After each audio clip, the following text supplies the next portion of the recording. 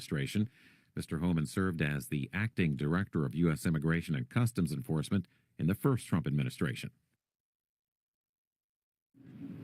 Sir, thanks for coming by. Please step to the mic, sir. Can we ask you about Trende Aragua? How many people were arrested in yesterday's operations?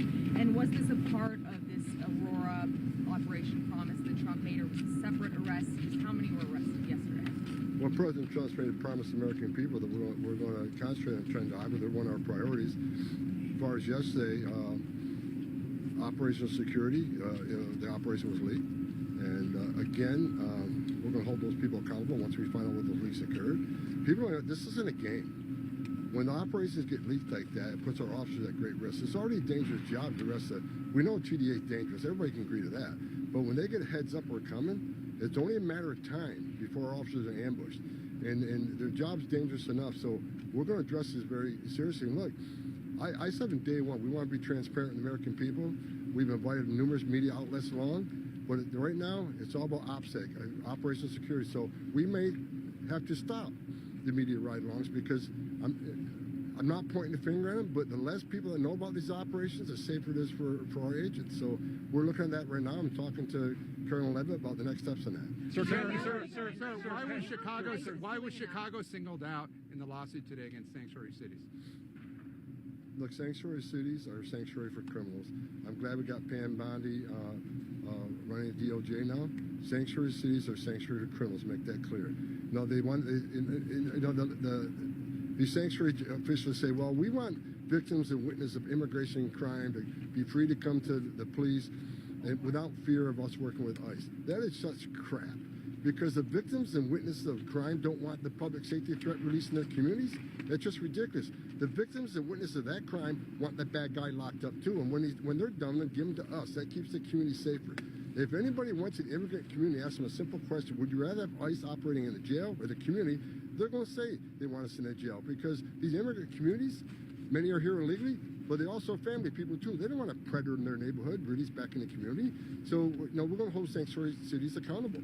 We're going to take them on and we'll take them to court. Again, it's everybody, every elected mayor, every elected governor, every elected city councilman. You would think they would want their community saved too, and they would want public safety threats removed from their community. That's your number one responsibility, is protection communities. Work with us. Let us in the jail to arrest and talk to the guy that you locked in a jail cell. You obviously locked him in a jail cell because he's a public safety threat. Let us talk to him. When you're done, give him to us. You don't have to hold him a minute. I've seen some sheriffs say, well, we're not going to hold him for ICE. We think it's a legal issue. You don't have to hold him a minute past what you know. Just let us know when you release him. Let us be there. Let law enforcement work with law enforcement. Do you want Catholic Relief Services says it's facing drastic internal cuts. It's asking President Trump to please keep the foreign aid going. Talking about Catholic Relief Services. What do you say, sir? I got no comment on that. That's not. I'm a border guy. Do you want local police? Do you want local police to make arrests at traffic stops? Doing enough? I want local police to do what they can to assist arresting and removing public safety threats from the communities. Are you concerned about capacity? There's reports that some migrants are being released because ICE beds are over capacity, and I'm not worried. There are many ways to increase the bed capacity. That's what we're working on today. Are some detainees being released? I was made aware of that this morning, and I'll address that today. But I've been told that some were released because of some health concerns that we could not handle within ICE detention. So I have a meeting with ICE leadership today to find out exactly who was released and why. But the president made it clear we're ending catch and release. 6% were released according to the press secretary yesterday. Does that go against the president's promise? I'm going to find out again. I just got back in town today. I've heard about this morning, so I'll address that today. I'll have to get back to you on that. Can you tell to increase capacity? How many, and what does that process look like? Look, we've had a migrant processing center at Gitmo for decades, so we're increasing our footprint there. It makes sense. That's like I just got a question on migrant beds. That's going to be another place where we have up to 30,000 beds. And President Trump made a commitment that the worst of the worst will go to Gitmo, and that's what we're concentrating on. Today, because we have filed charges against the state of New York, we have filed charges against Kathy Hochul, we have filed charges against Letitia James and Mark Schroeder, who is with DMV. This is a new DOJ, and we are taking steps to protect Americans, American citizens, and angel moms, like the mom standing right behind me, who you're going to hear from in a moment. New York has chosen to prioritize illegal aliens over American citizens. It stops today. As you know, we sued Illinois, and New York didn't listen. So now you're next. Millions of illegal aliens with violent records have flooded into our communities, bringing violence and deadly drugs with them. With me today, I'm so proud to be joined by Tammy Nobles. Tammy is an angel mom. Her beautiful daughter, Kayla Hamilton, was murdered by an MS-13 member in 2022. Kayla had just turned 20 years old, and she was raped and murdered by someone who should not have been in our country. Yet, he was released, flown to Maryland, where he committed this violent murder. I just want you to hear from Tammy. Tammy represents not only herself and her family, but all of the great angel moms around this country who have suffered because of what the Biden administration did, and it is over. Me today are Mr. Steve Filson, a retired police officer and Secretary Treasurer of Void, as well as Ms. Andrea Thomas, Chair of Project Facing Fentanyl, and Ms. Gretchen Peters, CEO of Alliance to Counter Crimes Online, and other family members who have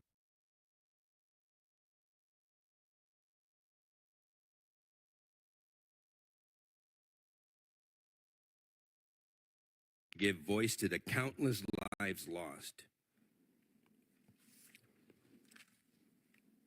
including my own. It's just heartbreaking as you describe those 5 days or 6 days in the hospital before you lost. Good morning, Chairman Grassley, Ranking Member Durbin, and esteemed members of this committee. My name is Jaime Puerta, and I'm the president and co-founder of Victims of Illicit Drugs, Void, and co-chair of Project Facing Fentanyl Now. Joining me today are Mr. Steve Filson, a retired police officer and Secretary Treasurer of Void, as well as Ms. Andrea Thomas, Chair of Project Facing Fentanyl, of dark brown hair, and I was holding his right hand when he drew his last breath at exactly 5:08 p.m. of that April 6th, when he quietly passed away. I kissed the bridge of his nose like I did on most nights when saying goodnight, and left the hospital to go home without my son, utterly broken, devastated, angry, and confused. After my son's passing, I was contacted by the Los Angeles County Sheriff's Office, and I was told that my son had died due to an overdose. Half a blue pill, which I later came to find out looked exactly like a pharmaceutical-grade blue M30 oxycodone pill, had been found on his dresser. It was sent to the laboratory for analysis and found that the pill which had taken my son's life was illicit fentanyl. My son had consumed what he thought was a blue M30 oxycodone pill, but in fact had unknowingly, I repeat, unknowingly, ingested an illicitly manufactured counterfeit opioid made nothing more than filler, a binding agent, and illicit fentanyl. This was deceptively made to look exactly like a pharmaceutical-grade oxycodone pill, and it killed him. I have shared Daniel's story countless times, yet the problem worsens. Illicit fentanyl remains an insidious threat. So what can we do? It goes by the weeks, months, or years it has been since our children lost their lives. Devin was your average teenager. He had a passion for football, skateboarding, BMXing, and music. He was smart as a whip when it came to anything mathematical. He was his siblings, Haley and Caden's biggest protector. He had plans to go to California the summer of 2020 to look into schools to continue his music education and become the musician he wanted to be. Unfortunately, he never made it. He had been suffering from blackout migraines and dental pain that he'd been under doctor's care for. And at the height of the pandemic, those appointments were canceled, and we believe Devin was desperate by any means necessary to treat the pain. The morning after Devin and an acquaintance went on to Snapchat and connected with a drug dealer, he was found unresponsive in his bedroom by his then 14-year-old brother, Caden. His bedroom should have been the safest place in the world. And as I held him one last time, I promised my son I would do something. We later learned that Devin was poisoned by fentanyl, a single pill with enough fentanyl to kill multiple people. I now also know that social media platforms are one of the primary sources which unsuspecting teens buy all types of drugs, with the majority of them containing fentanyl. Senators, this crisis has many facets, and each should be addressed with care, empathy, and courage. Education, supply and demand issues, a lack of accessible, affordable mental health and recovery programs, and holding drug dealers and traffickers accountable for the devastating loss of life are all important issues to address. But we must do more. Others cannot do that. People. That is what is in this packet of sugar. It could kill 2,000 people if this were fentanyl. Telling parents, tragically on more than one occasion, even friends of mine, that their child will never come home is the worst part of my job. In fact, the inspiration for FRS class scheduling arose out of the tragedy of my friend Lori Badura's son, Archie. Archie was an altar server with my daughters. He started with prescription opioids, then moved to heroin and unknowingly fentanyl. I resuscitated Archie on his second to last overdose. At that time, I pulled out a body bag, laid it down next to him, and warned him that that's where he'd end up if he didn't seek help. He stayed clean for 6 months until illicit fentanyl ended his life. One of the last things my friend Lori saw of her son Archie was him being zipped up into a body bag. Motivated to act by hundreds of such deaths, FRS scheduling legislation came together quickly and was enacted unanimously in Wisconsin legislature in 2017. DEA adopted it as national policy shortly thereafter, but only Congress can make it permanent. Some who oppose point to deaths from illicit fentanyl as proof that it doesn't work, but this is a misunderstanding of the facts. FRS scheduling does not address illicit fentanyl. It was never designed to do so. It only removes the incentive for legal chemical companies to create new FRSs, thus stopping them from ever existing in the first place. There is no quick and easy solution to the scourge of illicit fentanyl, but the solution to FRSs is a simple legislative fix, one that you have before you right now. Nor can you be incarcerated for on both distribution. Doctor, I'm going to introduce you, but I don't want to get your last name mispronounced. Is it Farfan? Correct. Okay, good. I guessed correctly. Be happy to hear your opening statement. Thank you. Chairman Cornyn, Ranking Member Durbin, and members of the committee. Thank you for conducting this hearing and the opportunity to explain why saving lives in North America requires productive engagement with Mexico. I appreciate the invitation to participate. I am an expert on organized crime and U.S.-Mexico security cooperation. As an alumna of the Fulbright program, I am convinced that transnational problems require transnational solutions. To the families who testified today, I acknowledge your grief. There are no actions that can reverse the tragedies you have experienced. My testimony today does not seek to invalidate yours. On the contrary, it is precisely because I have witnessed and collaborated with families on both sides of the border that have lost loved ones to overdoses, homicides, and disappearances that I am here to offer what I believe is a more helpful and sustainable path forward. On January 22nd, Secretary Rubio stated that America's foreign policy must be justified by answering 3 simple questions. Does it make America safer? Does it make America stronger? Does it make America more prosperous? As a scholar who has dedicated her professional career to studying and working towards constructive U.S.-Mexico relations, it is my strong professional opinion that the United States can only be safer, stronger, and prosperous if its neighbors are afforded the same opportunity. Suffering on both sides of the border is inextricably linked. The U.S. is facing one of its worst public health crises due to the availability of illicitly manufactured fentanyl, and Mexico faces its own lethal epidemic with 70% of homicides perpetrated with a firearm. More than 40% of Americans know someone who has died from an opioid overdose. Equally important, homicide is the leading cause of death for men ages 25 to 44, and the second cause of death for women ages 15 to 24 in Mexico. Worryingly, the urgency to save lives is reviving the worst policy failures of the war on drugs. With thousands of lives at risk on both sides of the border, it is urgent that the U.S. and Mexico implement policies based on facts. Through their public sectors, civil society, and academia, both countries have developed robust evidence on how to acquire and maintain the health and safety of our communities. Fentanyl and firearms trafficking have changed dynamics in criminal markets, but these changes are not as simple as prevailing narratives of organized crime suggest. Even though places like Sinaloa, Mexico, have been portrayed as a Shangri-La for criminality, transnational drug trafficking in Mexico to the U.S. is not masterminded by three men hiding in the mountains. There is no special narco highway connecting the highlands of Sinaloa to the street of LA or Philadelphia, but actors in Mexico and the U.S. that take advantage of legal economies for the advancement of illicit activities. For example, the most recent data from the U.S. Sentencing Commission shows that for fiscal year 2023, 86.4% of people sentenced for fentanyl trafficking were U.S. citizens. Serious policy conversations on addressing mortality caused by synthetic drugs cannot be separate from firearms trafficking.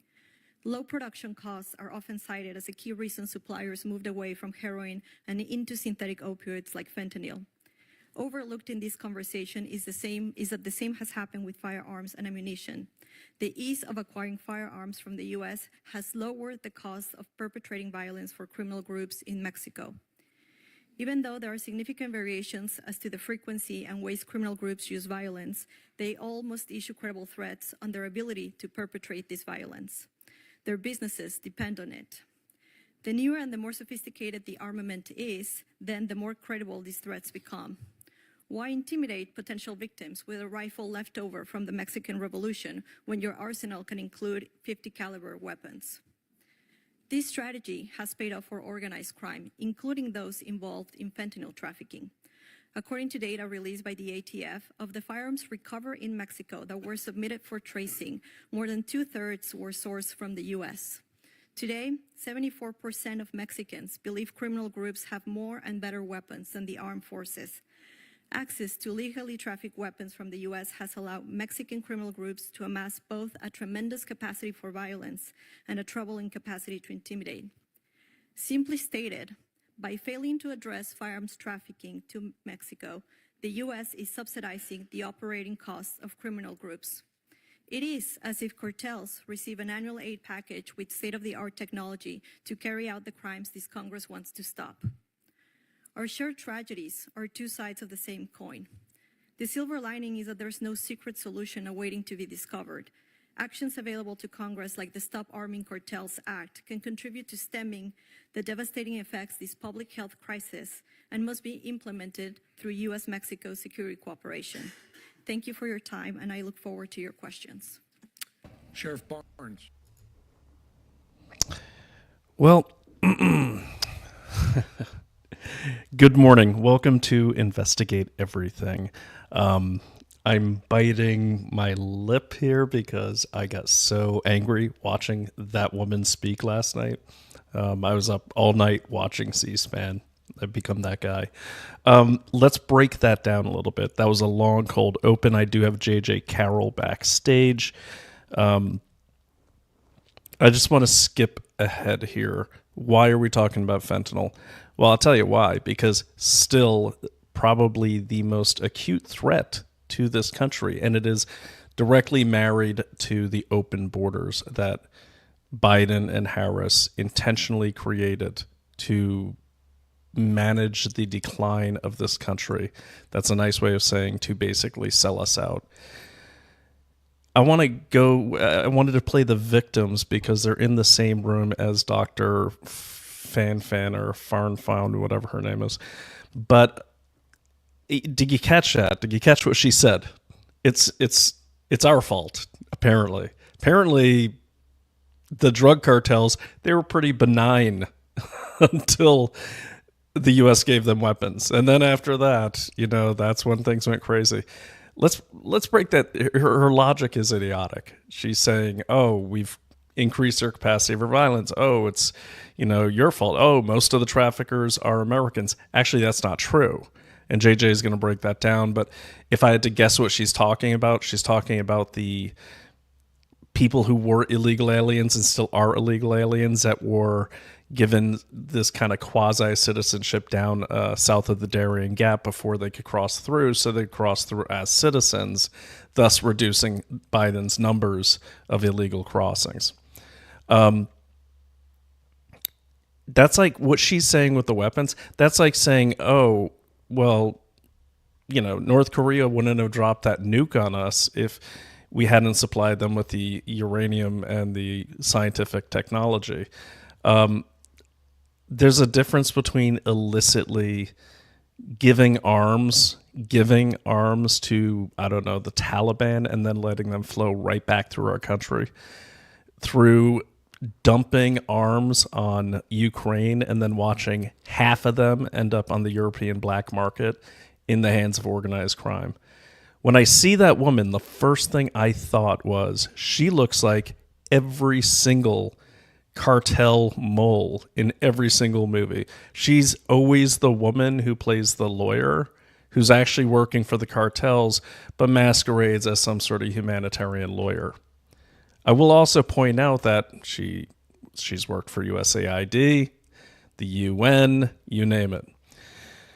I could go on, but let's face the facts. What you heard there is people are getting fentanyl without even knowing it. I know this. I lost a sibling who was a drug user, who was clean, and then got his drug of choice that happened to be laced with fentanyl. He was found in his apartment 4 days later, dead. Okay. So did he intend to use fentanyl? No. Should he use drugs? No, I don't think he should ever. We tried really hard to get him clean. He really tried hard. But it's worse than that. That's a case of a drug user who's intentionally using illicit drugs. God rest his soul. But they're finding fentanyl in Skittles. I'm horrified when I watch that. That Snapchat is like a big drug place for kids to get fentanyl. They think they're getting like Xanax and stuff. They're actually getting fentanyl-laced, pseudo drugs that end up killing them. Kids as young as 6 years old sometimes. Now, I don't think a 6-year-old should be on Snapchat, but I'm not going to judge that. That's the parents' prerogative.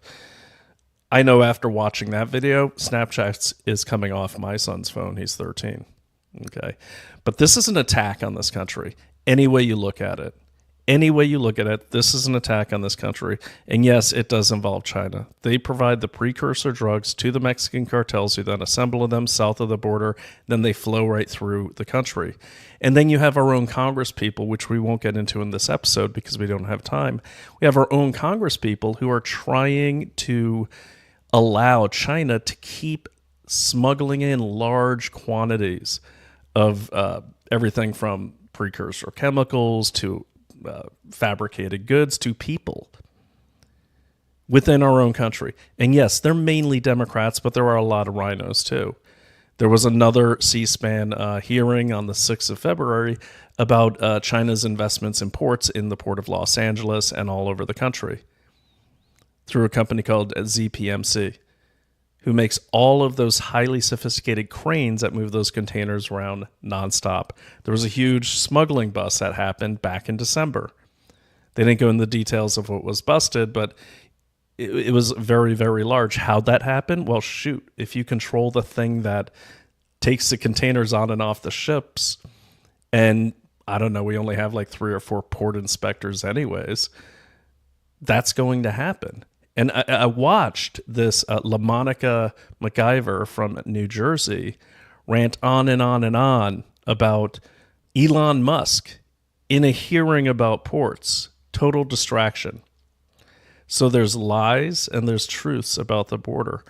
We're fortunate today to have my very good friend and former co-host of Unrestricted Invasion, JJ Carrell, with us. He's a 25-plus year border agent, retired now. And he's the author now of 2 books. He has a new one coming out next week, actually, called Treason. And I'm gonna stop yapping and bring JJ to the stage to address some of what we saw and what's going on right now. And I do want to say really quickly, thank you, Tom Homan, for doubling down every time reporters ask you, "Oh, are you going to have more flights?" He's like, "Yeah, we're going to have even more flights. We're going to have even bigger facilities." Kristi Noem doing a nice tour of Guantanamo. And CNN's complaining about, oh, why are they going to sleep on cots? Dude, I was in the Army for 11 years. We always slept on cots. If you're illegal, get over it. You're lucky you're not dead or killed or executed, because that's what I would do with all of them. So let me bring JJ to the stage. I'm a little coming in hot this morning, a lot going on this week, and I do apologize. Haven't done an episode in a while. To be honest with you, there's so much winning going on, and I'm going to steal this from Bongino, but he said it right. There's so much winning going on, I can't keep up with the news cycle. So I'm going back to what I know best, and that is China's subversion and invasion of this country, using borrowed knives like cartels and South America and everything else. All right, that's enough from me. Here is JJ Carrell, adding him to the stage. JJ, let me unmute you there. There you go. And welcome. Good to see you, my friend. Oh, thank you. And thanks for having me back on. And Brian, you're absolutely right. I'm watching that lady, LaMonica. Number one, it's Musk. His name is Elon Musk, not Mush. She's incompetent. Then you go back to, and you're right, you look at the lady that's from the University of San Diego, where I used to live. She looks like a cartel, doesn't she? And she sounds like it. And let me tell that little lady something. There is a direct line from Sinaloa to LA and to Phoenix and Philadelphia and all over in the nation. Do you think the narcotics in the millions of tons are just willy-nilly flying into America and they just kind of land wherever they land? You see the absurdity of that statement? She contradicted herself nonstop for 5 straight minutes. But why are we listening? Honestly, Brian, why are we listening to a scholar talk to us about the border and what's happening? And here's another thing I want to, if I was there and I would tell her, ma'am, I don't care what happens to Mexico. I don't. If what we do in America helps Mexico, great. That's a win-win. But you know how you stop fentanyl? You know how you stop all this? You shut the border down. Then it all disappears, Brian. And then you really get narrowed in on the ports and everything else, and you start to squeeze tight. You squeeze that balloon tighter and tighter and tighter until it bursts, and then everyone around it dies. And you have to, Donald Trump's going to do this, send the military down south in Mexico and obliterate them. That's it. There's a way to do it. And that's, the good thing is that looks like what's happening. I mean, if you see Hegseth down there on the border, it's looking like they're shooting another Sicario movie. I love it. Okay. And she's wrong as well because, why do we listen to her? Well, because I look at it as, and you know me, I always listen even to the morons because they're providing intelligence. And so when I saw her speak immediately, the first thing I did was, of course, find her LinkedIn, and of course, she's all the usual suspects. Now, the good news is that hearing goes on for a while, and she just gets shredded. Okay, she gets shredded by Kennedy. She gets shredded by several people, and that was good to see. The day for them is over. And you're right, we shouldn't listen to scholars. I met a scholar when I was at Oxford. I didn't go to Oxford, but with Naomi. And he said something to me I kind of agree with. I said, hey, man, you know all this science. Why don't you kind of educate the public? He said, that's not my job. He said, my job is to learn it and write papers, and you do with it what you want. That should be the relationship we return to as scholars. They should not be, for lack of a better term, operational, because they're easily bought. Okay? They're easily controlled. They don't want to lose their professorship. They don't want to lose their publishing contract. And it's easy to manipulate the populations, the masses with scholars, because people have a tendency not to argue with them. Like, oh, it's peer reviewed. Look at this. And so when I saw her, it's just like, that is a total cartel mole. And by cartel, I don't mean Sinaloa cartel. I mean that the biggest cartel of them all, the United Nations. That's what I see as the biggest cartel. They are behind all of these invasions all over the country. That's why they're happening simultaneously all over the world. And they are trying to level the population's income down to a certain level so they can turn the entire world into one big production factory for the global elites. That's where I stand on it. I agree with you, Brian. I mean, but you said something prior to me coming on is you can't keep up with the news cycle. I can't either. It's shocking. I mean, I went to bed last night and I couldn't believe what I was watching. Was the press secretary just came out and said Doge found that they found $2.7 trillion lost in waste in Medicare and Medicare overseas. I didn't even know we had a thing called Medicare overseas. $2.7 trillion. We're looking at a mass, you said this great when we had our podcast together. The American government is doing exactly what the Chinese government does, and they attack you from all angles. All angles. So Donald Trump is out there just attacking back at all angles. And what we're discovering, Brian, is you're right. This is a global assault on America, because you cannot reset the globe if America stands, because we control everything. If you break her back and bring her to her knees, then the whole world changes overnight. But my God, Brian, what are we witnessing? I tell people in my show every night, we are in the age of awakening, where we're discovering how evil our government is and what they've done. Think, Brian, 2.7 trillion, that's almost 10% of our total debt. It's insane. It's insane. Have you gone to usaspending.gov? I've seen some of that. It will make your head explode. It's unbelievable. Like I was, I warned the audience, like, make sure you have a couple hours because it will suck you in. It's like watching a bad car accident on a global scale. But so I, of course, typed in USAID, and what pops up, in addition to all these crazy programs, but there's a huge amount of programs that say the recipient, we're talking in the 5 digits. I'm sorry, in the 7 digits. 7 8 digits? and 8 digits. Wow. Yes. That says miscellaneous international recipient, and that's the only identifier for years. Now, USAID, I've known, obviously I was in the intelligence community, I've always known that what they're used for. And yeah, I had no problem with that. But even I had no idea that they were funding domestic programs. Yes. And as it turns out, did you do the math on the Politico thing? No, but Brian, it's 6,000 journalists were paid on the payroll of the government, 700 newsrooms. This was Pravda on steroids, Brian. Oh, yeah. Like this was, so Natasha Bertrand, who has blocked me long ago, she was the journalist at Politico that broke the story about the 50s plus intelligence guys who, verified that the Hunter Biden laptop story was Russian disinformation or misinformation. She was at Politico, dude.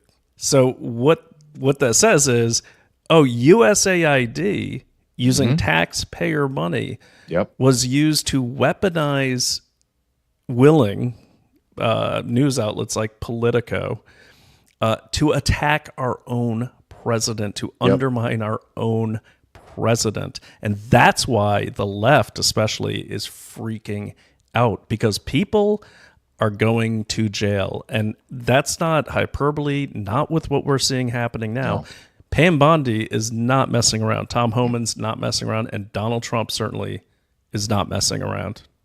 Now, did you see it just pop out today? On Truth Social, Donald Trump said Reuters got $8 million last year. And he says, I want all that money back right now.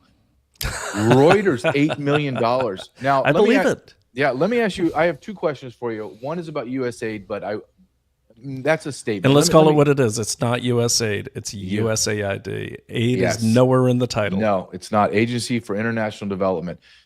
When you just said that, when you said, even I, that was in the belly of the beast, didn't know, it shocked me, because that's how I felt on immigration. Even I, in 24 years in the Border Patrol and years of researching it, even I didn't understand the depth of the treason and corruption, Brian. Yeah. Isn't that shocking, with guys that are inside of it? And you and I are not dummies. We did our job, but we always knew why we were doing our job and who were the players.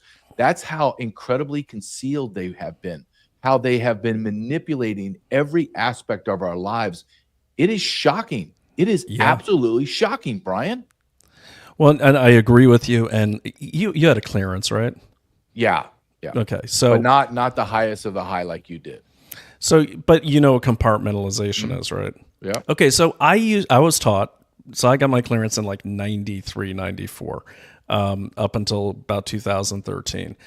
And one thing you learn for people who've never had a clearance or been in the intel or, you know, adjacent type world, you're taught about compartmentalization. What this means is you only need, you have a need to know, you know. So you're read on to programs. So for a lot of people, they don't understand, like, just because you get a clearance doesn't mean you can walk into the CIA. Right. And if you're in the CIA, it doesn't mean you could hop on any terminal and look up who killed JFK.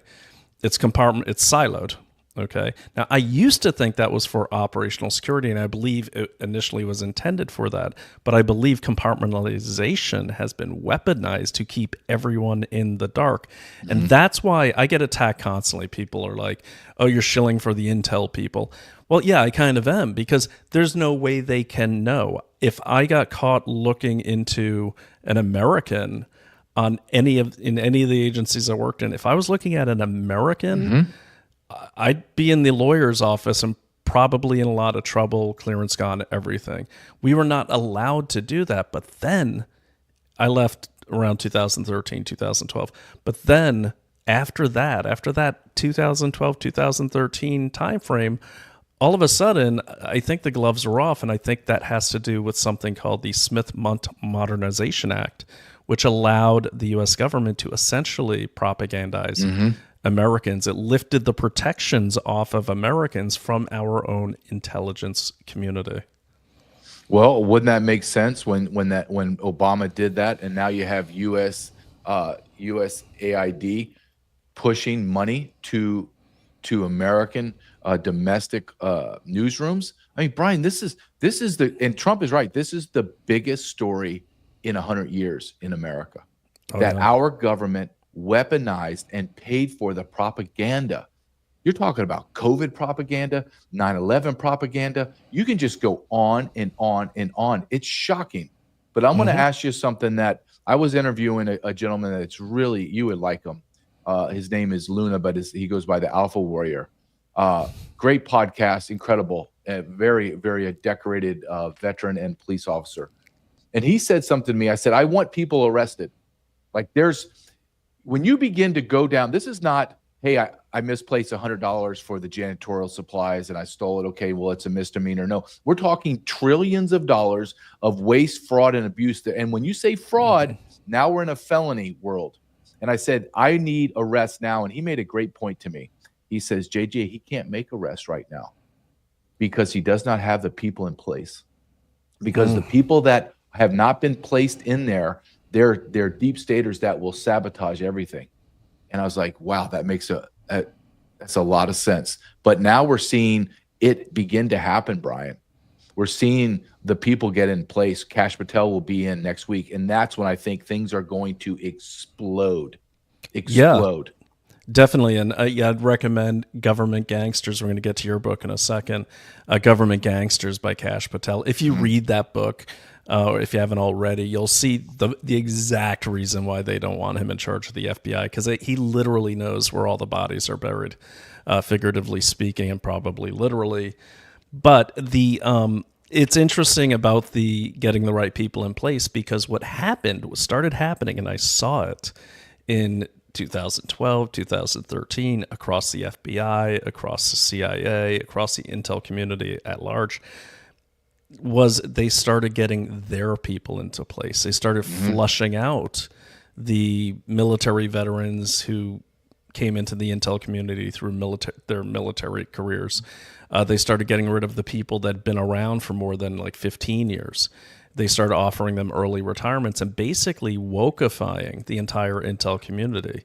And, you know, FBI is officially part of the intel community, even though no one in the intel community likes or trusts them. But they're part of that. And but the biggest thing they started flushing out, the old school kind of traditional patriots, you know where they started pushing them out of the most was OPM, who controls all the clearances. Yep. And that's how you get all these dirtbags getting clearances. Like, you can flush out all you want with contracts and USAID, but if you really want to shut off the tap of corruption, take over the clearance process and get rid of all those people, because in my opinion, they're all corrupt. A polygrapher can decide whether or not you're truthful or not, and that depends if you get a clearance. I mean, that's it's a huge vulnerability. And so, hopefully this gets to the White House, or Doge, go after OPM, go after them hard, and review their entire clearance process. Because if you remember, there was a company called USIS back in like 2014, I believe. They were a government contractor, mainly retired senior special agents at the FBI, who would go around and knock on the doors and do the single scope background investigation, or SSBI. They got caught. They lost their contract for fraud because, you know what, JJ? They were not going to the field. They were pencil whipping it. They were just writing it up as if they had. So there are hundreds of thousands of people still in our government who have clearances who probably shouldn't have them. And I'm talking so many that the Washington Post, back when they did some news, back in the early 2000s, they put out an article called Top Secret America. They later made it a book. Do you know, in the tri-state area, Virginia, Maryland, and D.C., there is a top secret clearance for every 2.5 people. Jeez, dude. Well, when you talk like this, and when I talk like this, when I'm being interviewed or on my show, we sound crazy. I know how we sound. 10 years ago, we would be absolute nut jobs. We're so right over the target, Brian. We're so right over the target. We have been, you and I, for like 2 years. Yeah, we have been over the target, saying this is corruption, this is propaganda, this is the government is embedded with the NGOs, the government's embedded with news media. Nothing is off the table, and you and I talk about this. I don't trust anyone or any organization. Look, I'm Catholic.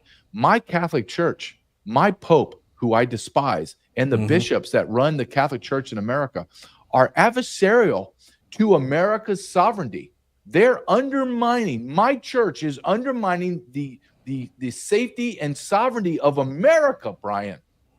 I don't trust any organization, none. And you just recently, 2 or 3 days ago, you had a lawsuit of all of the NGOs, Brian, about being defunded. And I'm talking, you name the religion, and it is in there.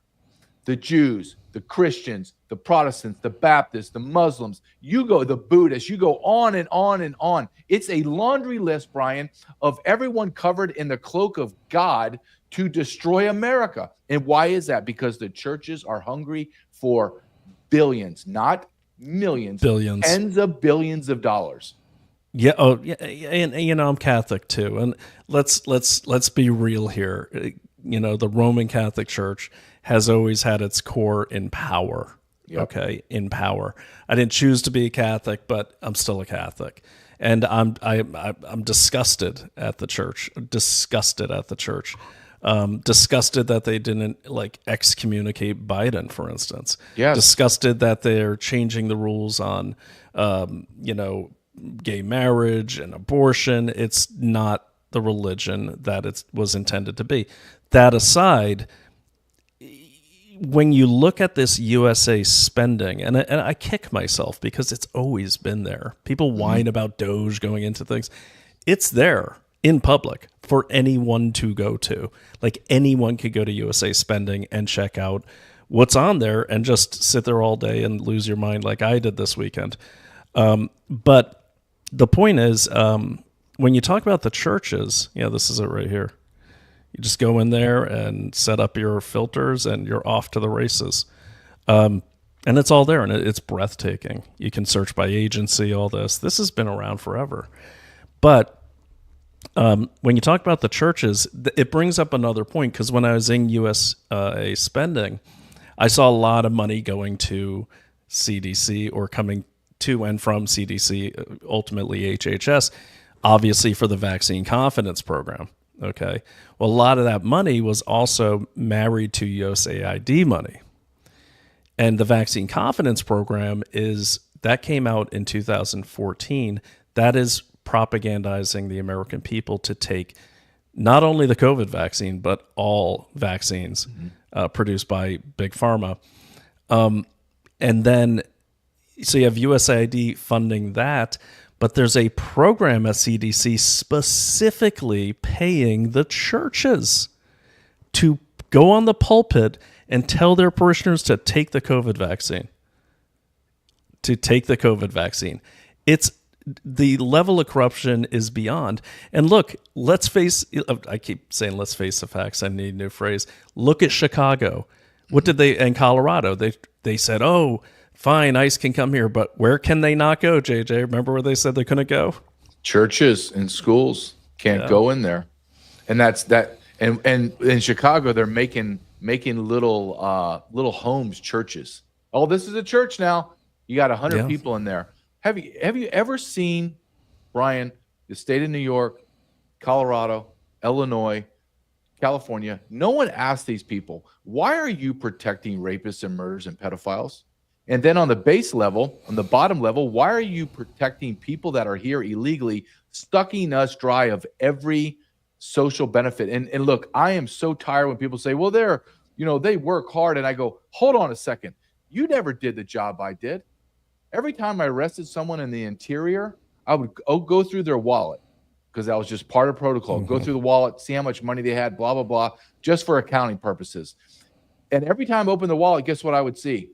WIC, welfare, SNAP, oh my God, really? Section 8, everything you can imagine. Wait, these are people coming over the border with this stuff? Over the border, and people that I caught in the interior. So you have people that were arrested, deported. They're not throwing away their WIC cards. They're going to go into America. Do you know that if they're getting Social Security, do you know that we'll send money south to the foreign nations illegally to these people for Social Security? Jesus. We have no. Wait till Doge gets into Social Security. They have. Did you see You see, we're paying the families of Taliban bereavement for blowing us up. Can you believe what, Brian? Here's something I want to touch on with you. I believe that we are in the age of awakening, meaning we're going to be thrust into truth. However, once the awakening happens and we go through it all and we're like presented all the evidence and we all agree, okay, this is what happened, then there has to be an age of reckoning. Meaning we're going to have to make, as a society, as a culture, as a nation, we're going to have to make a very conscious decision. Do we go after and arrest the people that did this to us, harmed us, took our money, stole our money, in fact, used all the resources to harm and kill America? Or are we just going to let them walk away? I think they have to. I mean, and that's, I really, what I'm seeing Trump doing, like a lot of people are, oh, it's retribution. I think retribution is a side benefit that comes with it, but that's not the intent. If you're going to fix this country, you have to put these people in jail. It'd be like trying to secure a prison, but letting the inmates remain the prisoners. They have to go to jail. If they committed a crime, they have to go to jail. Yeah. I mean, I hate to, sound like I'm praising the cartels or, Saudi Arabia, but when you make it really graphic examples of people, people stop committing crime. Do you think there's much theft in Saudi Arabia? No. No, because what happens if you get caught shoplifting? What happens if you steal from the cartels? Well, in Saudi, let me hit that one. If you get caught shoplifting, they cut off your hand. If you steal from the cartels, well, I only know from the movies. Yeah. They'll just kill you. They'll just kill you, and then guess what that does? That makes everyone go, whoa, I'm not doing that. I'm not doing that. They not only just kill you, but don't they behead you and hang you from bridges or burn you in a stack of tires and some gruesome deaths? Yes, they do. Now, I'm not saying we get to that point. Obviously, they're savages. However, people have to go to jail. And listen, let me take Donald Trump. I listen like you do. I don't really listen to their words meaning I listen to the whole, I look at the body language, I listen to the words, I see how it go, where he's going. Let's look at Donald Trump and what he said last week in an interview with Sean Hannity. Not a huge Sean Hannity fan, because I think that he doesn't do any follow-up. Donald Trump gets asked a question about illegal immigration, allowing 20 to 30 million people into America in 4 years. I know it's 30. Trump said 20 million. I don't care. And Trump said there's only 2 reasons that this happened. And I'm listening intently because I'm like, okay, I want to see where his mind is. And he says, the first reason is they're just stupid. And he goes, and they're not stupid. I know these people. They're not stupid. So that only leaves, you would only do this to America if you hate America. And I sat back and I went, that's very interesting. You just admitted that they did this intentionally, right? Of course, and you're talking about the politicians. The politicians. And Hannity didn't do any follow-up as usual. And my point is, okay, Mr. President, if I was the interviewer, I'd say, okay, Mr. President, let's walk this down the path that you're saying it's on. If they hate America and they did this to America, then it was intentional. Yes, because what you're saying, hate, you're doing something. So if they do it intentional, then it's treason. Yes, it is. Then what are we going to do about this, President? There is no other explanation. There's the next step has to be arrest, Brian. There is no and I think Trump is put in a very unique position where I believe he's left with no option, Brian, except to move forward and arrest. If he doesn't, he loses all credibility, he loses all his momentum, and he becomes a liar. And he becomes a target when they're back in power. Yes. Oh, yes, they will, and they will come after him. Absolutely. I'm hoping. I have great anticipation. I have great optimism for Donald Trump. What he has done right now is absolutely insane. I can't believe what he's done. He's playing chess, and these people.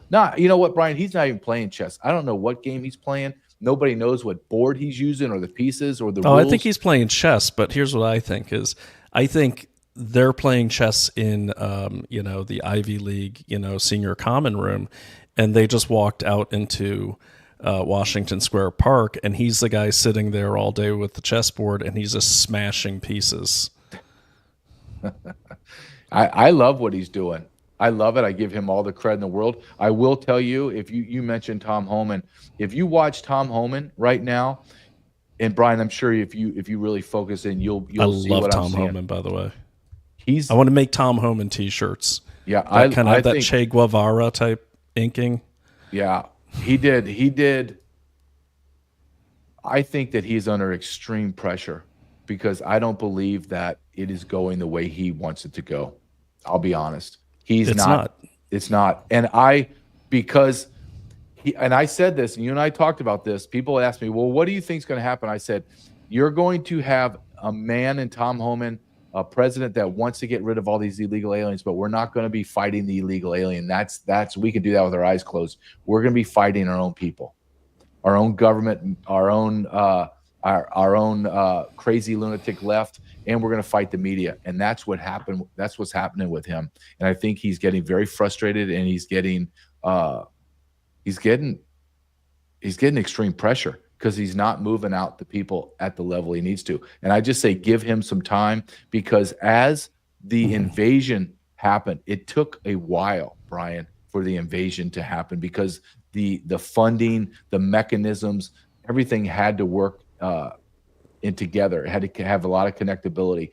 The same thing in reversing this trend of invasion back. It's going to take some time, but when it does click, it's going to be millions are leaving.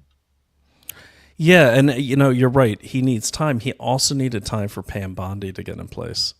I mean, that's what I was listening to. Ben Bergquam he was interviewed on Bannon over the weekend, and he was talking about, like, it's impossible to get the numbers out that they need to get out with all of these little legal hurdles that Homan and everyone has to go through just to make an arrest or just to go into a building. I'm proposing to my audience that, we need, it's time for some community involvement here. We need to start ratting out every single illegal den you see. And I'll tell you right now, I just went through FWC, what is it? Hall. It's the FWC facility on Hall Street in Brooklyn. Your favorite place. Remember Little Haiti? Oh, yeah. Yeah. So that's 15 minutes down the street from where I'm at now. We drove through there the other day. Now, Naomi had never seen it with her own eyes. And I did it on purpose. I rerouted on the way to the apartment because we were coming from Salem. I rerouted through there. And so she could see it with her own eyes. She was shocked. It's still just as full. Mm-hmm. It's still just as full. There's still, government people guarding it, government contracts. Arrow Security still has their contract of New York.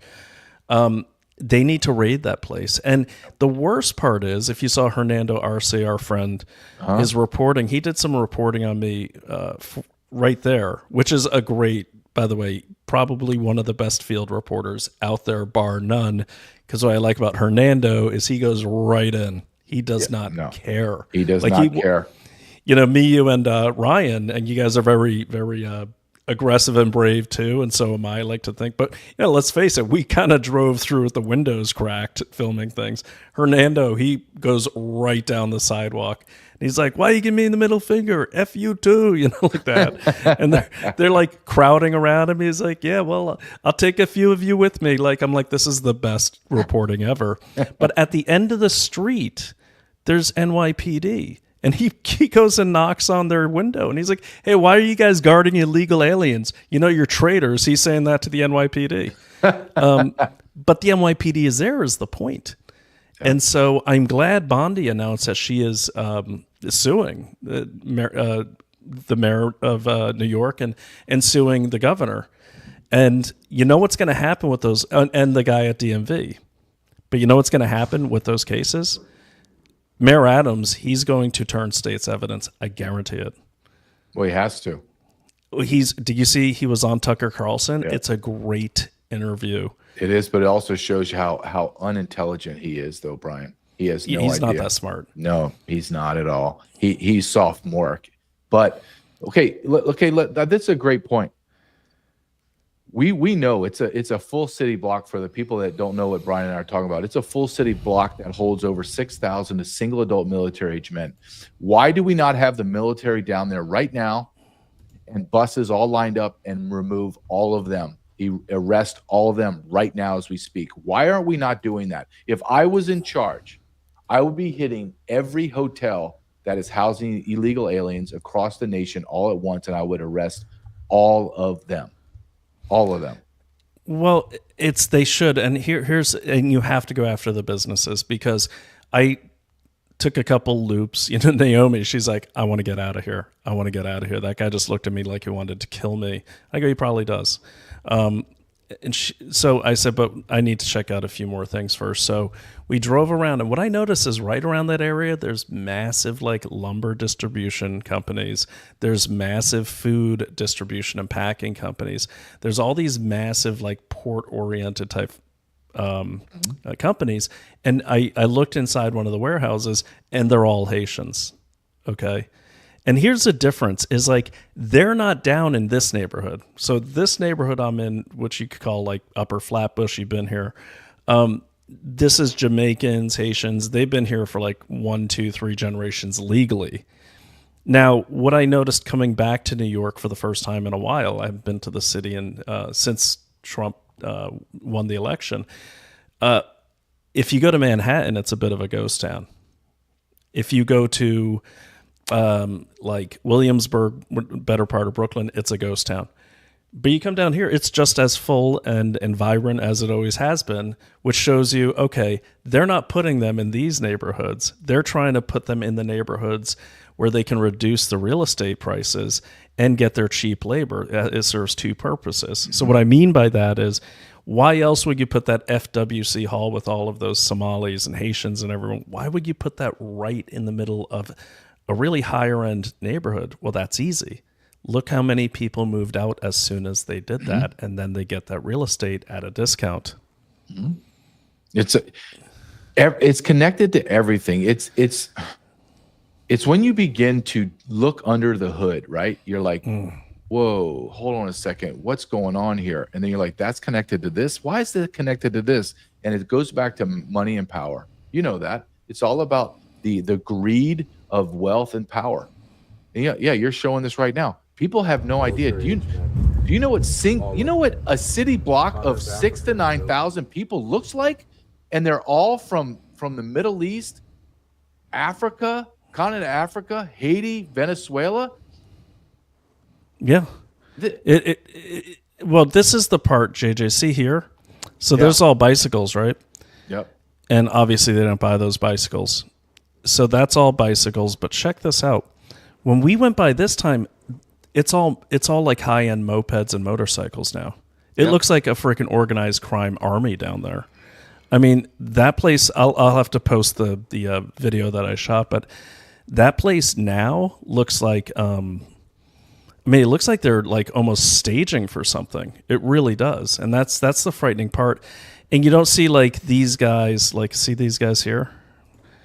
You don't see like them kind of laying around. It's this all sloppy, if you remember. It's just like open air markets and everything. But now what you see is it looks the way a higher end drug distribution, illicit drug distribution operation looks. I spotted all the lookouts. They're around the corner. They're under the bridge. It's very sophisticated now. And all of those mopeds that they gave to the illegals, they all seem to be sitting at this hall. And with police protection. Yep. I want people to understand, and you hit something that needs to be discussed. There's major criminal enterprises inside of those buildings going on right now. Major. And no one's allowed into it. No one that's running that company is going to say anything. Like I interviewed Carlos Ariano, and he says, we were told don't say anything. Women are being raped. Don't say anything. Just move the woman and then move the man somewhere else. Don't say anything. Well, there's prostitution. There's drug dealing. Don't say anything. Don't nerve anybody because we'll lose our contract. Same thing's going on here. And then they become emboldened because they're protected. Brian, who's going to go in and hit that drug facility when you have armed security, both protected by private security and NYPD stand there? NYPD in plain view. In plain view. And they're protecting. And you know what, man? These people that do this, these criminal aliens that are there, they must be laughing their ass off, and they should be, because we are so stupid. We're so gutless that we allow this to happen in our country. But I'm going to make another point. Tom Homan, if I had any say, if I was brought into that inner circle, I would say, stop with these onesies and twosie raids. Let's go to where we can go. You want to go fishing? I don't want to go fishing for minnows. I want to go fishing for whale and giant tuna. Then let's go to where the whales and giant tuna. You want to make an impact? You want to shut New York City down? You want to shut Chicago down? You want to make an example? Then you have the military surround that place. One at a time, come out and get on a bus and you're gone. One at a time, go. Here we go. We're loading up. That's how you make progress. It's not the onesies and twosies. It's not. You'll never get it done. It will take you 1,000 lifetimes. So let's get in the game of reality and let's move it. If I was in charge, Brian, number one, I'd be extremely successful, and I would be so I would have so much efficiency and productivity. It would shock everyone. JJ, you did at a lower level. I mean, everyone should read Invaded, JJ's first book. When I first met JJ, I read the book, and this man arrested 25 people. I don't even know how you did that at once, and JJ used to play some college ball, I believe, and you use some of those skills to run down a few of them and tackle them. But, if everyone was doing what you're doing, and that's like these mass, bold arrests, that's what happened. Now, Homan, as you know, is hamstrung. I do appreciate what he did with the Boston raids. Those were shock and awe. Those were great. But then they stopped. And they need to keep doing that. Because now let me just talk to you about one thing, though, is one thing that listeners of this show, and hopefully your listeners, and you put out the word on this, people really need to be vigilant now, because what's happening is, as the illegals flee from these places where the raids are happening, they're spilling into nicer neighborhoods, they're spilling into the suburbs. Let me show you this, and I'm just going to put this up while I pull up some information about your book, because we got to talk about that. But let me just put this on the screen. This, you know where I live. This was from, I happened to be doing a podcast with Janine Eunice, who's a defense lawyer, about the Mangione United Healthcare case. So it was last Friday, heading into my apartment, our condo, and which is a pretty nice neighborhood for Brooklyn. And I drop Naomi off, and then I park my car around the block. I come back, and the whole freaking street in front of my building is taped off. Check this out. This is, and what had happened is, I was talking to a few people trying to get some info, but basically what happened is one of these delivery guys, on one of these bikes. So you see them, they got the big mittens and everything. They're all illegals, most of them. Mm-hmm. That's why they have all the mopeds. And by the way, side note, Tom Homan, look into Grubhub for sure. Okay, but he apparently, 2 doors down from me is another one of these illicit dens of crime that I had no idea. And 2 doors down from me, this Sicario basically comes by on a bike and assassinates a guy on the street in front of our house. Wow. Friday. And it's like, and, so Naomi and I, she was a little, poor lady, she's a little in shock, from just going to FWC migrant hall. But then I come in, she's like, hey, aren't you going to be late for your podcast? Which happens to be about a guy who got shot on the street and assassinated. I said, well, you won't believe this, but this is, right outside the house. It's crappy video, but so this is all taped off. I'm standing in front of our place right now. And then, so basically, so over here, see where the tape is? Yeah. So where I'm standing is where we live. Now, I just drove through. Thank God Naomi didn't get shot. But this guy drove by on a bike and shot another guy as he came out of that building there. Okay, and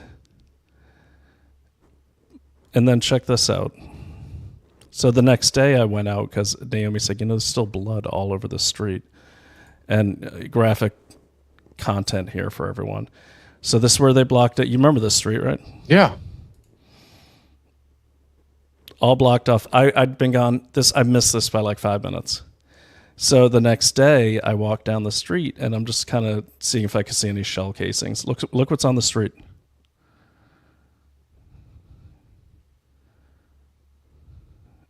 Wait for it. And I'm not glorifying this. I'm just, I don't know why they left the blood there, but there's blood all over the sidewalk here. Sorry, so they're just blocking it. Yeah, look at this. Is there a normal protocol for them? Do they come with power washers or something? And apparently they not. Just wait for the rain? That's a good question. I don't know. But I think what probably happened here was that, see, that's all blood.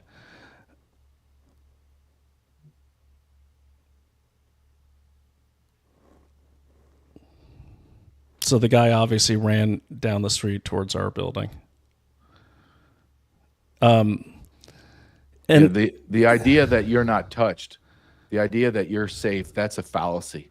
You have no idea what's going on. It's right. Brian. And that's the point there. of showing this. Like, this is a higher end neighborhood. Okay. This is a higher end neighborhood. This is right in front of our building. Okay. This is right in front of our building. Okay. And you're not safe. And it's going to people need to be aware of that. Like, and this is by no means to say don't stop the raids, increase the raids. The quicker they're done, the better.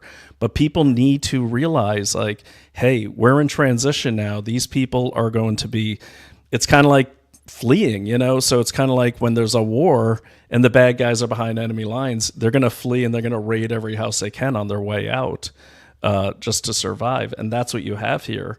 And there's been multiple shootings now in these better areas of Brooklyn, ever since I would say January. And I'm not blaming the Trump administration, but this is a side effect. And this is why all the people who created this crisis, this invasion in our country, they need to be held accountable for more than just fraud, but for accessories to murder. Because the fentanyl, I say, if you in any way helped that come in and there's that many people dying, you need to be held you need to be tried as in criminal court for accessory to mass murder. Because if you saw later on in the hearing video, I'm shocked. Like, I didn't know, like, a flour-sized bag, like one of those 12 ounces bag goes, if that's full of fentanyl, it can kill something like several million people. Yeah. Uh-huh. They could just dump that stuff from a building and kill a bunch of people. Well, look, here's the thing. I wrote in my book, Invaded, and I touched on it in Treason. You're looking at DEA in 2022 or 2023, seized like several 100 million pills of fentanyl. 100 million pills, wow. Hundreds of millions that would kill, just one pill will kill one person. When you're in law enforcement, that is just a small fraction of what's crossed. If you're in order for you to believe that hundreds of millions of pills, great, we did a great job, we stopped it all. You're telling me that we batted 1,000? What? Of course not. If we seized hundreds of millions of fentanyl pills, then we lost billions of fentanyl pills.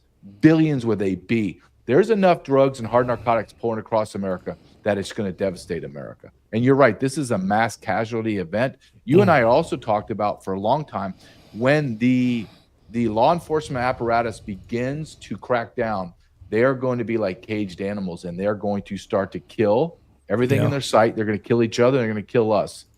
It's going to be bloodfest. I hope that I'm wrong, but I know that I'm not. Well, it's already happening. I mean, that's what people. That's the whole point of me showing that was it's happening. It's happening now. You're going to see it in this nicer parts of the cities first, like we're seeing. But it just like when they were bringing the illegals in, you're going to see it start spilling into your suburban neighborhoods, like we did with everything else. So yeah, let's take a break off this. Do you have any final thoughts on that before I don't want to pull a CNN on you and not let you get a final word? I just think you're right. You need to be prepared and you need to buckle up. Things are not going to get better in terms of safety. It's going to get worse, and then it will get better. But we have a cleansing period in this nation right now, and that's where the awakening is also a cleansing. So be prepared. Don't be shocked walking down the street and see someone's heads get blown off. You need to, I know it's still going to be shocking, but at least you have a mindset of, okay, I'm expecting this to happen, as sad as that is. Yeah, and that's how you have to be. And look, I'll give New Yorkers this. I mean, as bad of a rap as New Yorkers get, they're kind of used to ducking and covering. Most of the bad things happen to people in New York. They tend to be tourists, because even the college kids that live here, they're like, they hear a gunshot and they get down behind a car while they're sipping their their latte and they continue to text. They're just so used to it. But it is getting worse, and to see it in these kind of neighborhoods like Flatbush, like Williamsburg, that's really bad. That's really serious, and people should take that very seriously, because like we said, they're not going to hang out in the cities and wait to get arrested. They're going to move into areas, especially in blue states like New York and Massachusetts.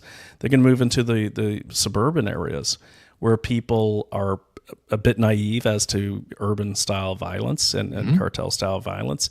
They're not going to go so much to the rural areas, because if they've seen Red Dawn, they know that's a bad idea.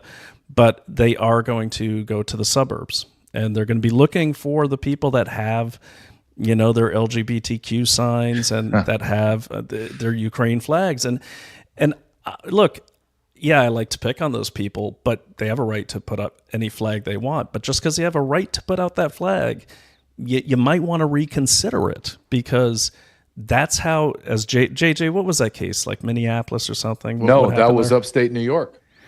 Oh, okay. It was all New York and down the eastern seaboard, and you're actually finding, yeah. So you're doing that, and they said, why are you hitting these houses? You skipped 5 or 6 homes. Well, the ones that had American flags, we didn't go into.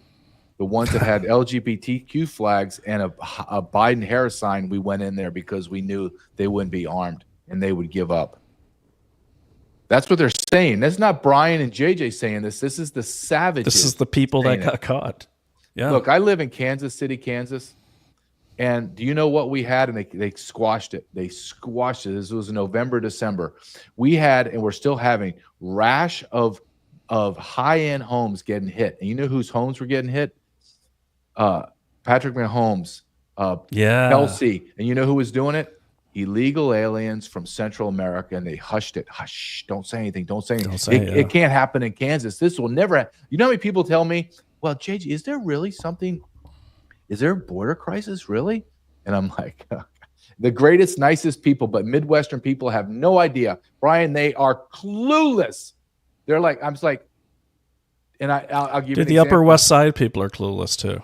Look, I have a lady that's amazing that cuts my hair, a barber, and she came to work in September. I'll never forget this. It was just a couple months ago, and she and I would have these conversations for the past year about what I do, what I, where I came from, all that.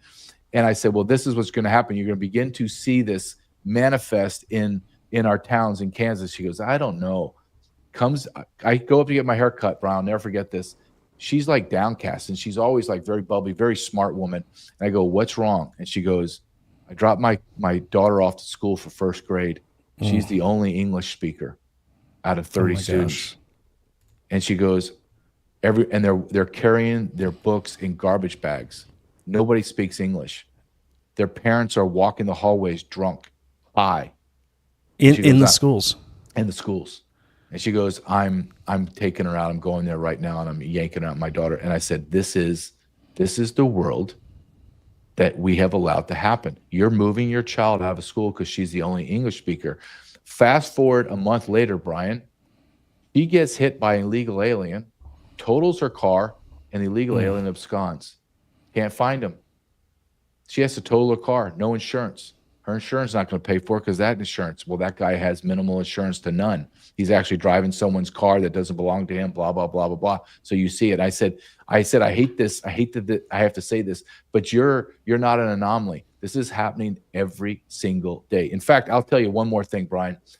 I'm on a conference call with a former congressman, someone that I have immense respect for from back in the day because he was a border hawk. He fought diligently. Back then, he crunched the numbers and found in the early 2000s, 25 U.S. citizens were murdered. Wait for this, murdered or manslaughter for drunk driving every single day. Jesus. Now, and this was when? This was in the early 2000s. Now, the latest number that came out, and I don't trust this guy at all, is Jim Jordan said the number is now eclipsed 40 a day. 40 U.S. citizens are murdered or manslaughter for drunk driving I wrote about this every single day. I'm not talking about rapes. I'm not talking about children being molested and raped and destroyed and people being assaulted and losing. I'm just talking about illegal aliens murdering and killing Americans, and no one says a damn word. And you're right. When you talk about what you brought your wife down to show her what was happening with that one city block, what if I told you those 6,000 men were going to be activated and they were going to go pillage? Who's going to stop them? That two-man unit from NYPD is going to stop 6,000 men? Good luck. Our military, our police are not trained to handle this type of war. They're not. No, they're not. And they're, even if they were trained, even the ones that were Vice and some of them were gritty units, they've been so hamstrung by the Biden administration and the DOJ that they've it's like learned helplessness. Like you can't just turn that stuff back on. Like the reaction, you were law enforcement. You can't just turn it back on if for 4 years you haven't been able to do it. It takes some time to, and you're going to be slow and you're going to be sloppy and you're going to be hesitant because it's kind of like when I was in doing certain kinds of like tactical intelligence work after the Abu Ghraib thing, which I wasn't involved in, but keep in mind that what they were doing was technically legal. Okay. It was horrible, but technically it was allowed. And then once the people got caught torturing the Iraqis on camera, then it became illegal and then you're in trouble. And so what happens is you are told to go do something and I'll say, well, let me see the regulations. They'll say, here you go. And you're still hesitant because you saw, okay, well, those guys had regulations and now they're all in jail. Is this really legal? And I think police, and I could be wrong. I've never been a police officer. I don't know how the minds work, but I would imagine they're going to be, even if it says, okay, Donald Trump's in charge, everything's changed, we can make hardcore arrests. I think there's going to be a lot of hesitation too, because they're going to be worried about, okay, well, what about when there's a Democratic president? Are they going to retroactively prosecute me? I think what you're seeing, what you're describing has already taken effect. It's called the Ferguson effect. That's what happened in St. Louis, where cops are like, and I'll tell you, this is not judgment. Okay. I'm just telling you what I know is happening. Okay. And it's exasperated under Biden. This is what it looks like in federal law enforcement as well as state and local. My community hates me. My politicians are arresting us and putting in jail. The U.S. attorneys, the district attorneys are prosecuting us. So, and I have 3 years left. 3 years. Okay. I can hide for 3 years. I can do nothing. In fact, the people that pay me would rather me do nothing. So guess what? I'm doing nothing. And that's why you're seeing this proliferation of crime, because you know this, Brian. When they say, well, you're in the military, thank you for your service. It doesn't matter what you do. I applaud it. Like in police, I applaud it. However, you know as well as I do, it ain't an 80-20 rule. It's about a 90-10 rule, meaning 10% of the war fighters are war fighters. 10% of law enforcement are hardcore law enforcement. The other 90% are admin or they're doing whatever. It's a very small percentage that do the hard job. So when you look at the totality of state, local, and federal law enforcement, is 660,000 people. That's not a lot, Brian, to manage 350 million people. Out of that 660,000, I'm going to say, let's say 10%. Let's say 20. Let's double it. Let's go the 80-20 rule. You're looking at 130,000 officers patrolling the whole United States of America. Well, and that's why I was saying, like, we have to, like, I think as citizens, we have to, and I wish Tom Homan's agency would get maybe they have a better reporting thing for the community, like a tip line, because the tip line's a bit antiquated. Yeah. I went to it. It was like, hasn't been updated in like 5 years, because people want to help. Okay. Yep. People have felt helpless for a long time, especially MAGA supporters like me and you.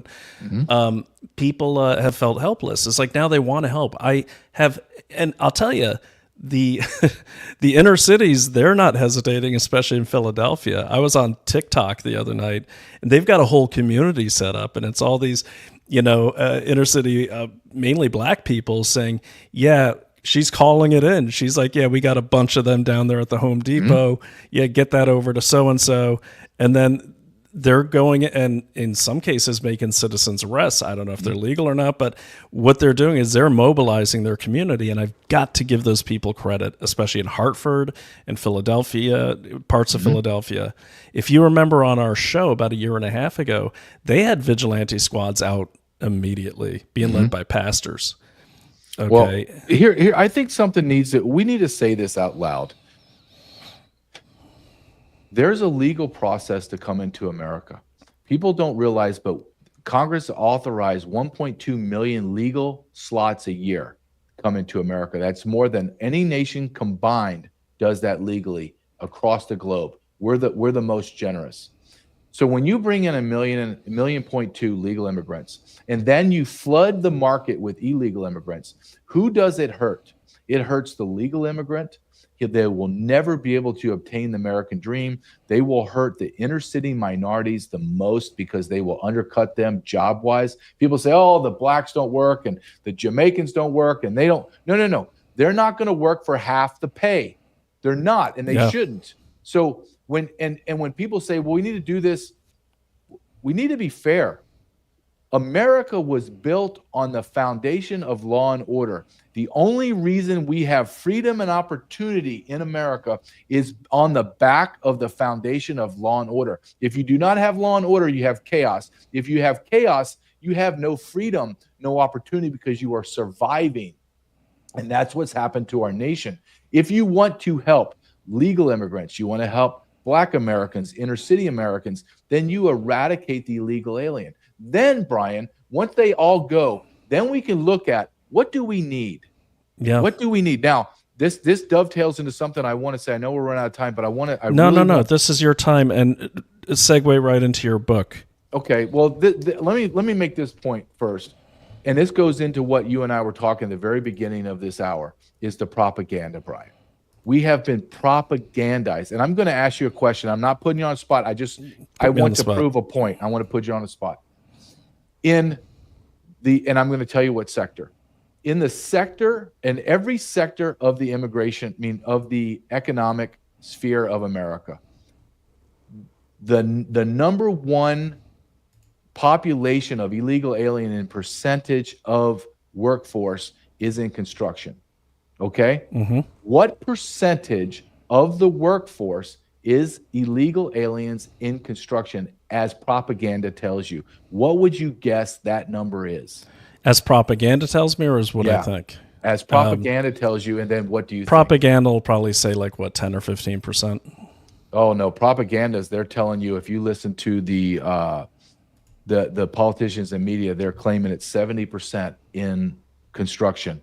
That's the highest percentage of illegal aliens in that sector. Of all sectors, it is 13%. Wait, I think I'm getting confused. So wouldn't propaganda be saying it's a lower percentage? No, they're saying it's a higher percentage of illegal aliens because we need them.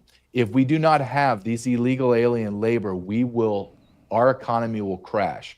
And my point, and I wrote a thesis on this in my master's, and I wrote about it in Invaded. I said, what is the sector that has the most illegal aliens in it in percentage-wise of the workforce? And everyone says it's 50%, 70%. No, it's 13%. Do you know? And then we hear, well, the hamburgers are going to be $37 and you're never going to be able to pay for it. And tomatoes. Okay, well, how many people work in the service industry that are illegal aliens? 7%. So you're telling me that if I have 100 workers in the construction site and 13 don't show up, my construction site closes?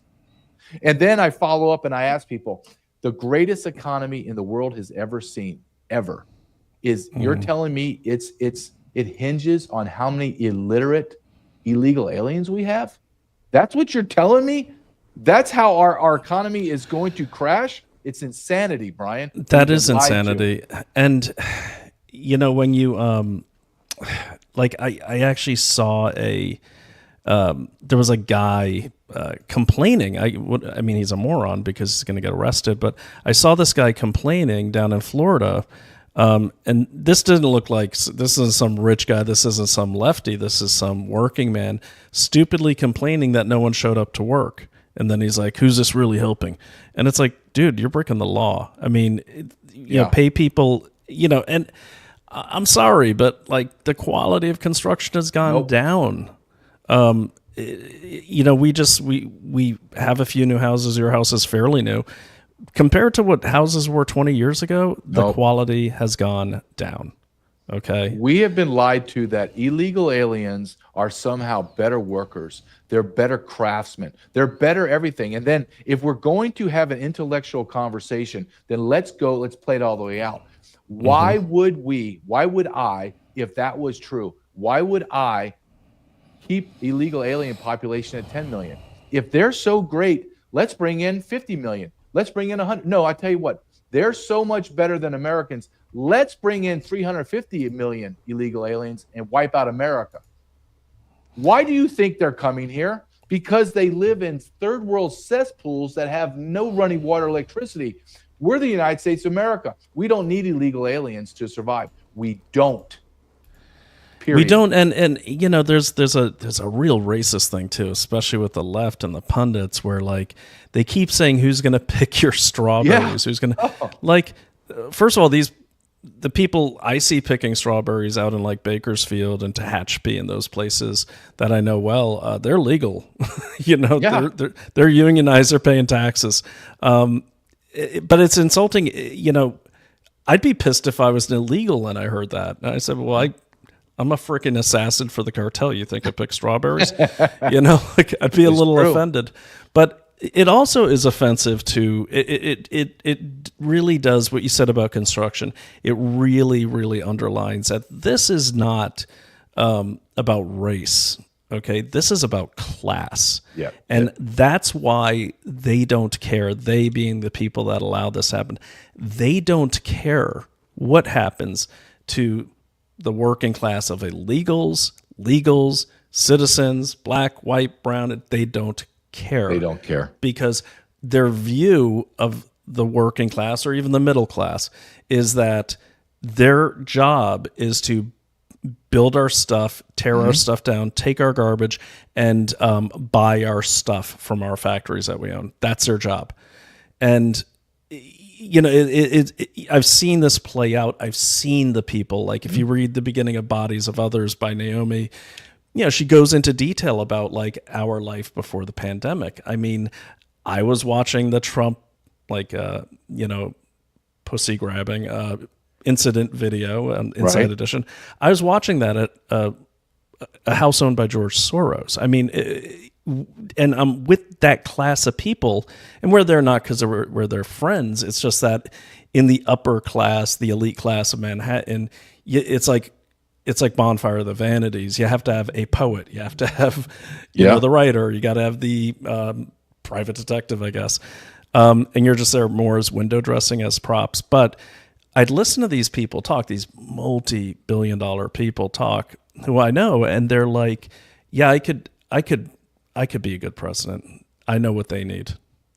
Like, and I asked my one friend, I said, "Really?" We're acquaintance. I said, "If that's true, what's your doorman's name?" He didn't know. Like I said, his name's Gerald. I met him on the way up. He now works for me. But you know, that's the thing. It's like they don't care. So like and that's, you and I have said this from the get-go. And when we first met, I think I was telling you, I was like, JJ, they don't care. They don't care. They don't care. You could call them unpatriotic. They'll probably they'll thank you for it. Yep. They don't care because we don't matter. And I think America's finally woken up, especially with this, and said, oh, wow, they really don't freaking care. And I think the election was a huge part of that. But the USAID thing is they're not going. The elites will not recover from this. This is even if they shut down Doge, even if, God forbid, the Trump administration doesn't make it all the way, you can't unsee it. It's just too much money. And and you know, the price of eggs down the street now, I saw one price was like $16. Jeez, God. Like, it's incredible, dude. We live in a world that is now becoming light. The light is being shown on all of the corruption, and you can't look away. In my book, I write this in my book. And let's talk about your book, actually. But in my book, I do say this, Brian. I say this almost, I think it was in my prologue. I said, you can't look away. You have to look at what is happening, and you have to look at it because it is going to destroy you if you ignore it. If we just continue to ignore this $36 trillion in debt, you lost $2.7 trillion to Medicaid. You gave money away. You just lost it. You pissed all my money away. If we ignore it, it's going to just destroy us. So I decided last year, I said, I need to do a follow-up on Invaded, and I have to document what has happened in America under Joe Biden, and it's treason. And my way of delivering this, Brian, was I'm going to present this as a case as I would to a U.S. attorney. If I got a narcotic case up in Santa Barbara and I had 7,000 pounds of narcotics and 30 people, I would put 30 people in jail until they bonded out. I would push in all of my sworn statements, all of my video testimony, all my videos of people crossing in the water and stacking the narcotics up. I would do everything. Here it is, U.S. attorney, now prosecute. I did the same thing in treason with the American public. America, here is what Joe Biden and his administration did to destroy American sovereignty, and they did it intentionally. They did it as traitorous bastards, and they committed treason. Here's all the evidence. Now go prosecute them. And I think I did a very good job on it. I'm very excited. My book, the ebook, is out. I don't have it in front of me. Can you just read some? I always like to hear people hear the chapters and the names of the chapters. Could you read a few of the chapter names to us? My chapter names are just on top of my head. One is the lieutenants, and that is very important as we're beginning to see the deep state. In order for Mayorkas and Biden to carry out this treason, they can't do it alone. They need lieutenants. They need those henchmen that are attorneys. If you look at the organizational chart of, say, FEMA, and you look at organizational chart of DHS and the FBI, you'll be shocked at people. Like, I have a whole chapter called the lieutenants, and I show you who the people are, just a sampling of who the people are that are running it. Brian, you have people that are in charge of DHS, USCIS, the immigration policy advisor to Biden. They hate Border Patrol and ICE. They wanted to defund us. They don't want anyone deported. Those are the people that are supposed to be supplying me with everything I need to do my job. They hate me. So that is one chapter that I do. My last chapter is all about what we need to do. What does Trump need to do? And to give to his credit, he's doing almost everything that I laid out that needs to be done. That's right. And you testified before the here we go. Oh, you have that beautiful moment in my life. I do. Let me put it up here. But go ahead. You testified. Did you some of the things you testified at that? It was the oversight committee on Homeland Security. Homeland Security, child sex trafficking, and I have a chapter in there called child sex trafficking because it has to be discussed. And I went in front of Congress in the late part of November, and it's shocking. It's absolutely shocking and I have a chapter. You know what my favorite chapter is? Thank you for bringing this up. My favorite chapter that I wrote about was my congressional testimony, because I was able to identify through her open testimony, Congressman Delia Ramirez from Chicago is an illegal alien from Guatemala. And I did my due research like you do and found out that her husband is illegal alien. Her uncle and her family members are illegal alien. And she self-admitted in congressional testimony that her mother, when she was pregnant, crossed the border illegally from Guatemala. And who was inside of her mom's belly? Delia Ramirez. So she is a legal alien. So I lay it all out. And my point is not to shame her, but my point is the enemy of America is running our country. The enemy of America actually has the power to shut me down in congressional testimony and call me vile names. An illegal alien was able to do that. And why was she able to do that? Because the other side of the aisle, the stupid, pasty, rhino white guys, the impotent white old men, sat there, all of them. And they sat there and they said nothing because they're gutless. They're totally gutless. And worse than gutless, they're stupid. Brian, when I got done, and I wrote this in that chapter about my congressional testimony, one of the most enlightening thing and at the same time sad thing was I realized without a shadow of a doubt, some of the dumbest people in our population are running our government. Absolutely. And they're puppets. There's no one that dumb to get that position. Think about it. It's like look at what's his name, Goldman. I forgot his first name, Congressman Goldman, or I don't know, senator, congressman, Massachusetts guy or New York guy. You know, and he got called out by Doge for having tons of freaking money. Oh yeah, and the Cayman Islands. 30 yeah, million. and this is how you know they're stupid. Not so much by what they do, by what they say. So, for instance, if I were him and I was a dirtbag like that, and Elon Musk put that out on X, I certainly wouldn't respond on X. Like, I wouldn't say, well, what did he say? He said, well, okay, I'll make you a deal. You know, I'll tell you what I know if you go before a hearing, blah, blah, blah. It's like, dude, you are showing your guilt. Yeah, you're guilty. Wait a minute, Brian. He didn't once say that's not true. I know he didn't. Brian, he makes $170,000 a year and he has $30 million in a Cayman Island account, offshore account. Explain that to me. Look, nobody even look at this, Brian. You want to talk about something that is so egregious, and the news cycle is going so fast. You just had a sitting senator, Menendez from New Jersey, get sentenced to 11 years for taking bribes, and no one says anything. He was a high-ranking Democrat senator in jail for 11 years. He had gold bars. Brian, he was so arrogant. Menendez. Yes. JJ, I'm glad he had gold bars, Menendez. Brian. He's so arrogant. He had gold. Look, if you That's and I a senator, gold bars, the senator, right? Yes. He used it as a doorstop, Brian. Well, JJ, it's really interesting that you bring up gold bars. Well, you have to. You have to get your free gold kit. And what do they text?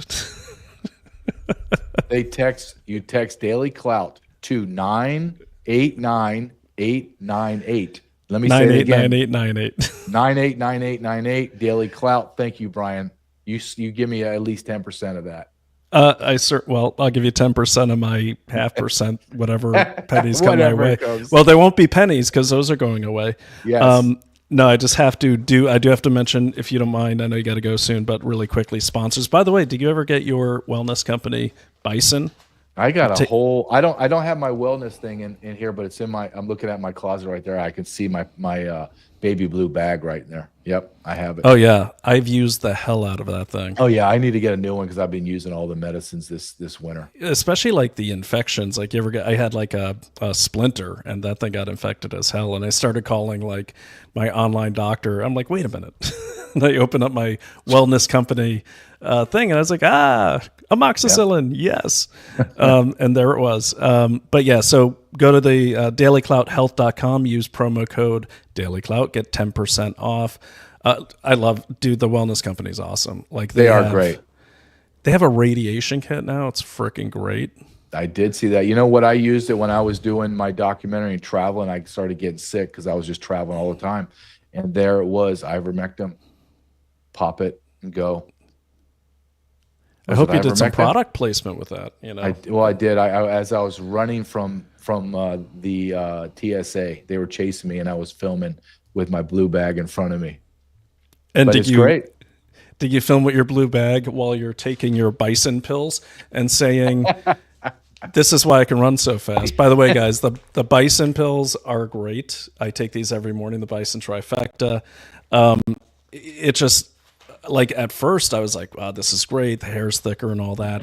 But now it's like, I've been taking them now for like a year, and it's like, I just feel a bit ageless. You know, I'm not going to lie. Your hair does look very thick. I will be honest. Now that you say it, wow, Brian.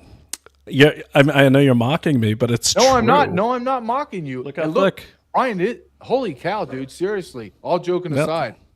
All 50% thicker.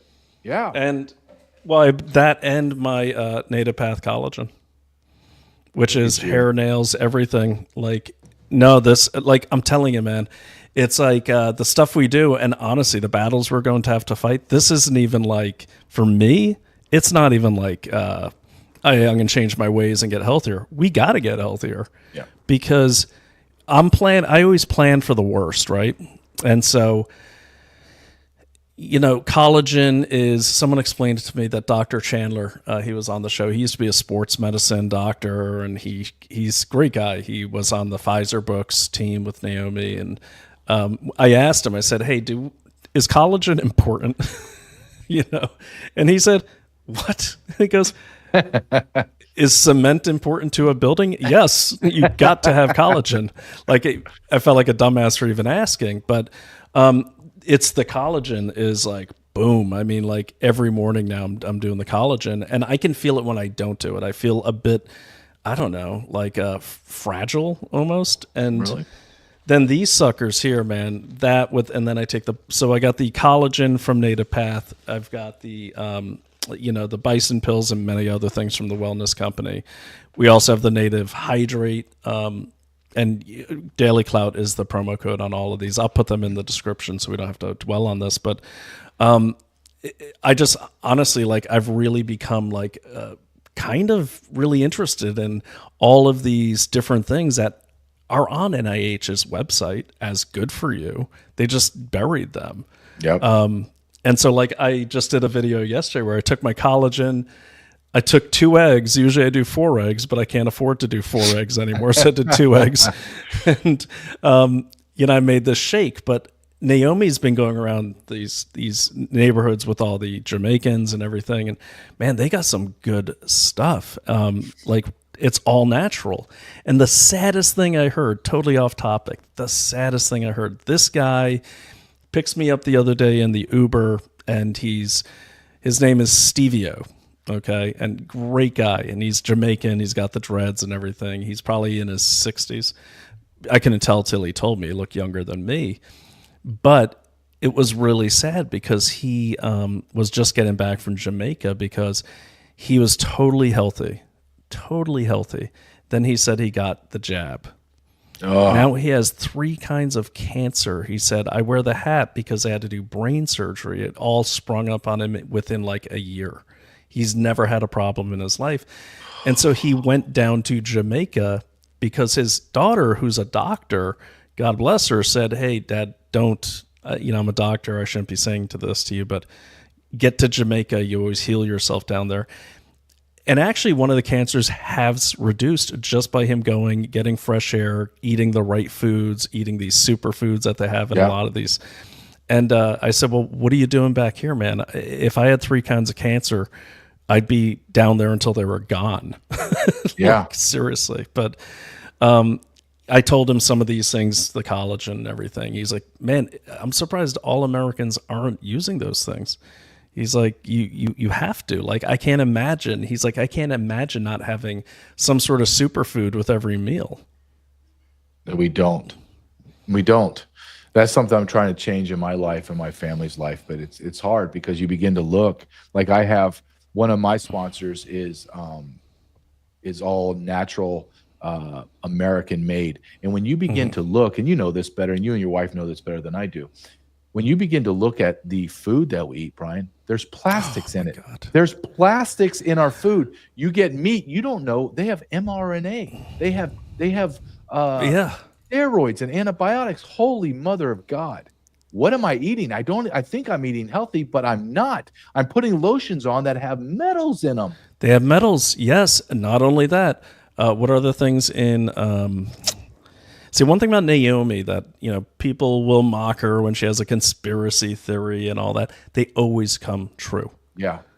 Think about it. Think about one theory she's had. A lot of people will pick on her and they're like, oh, but you said the time machine watch, blah, blah, blah. That's crazy. There's no watch that can take you back in time. She wasn't talking about an actual time machine. As it turns out, Microsoft had a watch called the Time Machine. That would take epidermal samples of your skin and predict if you'd get sick. But the point is, it's like she was talking about what are the things in shampoos. This is horrifying. I forgot what they're called, but they actually make you impotent. Yes. Well, everything that is now, you look at our testosterone, you look at the sperm rate, it's decreasing 1% a year, Brian. 1%. And that's a whole nother topic. That is the feminization of men. Well, gentlemen, it's a whole correlation. gentlemen, think about it. If you're not taking any of those things, that means the competition's reducing. Okay. So if you take all these things me and JJ are taking, hey, you know what? You can walk down the hill. I'll just leave it there. Yeah, you can walk down the hill, and then more women, more problems. Right, Brian? Yeah. Yeah. Yes. Not mine. Mine's I have it easy. Yeah, sure. Mine's, no, I really don't. She's great. She's as chill. Naomi's great. But I mean, we're also not on our first marriages, so it's and we've lived our lives. Now we're just kind of sailing next to each other, so that helps. Rather than trying to like steer each other's ships.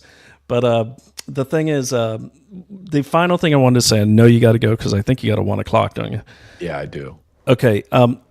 Really quickly, containers at the Port of Los Angeles.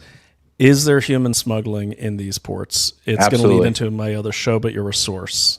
Absolutely. And because I want you to think of you are the cartel, Brian. Mm-hmm. And your product, you're pushing your product in containers. 90% of them go unchecked. 90%. So you have a 9 out of 10 chance of your product getting through. Then what do you do to mitigate the 10%? You mitigate it by paying off the workers. You mitigate paying off the law enforcement. So let's say that you can get it down to 5. If you're a narco smuggler, a human smuggler, an arms smuggler, whatever smuggler you are, if I told you I can guarantee you 95% success rate for 100 shipments, you're going to get 95 through. Well, damn it, I'm going to take that every single day. So our ports are the largest vulnerability right now. I used to work on my coastal border enforcement team. I used to work from San Diego to Santa Barbara every night.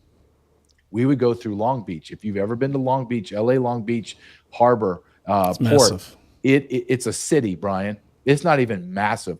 There are multiple exits off the highway. Multiple exits. Mm-hmm. You will get lost down there. And I would drive by there and I would think, holy crap, how much narcotics and humans are being smuggled in there. I mean, here's the beauty, Brian. You smuggle in a giant container of about, let's say, 50 people or 20,000 pounds of narcotics. You don't even have to remove them. They just get put on an 18-wheeler and you drive off and you're free. Who's going to stop you? Nobody's going to stop you.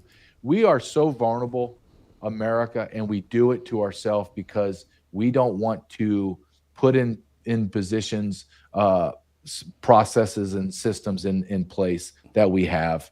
There's no reason why we can't look at every container coming into America. That's a fallacy. Well, the reason I bring it up is because I'm always looking for that China connection. Obviously, we have it with the cartels. But what's happening now is people are really taking a look at a company called Zhenhua Heavy Industry Company, or ZPMC. ZPMC makes all of those giant, massive automated cranes. Okay.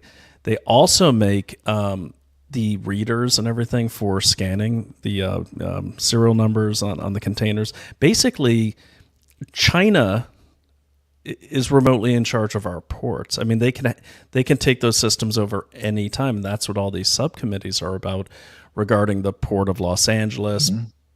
So I'll give away a quick lead, and then I know you got to go. But the reason why I sent you that video last night about LaMonica McIver, and in the audience, I don't care if you scoop away, try to give me credit, but the point is getting it out. What I watched was on February 6th, she's yelling about Elon Musk at a hearing, an oversight committee hearing on the ports and the CCP, the Chinese Communist Party. Instead of addressing port security, which is huge, I mean, you could move an army into our country through a port. She starts yelling about Elon Musk and doing her political positioning, and she keeps being disruptive, and she's a senior member of this committee. So I did a little research of my own on old LaMonica, and turns out she just became a congresswoman in September after her predecessor died. I need to look into how he died. And her district, District 10, shares, there's the Port Elizabeth often near Newark. So that overlaps 2 districts. It overlaps hers, which is District 10. It also overlaps District 8. Guess who's District 8? Who? Little Menendez Jr. Oh, God. Unbelievable. And guess what? They both voted against making fentanyl a Schedule 1 drug. Why would anyone not vote? That's a no-brainer. That's like, yeah. You know why. You know why. Because they're all making money, Brian. They're all corrupt. So basically the Chinese Communist Party working with the cartels, and I'm sorry, a lot of people in the longshoremen and stuff like that, and these local politicians. If you look at the politicians that are in every port area, watch the way they vote. Doesn't matter if they're Republicans or Democrats. But what's really, really interesting about her is how the hell did she get onto this committee 1 month in? It's almost like someone positioned her there. They're all positioned. You listen to her talk. She calls Elon Musk, Elon Mush. They're morons. They're absolute morons. Well, you know, they're doing that on purpose, right? Oh, cool. I know. But our government is corrupt. The enemy of the people is the federal government. If you do not believe that, if it's not come to realization yet, you need to check on your ability to think critically. I really do. I believe that. I don't mean that as a slight. I'm just saying you're on the very bottom of the bell curve. We're all the way up here. You're down here, and you're going to be the ones going to be crushed first, because you're the weakest, you're the dumbest, you're the most susceptible to get destroyed. So, and I'm going to be the one that takes your extra ammunition in your wallet. So good. Me too. I'm right with you. Thanks, Brian. I appreciate you having me. Yeah, on, JJ, man. Thanks for coming on. And book comes out February next week. Yep. Okay. I have the ebook is out on Amazon right now, because that's just how Amazon works. But the paperback comes available on the 19th. And then my audio version, I have a great audio actor as reading it right now, and it will be out in the first week of March. So excited about it. So I'm sorry, is the ebook available now? Yep, it's available now, and then the paperback will be available in 5 days. So I'm excited. We'll put that about up on the on the site. When's the party? I don't know. I can't say it over the thing. I only have a few people I can invite from the East Coast, so I don't know if I've included you yet. So I'll let you know. Can you believe that? Hey, before I go, all seriousness, your hair looks good, dude. It's full. I'm honestly, yours does too, though. You were kind of losing it there. You're getting a little pasty. You're getting a little pasty. You know, you started using the collagen. Oh yeah, my collagen, Daily Clout. Use that as a promo. Yeah, I'll see you later. Bye, Brian. Thank you. All right, man. Good to see you. All right, take care. Bye-bye. Bye. All right. Well, that was JJ Carrell. Always a pleasure to have him on the show. We're going to continue on, and what I'm going to do is shut it down really quickly. Got to take the dog for a walk. Doing a lot of video today. I will be offline for the next couple of days. I'm going to be doing some travel, but I will retransmit from wherever I land. Had some passport issues on my way out. Okay, so let me get to some of these comments here. Okay, and I appreciate you guys hanging in there. Lots of people on. Good to see you. I went long today simply because I haven't seen JJ in a while, and we talk all the time, but we have so much to talk about. I'd love to do a show with him again, because we would sit there and analyze and figure things out on the show. You can actually, let me put this up so people know. And when I ask you to follow the show, I simply ask you to follow the show, not because I don't make any money based on follows. The only money I make doing this show really just kind of pays the bills, and that's from my sponsors and the donations I get. But the reason I ask you to follow the show is because it gets it out to more people. I don't do a regular show. Like, I don't have a regular schedule. And the reason why is because I do have a consulting business where I advise and do investigations and intelligence work for certain clients of mine that, usually have people stealing from them, or corporate secrets getting traded away, or unfair competition. That's the kind of work I do. So that's why there's so many gaps. And so then I'm working at night to put together these investigations or look at things. But I don't mind it because I think it's important. So the reason I ask you to follow is because a lot goes into this show, and I do it all alone. I just want to make sure maximum people see it. That's the key thing for me. Let me show you where you can find. If you want to see some of the older episodes of JJ and I, simply go to Investigate Everything. I'll put up the ticker here in a second. Okay, so you want to go to Investigate Everything on Rumble, and that, let me put that up for you. Here we go. So you see on the ticker along the bottom, that is the, let me do this really quickly. I'm just going to pop it up instead of having it scroll. See, I'm literally producing as we're doing this. Okay, so go to Rumble. When you get there, okay, see this here? Just hit that follow button. You know, if you want to join on socials, that's fine. But the key thing is hit this follow button, and you're going to see a ton of episodes. I had Janine Eunice. She's great. She's a lawyer, who's done a lot during COVID, but she used to be a public defender. We talked about the Mangione case. I streamed some of the Super Bowl the other day. There's live right now. Lots of good stuff. Lots of good investigation on the fires. We had Aura Nadrick on there, and she was telling us a lot of inside stuff about the fires. We go deep on everything, but go down here to the bottom. You'll see the little. So right around, I think if you go to page 3, you see you're going to find me and JJ's older episodes, and the show used to be called Unrestricted Invasion.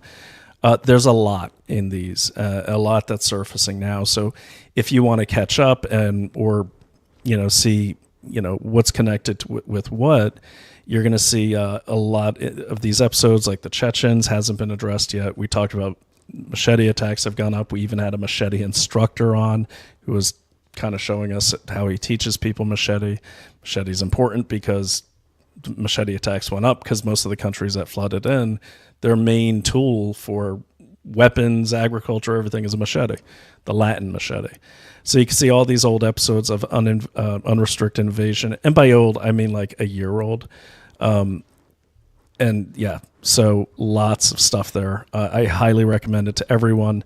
But yeah, please, if you would, do me a solid and hit that follow button and let me know what you think of the shows.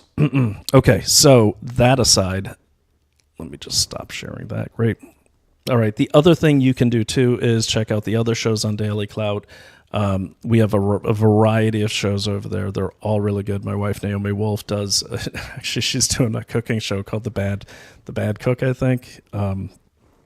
She told me that. I came out of the room one morning and she was cooking, and I said, "What are you doing?" She said, "I'm doing a cooking show." And I said, "What's it called?" She said, "It's The Bad Cook." And I laughed, and she got really mad at me, but I don't think she's a bad cook. That's why I laughed. Anyways, if you go to, let me share this screen. I wanted to share these because these are great resources and they're free. And there's a lot of independent media out there. Some are good, some are bad. I highly recommend getting as much as you can from Daily Clout because, my wife has a reputation. The people, a good one. The people on our site have a good one. We're never going to steer you wrong. If we advertise something, we say we're advertising it, but we also take it. Me and JJ had fun with the hair thing, but it's true. I mean, both of us were kind of like not very healthy when we met, and we started taking all these products from sponsors. I'm like, darn, yeah, I feel really great. But if you go to Daily Clout Network here on dailyclout.io, you're going to find Drew Allen's show. He's really great. They're all good. Let me see here. Call this up. Okay. So these are all the different shows. I don't know why my screen's doing that. That's better. Okay. All right. So Naomi's show is Outspoken. The Drew Allen show. I love this guy. He's great. I met him at CPAC. He's excellent. It's an opinion-based show, but he's super smart. He writes some really good stuff. Let's just put it that way. Naomi and Emerald Robinson from Emerald Robinson from Absolute Truth on Lindell TV. They do a show. What I like about these two together is Emerald comes from the media conservative side, deep in Washington for many, many years. I think Emerald's one of the last true journalists out there, and she's a friend. And then Naomi's coming from a former kind of liberal Democrat side. and she was also a DC insider. So it's really interesting back and forth to see these two talk about the issues of the day, and it's very insightful, and they're both depths of knowledge. Let's just put it that way. This is always worth watching. I don't agree with everything either one of them say every time, but what I appreciate about them is they make really good points that are always well sourced. Of course, investigate everything. And by the way, when you go here, you're going to see like these sponsor content by like Birch Gold, one of our sponsors. These are worth a watch. I just interviewed Philip Patrick again, the precious metals specialist from Birch Gold. You really can predict what's going to happen in the world by understanding gold markets and markets in general. And Philip Patrick knows his stuff. Like this guy, these are probably my best interviews to do. I really enjoy these, but you learn so much when you listen to Philip Patrick talk. Yes, they're a sponsor. That's why we put sponsored, content. So you understand that they are sponsored. But for instance, like gold, Ghana is the biggest producer of gold in Africa. Mara Bass went to Africa while her city burned down. I don't think that's why she went, but I think it's one hell of a coincidence. He always like the way countries are hoarding gold. JP Morgan just pulled back a bunch of their gold. So people are holding on to gold. So investment wise, obviously, that's important, but I don't think you can investigate everything and really understand what's going on in the world if you don't look at macro and microeconomics of the different markets. Gold is at the core of that market. Okay. And that's why it's great that like our sponsor, they want you to text Daily Clout to 989898 to get your free info kit. I don't even know why they call it an info kit. I would call it a historical college grade pamphlet. I mean, you just that alone, you learn so much for it. I actually go to Birch Gold's website to get some headlines to see what's happening, because I know if I know the way the money is moving, you're going to know which way the world is moving. Other show is Heart and Mind. This is really interesting. What happens is Dr. Dina McMillan, she really gets into things like, I just love this show. It's Should We Forgive Those Who Hurt Us? That's a great question, especially now. Outside Looking In, Handling Social Rejection. This is like it sounds like it's like self-help, except it's really practical, and she's really cool. Are You Out of the Matrix? Are you becoming too clever to fool? Another one is The Liberty Lobbyist, Melissa Blazek. She was a congresswoman. We met her in New Hampshire when she was a congresswoman up there. What's really cool about her show is she really gives you an insider's look at what really moves the needle. For example, with politicians. For example, Melissa gave some advice one time saying, hey, we were on a panel saying, hey, you can tweet all you want. We don't pay attention to it when I was in Congress, or they pay attention, but they don't, that's not moving their needle. What moves their needle is a ton of emails, a ton of phone calls, and a ton of people showing up at their office. That's really valuable insight. And lots of stuff like that. And of course, a lot of you know Shannon Joy. I rarely agree with Shannon on anything, but I've got to say, I give this girl credit. She is out there every day, and she stands by what she believes, and that's good. I mean, I've gone on her show. We've disagreed. I do enjoy her show. Again, don't always agree with it, but it's a good show. Definitely worth a watch. And yeah, she'll debate with you too. I love debating with Shannon. She is a friend of mine. And it's perfect, because I think that's how America should be, is you can disagree with your friends on politics, okay, and still be friends.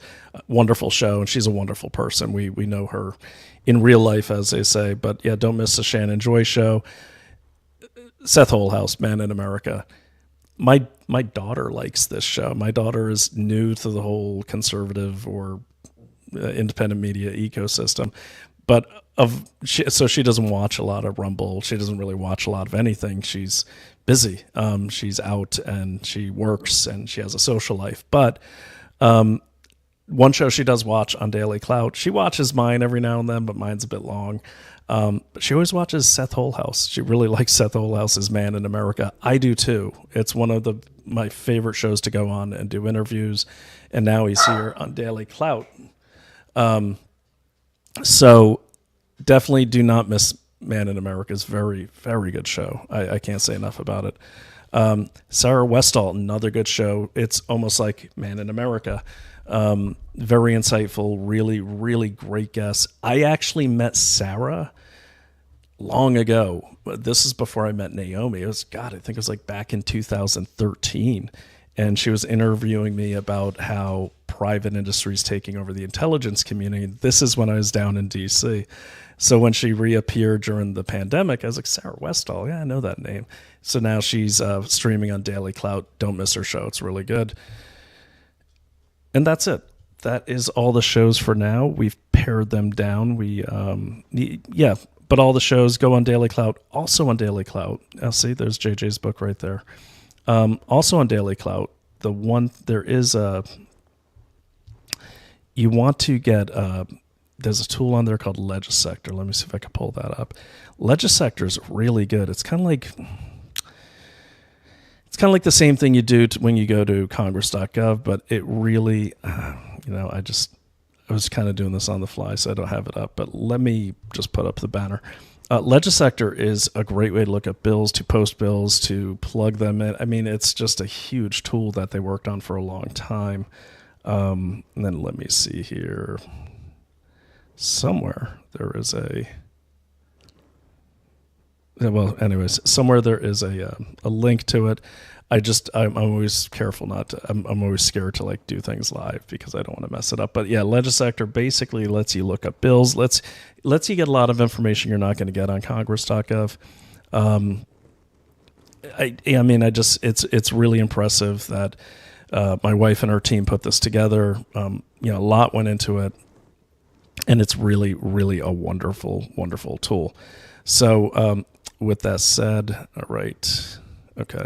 I was trying to pull it up here, but there we go. Okay, so that is it for now. As you heard, I got to take Loki out for a walk. I'm in Brooklyn right now. But yeah, I will get up all of JJ's stuff. Definitely read Invaded if you haven't. Definitely read Treason when it comes out. JJ and Ryan Matta did a wonderful documentary called This Is Treason. I got to accompany them here around Brooklyn and Lower Brooklyn, and then all the way over to Boston while they were shooting that. Great, really great investigators, and they really care, and JJ's books are excellent. He's an excellent writer. It's kind of like I don't know. It's nonfiction, but it kind of reads a bit like a Lee Child book. If you've ever read the Jack Reacher novels, really good. So check that out. Anything else? Yes, later on today, time allowing, I am going to dive deeper into that port thing that's going on. I'm seeing a connection here. It took me a while to figure out, okay, what am I going to focus on? And so I just started watching C-SPAN, and then it popped up. And I'm going to leave that testimony on as I sign off. Actually, I'll leave it up there. But I'm noticing a pattern is that a lot of politicians who have large ports in their jurisdictions are not speaking out against China. Well, ZPMZ, according to the congressional hearing, the congressional investigation, is totally CCP-owned company. They make like 80% of the cranes that move all these containers, not only in the U.S., in most of the world. They're in 101 countries. What does that mean? That means they can literally, they can drop a container on a ship if they wanted to. They can move containers anywhere they want. They can mix them up. They can move anything into countries. We don't have a lot of inspectors. They have a ton of inspectors in China. We've got 2 in China. We've got very few here. And we're relying on our enemy to essentially kind of taking them at their word that there's not bad things in these containers. That's terrifying. If you've ever seen the Port of Los Angeles, it's massive. It's massive. And I never knew these things were so automated, but yeah, it just blows my mind that this has been allowed to happen. And this is a bipartisan issue. Yeah, here, check this out. Like, these guys are everywhere. Let me see if I can call up their video, and I'll leave it at this. It's probably gonna be in Chinese, but like, yeah, man, I got to find that Port of Los Angeles one. Yeah, there. Check this out. Look at this. This is crazy. Let me share this. This is from their website. Ready? Let me refresh that. Okay. So they do all these massive cranes that move everything. Here's the video. Since 1885, they claim. But where'd that damn stat go? Because that just popped up while we were talking, and I was like, holy moly. So this is them here, but they're Port of Los Angeles, Port of Newark, all throughout Baltimore, North Carolina. These things control the terminals at the ports, and they're all, the majority of them are owned by the Chinese Communist Party, and they're all automated. That's the crazy part. That is the absolute crazy part. If you see the size and breadth of these cranes, it's just like, wow. They're huge. And so you could see, can you imagine, like, they could literally, oh, their media is not loading. How interesting. They basically could, I mean, they say professionals practice tactics. I mean, amateurs in war, amateurs practice tactics, professionals practice logistics. Well, I hate to say it, Americans, but owning and controlling the automation of ports, they own the logistics, and this has got to stop. Now, the good news is there is a Senate, a joint house type of team tasked with this, but I do worry that everyone's so focused on Doge and everything like that, like, which is important, but no one's talking about these ports. And think about it, they could literally bring our economy to a grinding halt just by flipping a switch. And just, I would recommend do a little of your own research. I am going to cover this, but this is something, especially if you're in one of these districts where your Congress people are courting ZPMZ or any Chinese Communist Party owned logistics related company, it's got to stop. I mean, it absolutely has to stop. Another part of the work I'm doing is continuing my work with CRRC, which is the Chinese train making company. Now, which trains do they make? Oh, you're going to love this. I won't call it up on the screen because I got to knock this off. But they make the BART. They make the Boston T. They make, I guess it's actually called the Boston T. The Philadelphia, like all of these commuter cars are made by the Chinese Communist Party's North American cutouts. And where's their manufacturing? Right in the heart of Springfield, Massachusetts. So Charlie Baker, who was the Republican governor of Massachusetts, and I have a home in Massachusetts, so I followed him. Well, he's there cutting the tape with them. And this isn't Brian thinks they're CCP or Brian thinks everything's the Chinese Communist Party. It's on their website. I mean, it's on their website, their party membership. And check this out. Let me see if I can call this up. Then I'm going to call it a day. I promise. I always say that. I keep going because I missed you guys. And girls. Guys is overall term. Okay. So the middle of the pandemic, I heard about this CRRC. So check this out. I come out of Dunkin' Donuts. This is in, okay, let me see if I could do a full screen here. There we go. All right. This is in Springfield, Massachusetts. This is coming out of the Dunkin' Donuts. All right. Here we go. And I shot this with my phone. I later went around this. This thing is like a military compound, and I got followed like all the way to the highway. Their security people are private, but they look like, well, they're not domestic security. But this place is making all of the high-speed rail and everything. Why do you think the Biden administration was so big on high-speed rail? Because they could hand more contracts to the Chinese. And if you don't believe me, this is like some in-your-face stuff by the Chinese Communist Party. Springfield, Massachusetts. You see it? And yeah, and if you want to find the original tweet, I put this out on I'm not a Johnny-come-lately. I put this out on May 13th, 2021. I've gone back several times. I've got more video. I've done a full investigation on them. But yeah, I mean, logistics, guys. Logistics. That's what I'm focused on now, because the news cycle, there's so many things to focus on. I'm focused on what's in this country now that we have to get out of this country.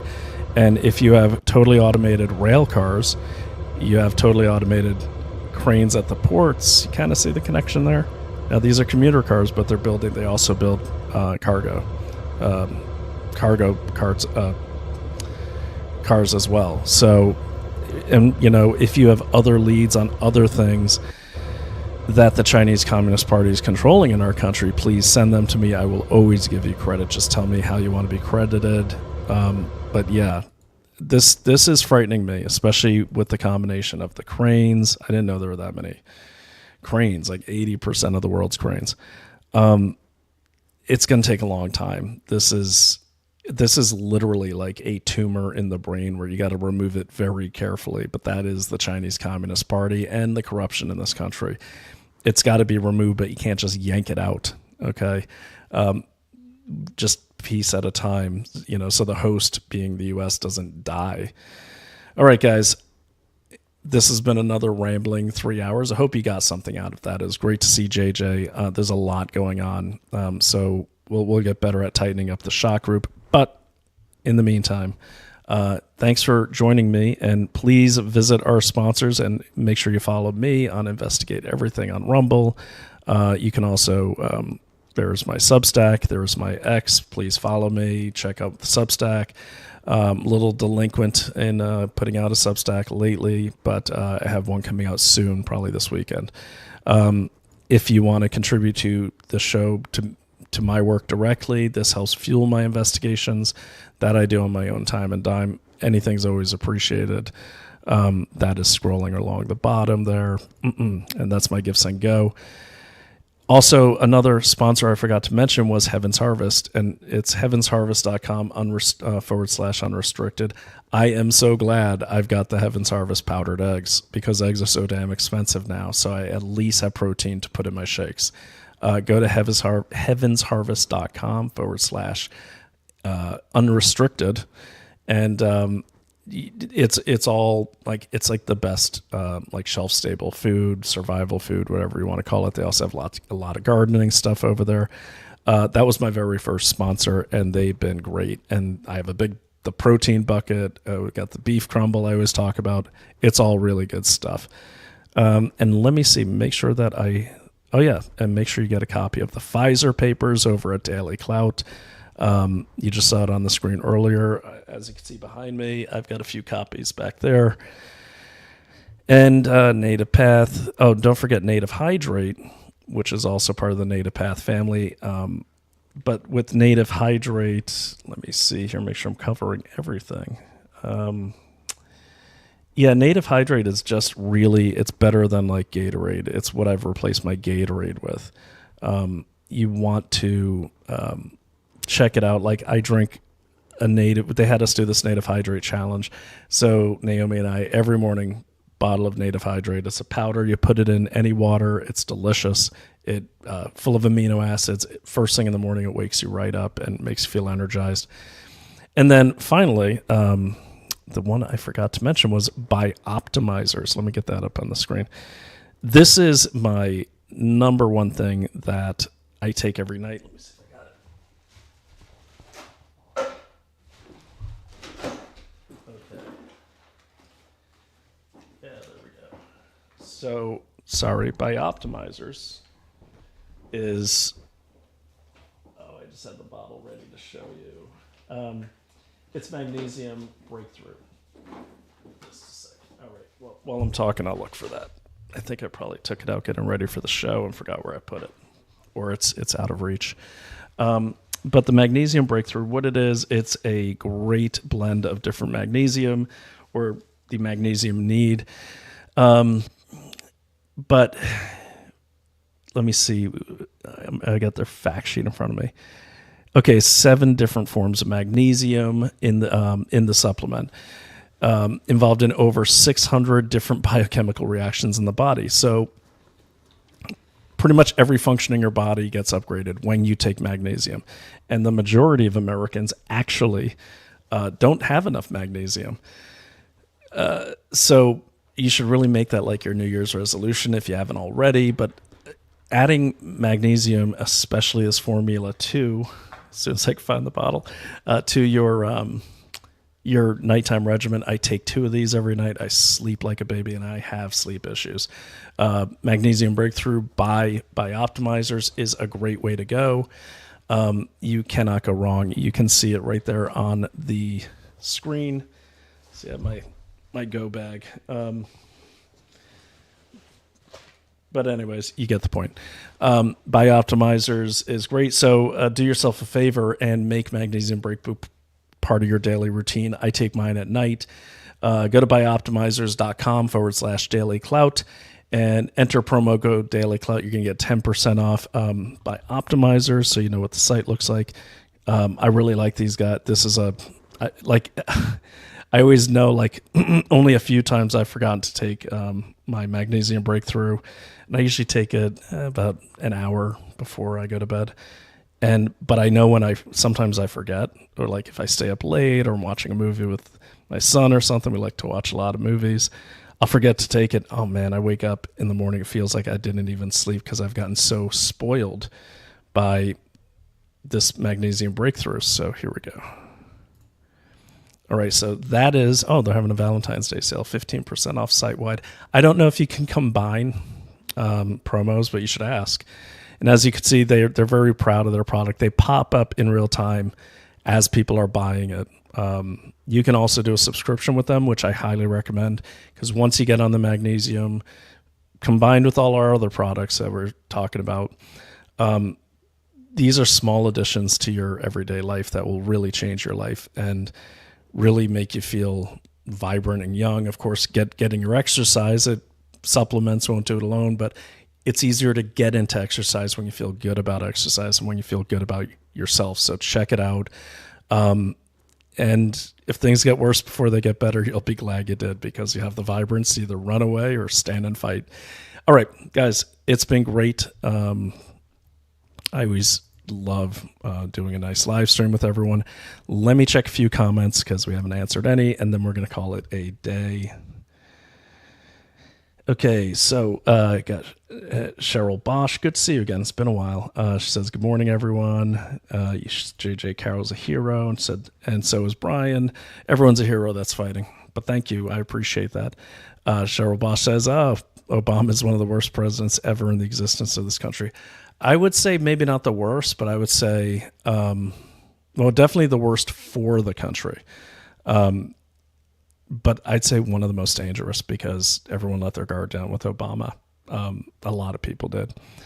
So good point. And he's, his probably was the last 4 years. It was just, he had his hand on Biden's backbone making his mouth move. So Robert Kennedy has been confirmed. That is great news.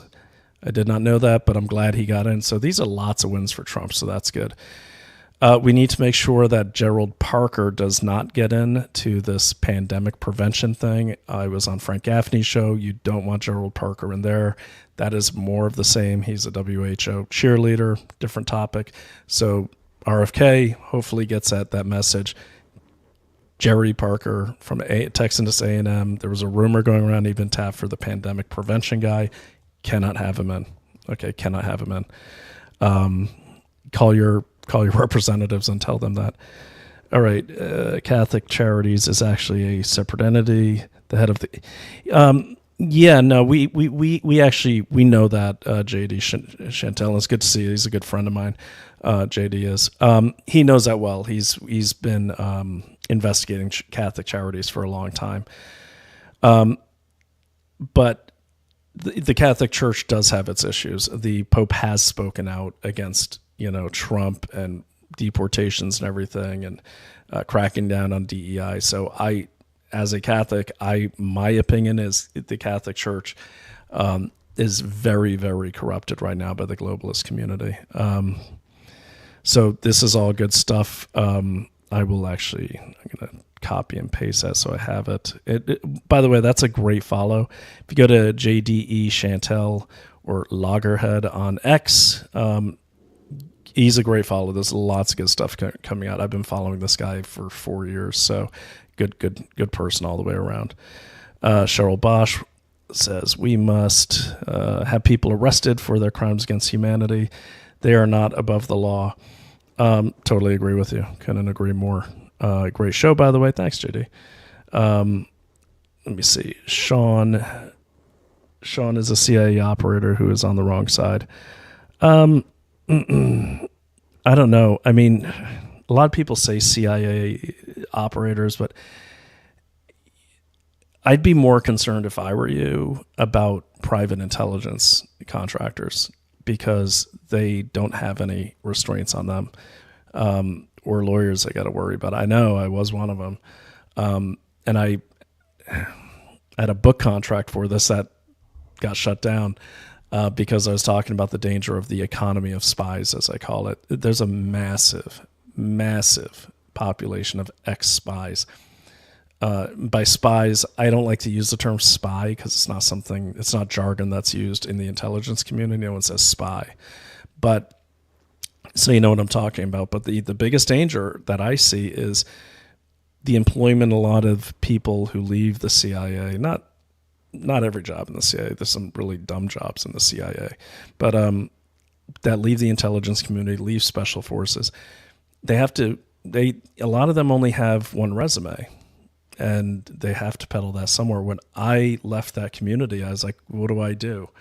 How do I peddle this? And that's how I got into competitive corporate intelligence, where I found it was pretty much the same thing, except without any constraints. So I wouldn't always just focus on the CIA because it's actually not a super large agency. I would focus, and I wouldn't even focus completely on the government, but look at things like the Chertoff Group. Go to intelligencecareers.com and see who's hiring there. If you go to usajobs.gov, you're going to see all the government hires. You'll even see CIA on there. You'll see CIA on Indeed. But go to intelligencecareers.com. That's going to show you who's hiring what. If you can see who's hiring what, you kind of predict what kind of contracts they're bidding on.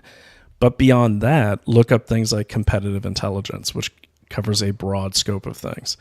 That's where you're going to have a lot of your industrial espionage, legal industrial espionage, but sometimes it's done illegally. So think of beyond just the Beltway. Intelligence is a massive population. I still consider myself intelligence because I run a private intelligence consulting firm, or consulting service. It's just me. I've got 2 researchers that back me, but that's it. But just because I got sick of managing people. But yeah, it's a huge thing. So, and look, a lot of things may seem like a CIA op or they have the hallmarks of like special forces or something. But think about it. Like many times I've seen that as well and turned out to be private contractors because they're just using the skills they learn. So of course it looks the same and has the same shape. I'm not saying things aren't the CIA. I'm just saying it's a lot harder for the CIA to do things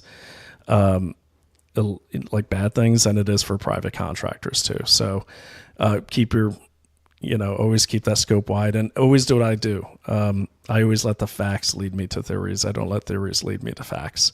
But it's a good point all the way around. And your comments are always solid. Cheryl Bosch. Is Cheryl Bosch, is that you? Is that 2 people? Or is that a Bosch as in Hieronymus Bosch, the artist? Is that just curious? So I just see 2 people on your avatar there, so I'm curious. Liberty Bobby 52 versus 47 votes. Liberty don't tell me. I bet Mitch McConnell voted against him. That'd be a big surprise. Incumbent Robert F. Kennedy Jr., 2025. This is huge. Health and Human Services is the largest agency probably in our country. I hope he breaks it into pieces because I honestly think HHS is one big monopoly within our government, circumventing Congress half the time to get masks on children at the Unified School District of LA. and on and on. I mean, they're massive. If you look at their org chart, it's every aspect of our life. They're also the go-between between the WHO and the United States. They're also the One Health representatives here in the United States. They run that whole thing. I would say most of the bad things that have happened in the last 4 years have HHS all over them. So I'm glad Robert F. Kennedy's in charge of that, and I hope he honestly, I think they need to break it up. It has too much power, huge budget, it has a bigger budget than DHS. Figure that one out. Okay, Liberty. Pam is suing Tish, Kathy, and the DMV guy in New York. Yeah, no, I think it's great. I couldn't be happier. That's great. Sue them all. Make examples of them. Because I live in New York. I'm in New York now. It's so damn corrupt. It's ridiculous. All right. Trump is all for legal immigration, likes the H-1B visas. I mean, we'll see. Yeah, I'm not going to try to get in the man. I'm not shilling for him. I'm just saying you can't please everyone. I think that's being looked at, the H-1B visas. He hasn't given it a blanket pass. There's a lot of issues with it. You're right. But at least when it's done right, it's legal. You know, unless they're overstayed. I don't know enough about the H-1B program. I know a lot about it, but not enough to talk about it. And I'd warn you on this one too. There's a lot of people say Trump is great, yeah, but don't let perfect be the enemy of good. Not everyone's going to be. No president's going to be perfect. No president's going to do it exactly the way we all would individually or collectively want him to do it or her to do it. But it's better than we've ever had, in my opinion. Okay, so don't let perfect be the enemy of good. That's what I always tell people. I'd rather have good than horrible or evil. Everyone wants perfect, but no one's perfect. So again, we just have to wait and see. We haven't even been 100 days yet, so let's just see how that pans out. But we are keeping an eye on it, and we'll see how that works out. Good to bring it up, though. I'm glad you reminded me. I made a note of that. These guys are too cheap to pay a good working wage. Yeah, if you're talking about the people that hire the illegals, absolutely. Hi, Moo Hoodspin. JJ in the house. There's Cousin Ernie. Good to see you, buddy. No creepy, sleepy Biden. Yep, that's for sure. McConnell needs to be primaried. Honestly, I don't even think that's going to be necessary. How that guy's still alive is beyond me, and that's not to be threatening at all. He's just so sick. The guy's had like 5 strokes on the podium. It's ridiculous. I'm impressed that he's even still standing, so I don't think he needs to be primaried. I think he's just going to be gone. Marky Mark, New Jersey. Ernest is that old fossil doesn't die first. Yeah, see, Marky Mark's saying the same thing. I don't think he needs to be primaried. I think they just need to. I don't know if there's, maybe someone could look it up. I know we got, the 25th Amendment to get rid of a president who's not mentally sound. Is there something like that for senators and congressmen? That would be it. Yeah, you know why he's in bad shape, Marky Mark? Because he's not taking his bison pills. No, he's in terrible shape. His gums are like black. It's disgusting. Like, it's almost, obviously someone must be controlling him. I would imagine it's his father-in-law or his wife's family, who are all CCP. But he's in bad shape. That guy, he should be home, watching Matlock reruns and eating tapioca. He has no business making policy or deciding policy. So, all right, guys, I could go on all day with you. But I will be back. I've got a lot to do this afternoon because I do have to travel tomorrow. I got to go replace a passport 2 hours away. But I will try to get up again here. I will say this. Check out, if you can, I'm gonna pop it up here for you all to see. I'll just play it out as we leave. But there is there it is. The hearing that I'm talking about, I'm just going to let that run. And the hearing is called hearing on, there it is. So this is the hearing on China's investments in ports across Western Hemisphere. this is definitely worth a watch. Okay, pay close attention to, I would say, the people. I like to say the people running interference. I totally believe that LaMonica McIver is running interference. That is my opinion. Okay, but I'll leave you with that one. I'm going to let that run for a while, and we'll get back to you. All right. Well, have a great day, and I will talk to you soon. Thanks for watching me, Brian O'Shea, on Investigate Everything. And remember, don't chase the theory, chase the facts. It'll lead you to the theories and eventually the truth. Talk to you later.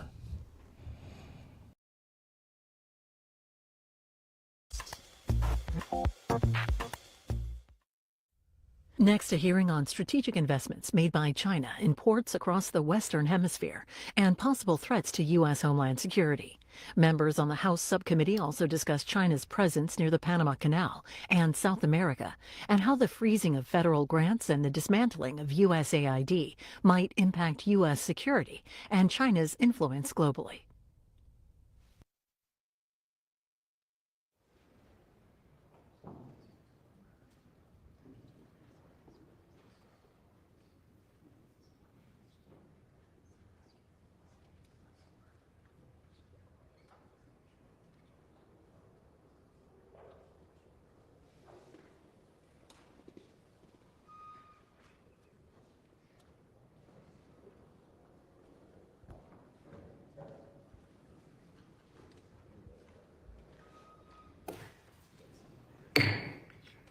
The Committee on Homeland Security, Subcommittee on Transportation and Maritime Security will come to order.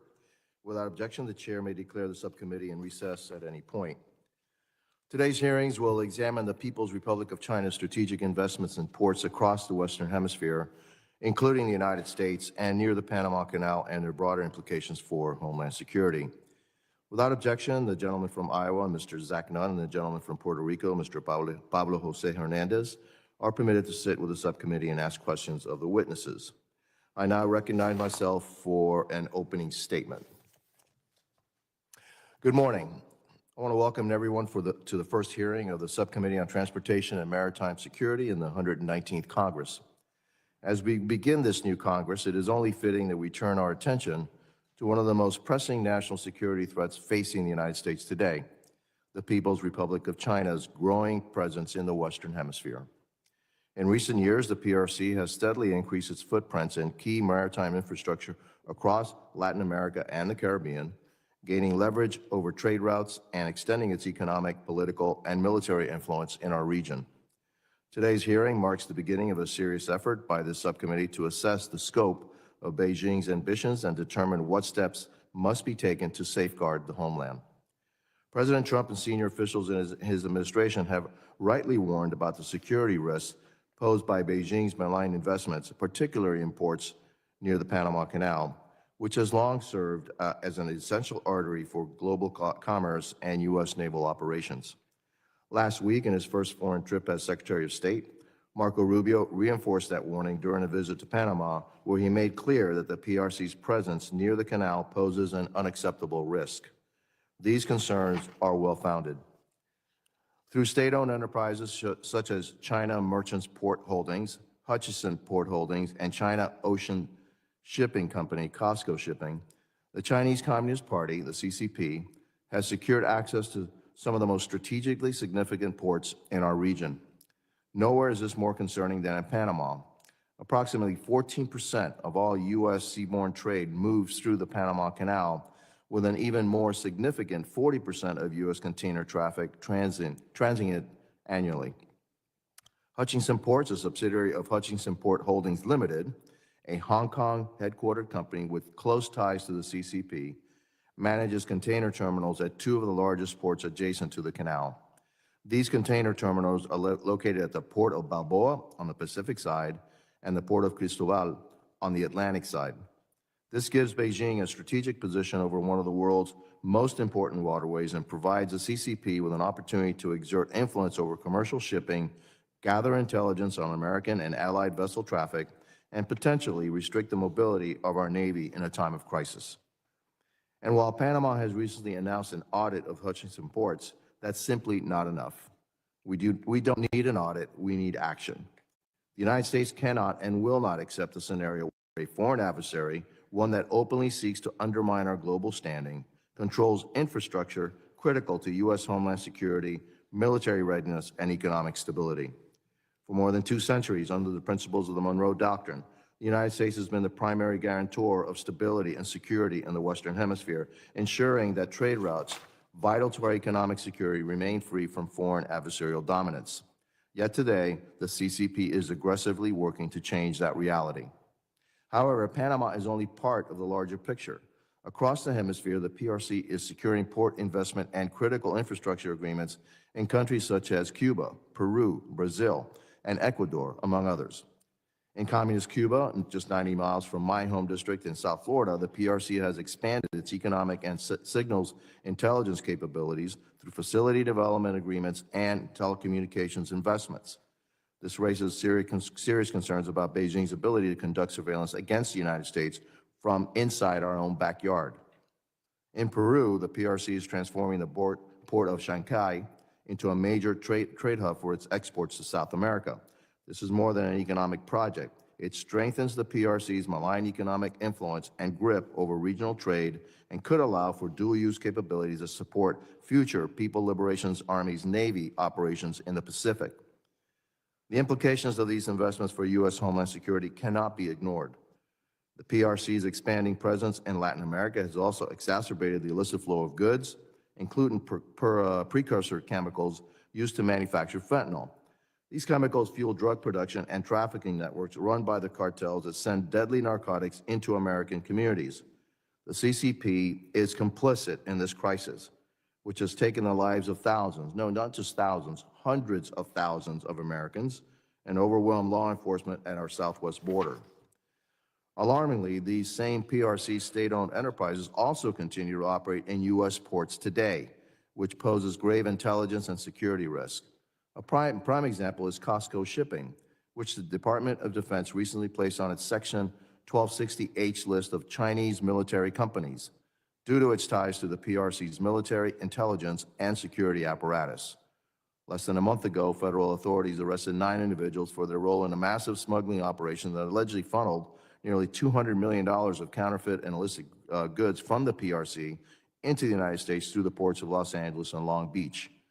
This is the kind of illicit activity that takes place when we allow foreign adversaries, including those operating under the direction of the CCP, to gain access to our nation's critical infrastructure. The message to our partners in the Western Hemisphere must be clear.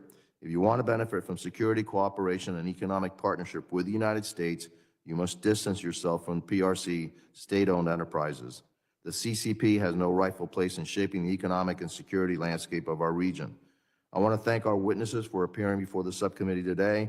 I look forward to a productive discussion on how we can enhance American security in response to the PRC's increasing presence and influence in the Western Hemisphere. I now recognize the ranking member, the gentlewoman from New Jersey, Ms. McIver, for her opening statements.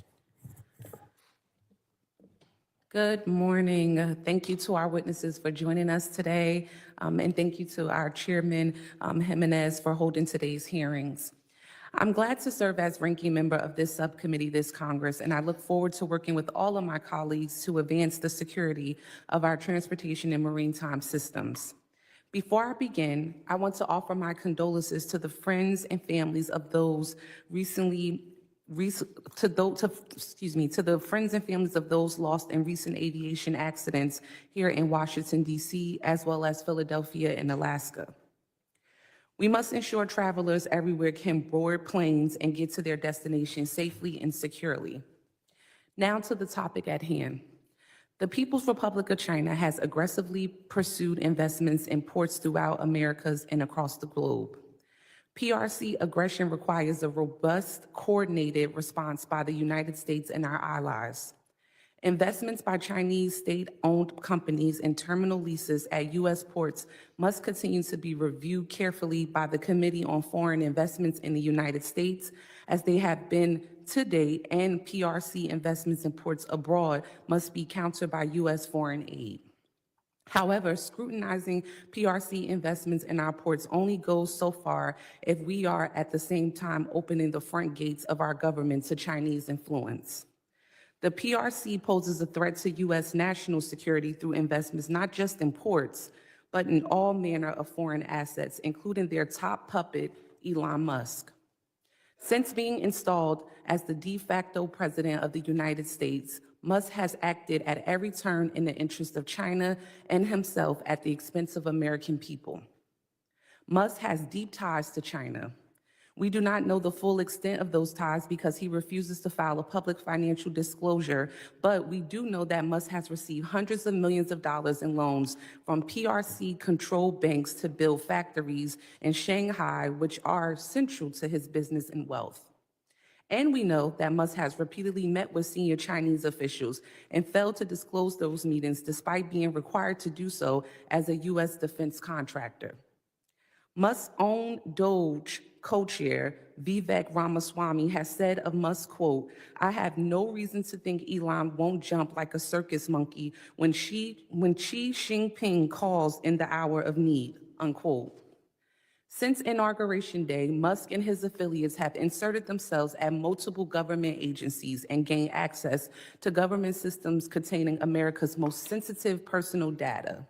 Musk has also exported Americans' personal data onto unsecure personal servers for unknown reasons. One government contractor responsible for contributing to intelligence briefings for this Treasury Department called Doge's access to the department's payment system, quote, "an unprecedented insider threat risk," unquote.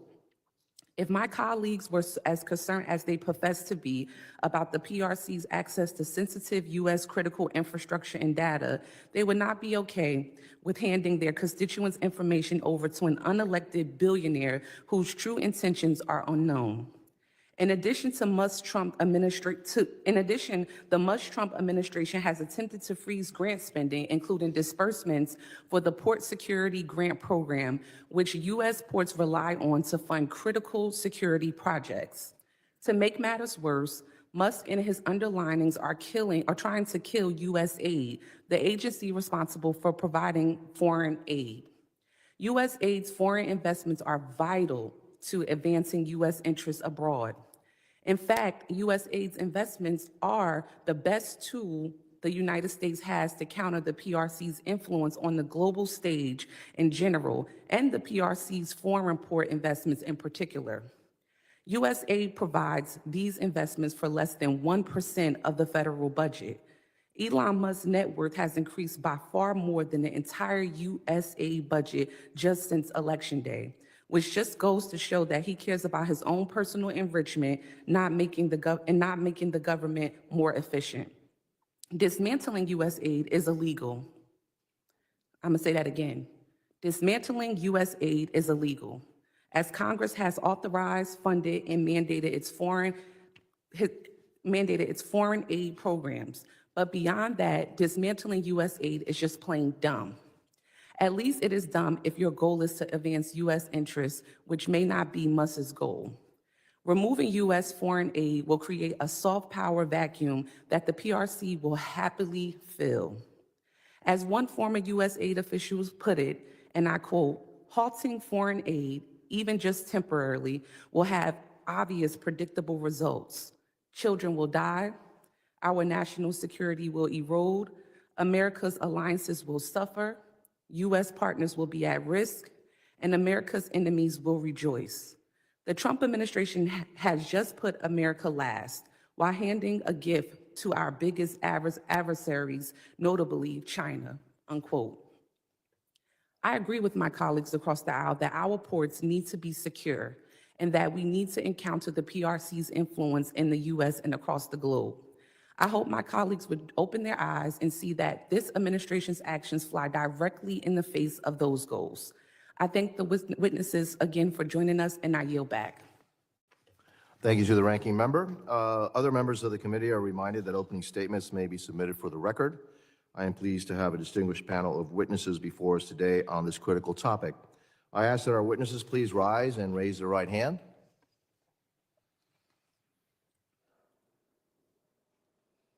Do you solemnly swear that the testimony you will give before the Committee on Homeland Security of the United States House of Representatives will be the truth, the whole truth, and nothing but the truth, so help you God?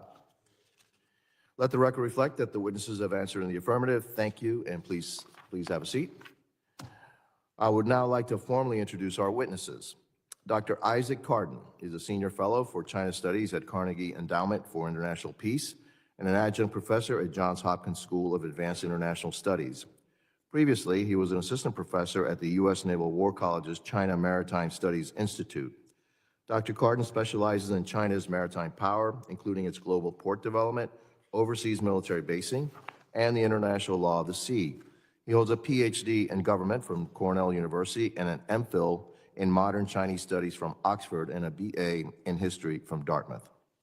Dr. Matthew Kronig is Vice President and Senior Director of the Scowcroft Center for Strategy and Security at the Atlantic Council.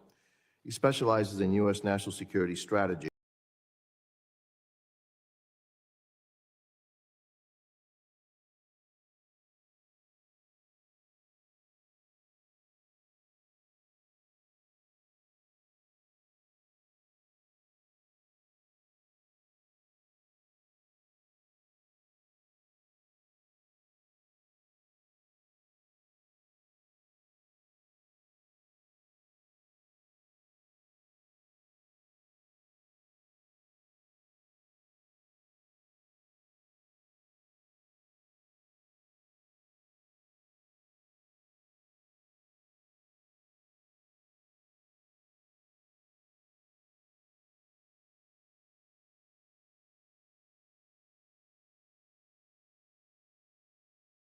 And a visiting fellow at Oxford's Changing Character of War program. He holds a PhD and MPhil in political science and an MSc in global governance from Oxford, as well as a BA in government and theology from Georgetown. Dr. Carey Davis is the President and Chief Executive Officer of the American Association of Port Authorities, where he also serves as General Counsel. Prior to the AAPA, Mr. Davis served in the federal government as a presidential and congressional appointee for international trade and security. He holds a JD and a master's degree from the University of Pennsylvania and a BS from the University of Pittsburgh.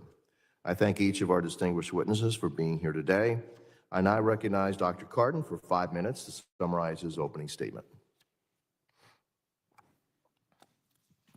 Chairman Jimenez, Ranking Member McIver, and members of the subcommittee, thank you for this opportunity to testify on Chinese firms' strategic port investments in the Western Hemisphere and their implications for homeland security. Chinese companies have invested in port terminals in 7 countries in our hemisphere, to include 5 terminals in U.S. ports. 2 Chinese state-owned enterprises, Costco and China Merchants, along with the private conglomerate Hong Kong-based CK Hutchison Holdings, are the lead Chinese partner in each of these investments. Compared to other regions, Chinese firms maintain a relatively modest presence in the Americas, with investments in 15 ports out of 95 total, which represents 16% of their overall global port investments. In the U.S., Chinese firms hold minority stakes in terminals at the ports of Los Angeles, Seattle, Houston, and Miami. At Long Beach, Costco holds a 51% stake at Pier J. These positions are generally structured as joint ventures with American firms, which are generally the lead operators. Beyond our borders, Chinese companies have made particularly strategic investments in Panama, Peru, and Brazil. Turning to homeland security implications, I assess 2 primary areas of valid concern. First, the potential for Chinese military use of these facilities to project power in the hemisphere. And second, the exposure of critical maritime infrastructure to certain physical and digital vulnerabilities.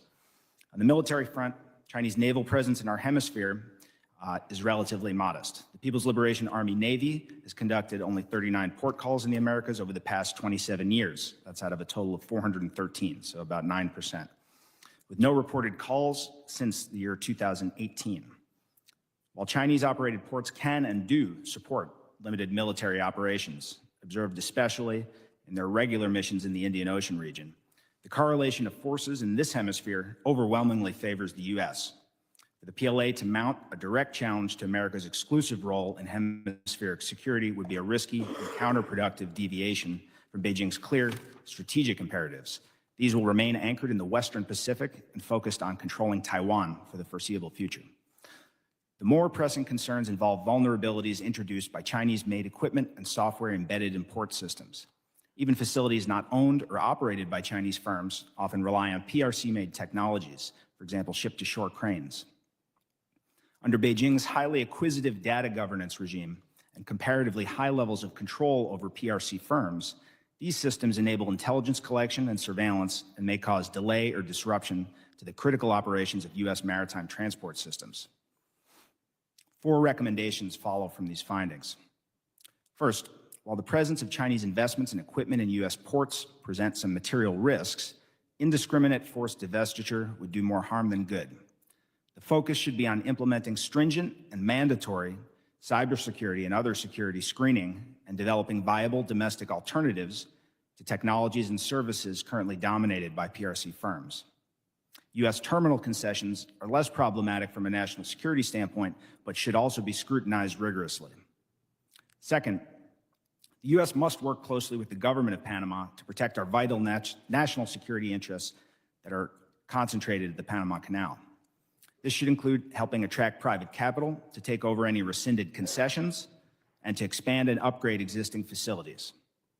Third, rather than trying to symmetrically match China's port investments, we should leverage our extensive network of capable maritime partners in Asia and Europe in particular to compete collectively. Finally, Congress should prioritize legislation like the Ships for America bill proposed in the last Congress to coordinate our national maritime strategy, including creating a maritime security advisor position to improve strategic planning and decision-making that integrates economic and national security concerns. Challenges posed by China's port investments in the hemisphere are real, but manageable with proper attention and coordinated response. Thank you for the opportunity to testify, and I'll look forward to your questions. Thank you, Dr. Cardin. I now recognize Dr. Kronig for 5 minutes to summarize his opening statement. Chairman Jimenez, Ranking Member McIver, distinguished members of the committee, thank you for the opportunity to testify on the important topic of Chinese strategic port investments in the Western Hemisphere and the implications for U.S. homeland security. I want to assist your work by sharing insights gleaned from my more than 2 decades of experience working on U.S. national security at the Central Intelligence Agency, Department of Defense, the Congressional Commission on the Strategic Posture of the United States, and now as a scholar at Georgetown University and a vice president at the Atlantic Council. My message today is simple. China's port investments in the Western Hemisphere pose a serious national security threat to the United States and its allies. Washington and regional states should work together to decouple from Chinese investments in ports and other areas critical to national security. China poses the greatest contemporary threat to U.S. national security. It's a comprehensive challenge with economic, technological, diplomatic, ideological, and military dimensions. Ultimately, the rivalry concerns the future of global order. China employs overseas infrastructure investments, including in the Western Hemisphere, as part of its grand strategy. Countries in the Western Hemisphere are often attracted to China's infrastructure investments, but they come at a cost. Through its investments, China cements access to resources, captures elites, gains leverage over governments, shifts national policies in its favor, and undermines democratic norms and transparency and environmental standards. China's investments in ports, including in Peru and Panama, pose a number of threats to U.S. homeland security. Chinese-operated ports are used to facilitate the shipment of fentanyl precursors to the United States. China exploits the presence of technology and access to data for an intelligence advantage. China could restrict or block access to ports, threatening American trade and economic well-being. In the event of a crisis or war, China could hinder the passage of American naval vessels, undermining American war plans. China could also use deepwater ports to host naval vessels, enabling the projection of military power into the Western Hemisphere. As Secretary of State Marco Rubio recently and correctly stated, the status quo is unacceptable. There are a number of steps the United States should take to counter Chinese port investments in the Western Hemisphere to protect U.S. and allied security.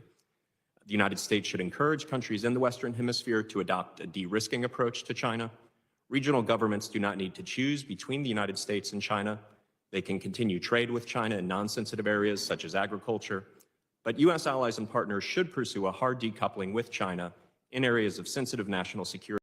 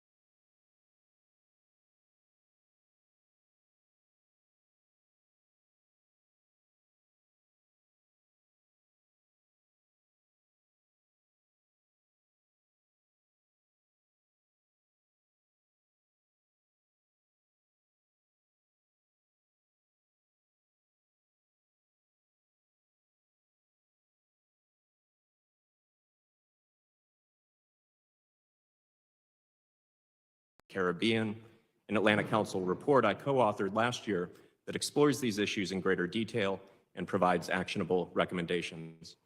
I'm honored that the Committee on Homeland Security has invited me to share my views on these challenges, and I look forward to taking your questions. Thank you, Dr. Croning. I now recognize Dr. Burke for 5 minutes to summarize his opening statements. Chairman Jimenez, Ranking Member McIver, and distinguished members of the subcommittee, I'm honored to share my views with you this morning on this critical topic. Concern about the People's Republic of China advancing in the construction, operation, and even the ownership of ports is nothing new. What has changed is the geopolitical and economic contexts. The United States has shaken its post-Cold War stupor. The U.S. is no longer asleep at the switch as strategic rivals set down roots in our shared neighborhood. And the United States is once again exercising its competitive muscles in geographies unaccustomed to this level of U.S. attention.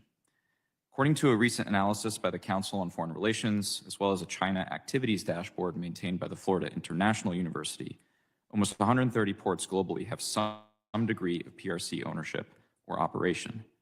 One distinctive feature stands out. More than half of China's ports sit on major shipping lanes and strategic choke points. In the Western Hemisphere, this has meant port terminals in at least 3 locations in Mexico, the Hutchison ports at the strategic approaches of the Panama Canal, a recently opened megaport in Chancay, Peru, plans for a deepwater port in St. John's Harbor, Antigua, a 90% stake in the port of Paranagua for China Merchants Port Holding Company in Brazil, 100% stake in the Kingston Freeport Terminal for the same company, and designs on a port near Punta Arenas in Chile and near the Drake Passage in Argentina. The PRC's military-civil fusion strategy creates risks for both soft commercial espionage and hard security risks in a potential conflict situation. Beijing's national security law amounts to a state-mandated espionage, while Southcom has highlighted several hard security risks and posture statements to this very Congress: radar and GPS jamming, physical blockades, and even containerized weapons systems. Given the importance of ports in general to the activities and global reach of transnational criminal organizations, there is also emerging evidence that Chinese-operated and owned ports could also be catalyzers of TCO group activities in illicit markets, given the PRC's reliance on opacity as a key operating principle. However, not all Chinese ports are the same. China has hundreds of thousands of state-owned enterprises, and the ones that collaborate with the PLA are mostly well-known, and many are in fact blacklisted by our government. Those SOEs should be the subject of extra focus and scrutiny. Mr. Chairman, in my remaining time, I'd like to move to some policy recommendations. First, I think we need to create a methodology for a spectrum of concern regarding Chinese-owned and operated ports. 4 criteria would be basic starting points for me. First, the location of the port, both in terms of the proximity to the U.S. homeland and its position vis-a-vis key maritime trade routes.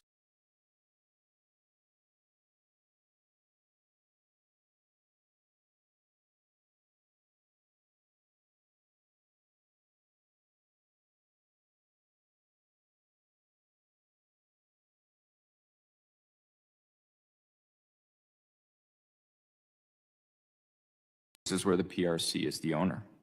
In the cases where the PRC is the port operator,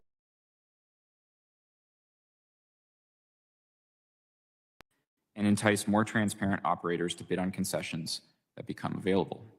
The United States should also stand up a program to reduce Chinese equipment, both software and hardware, at Western Hemisphere ports.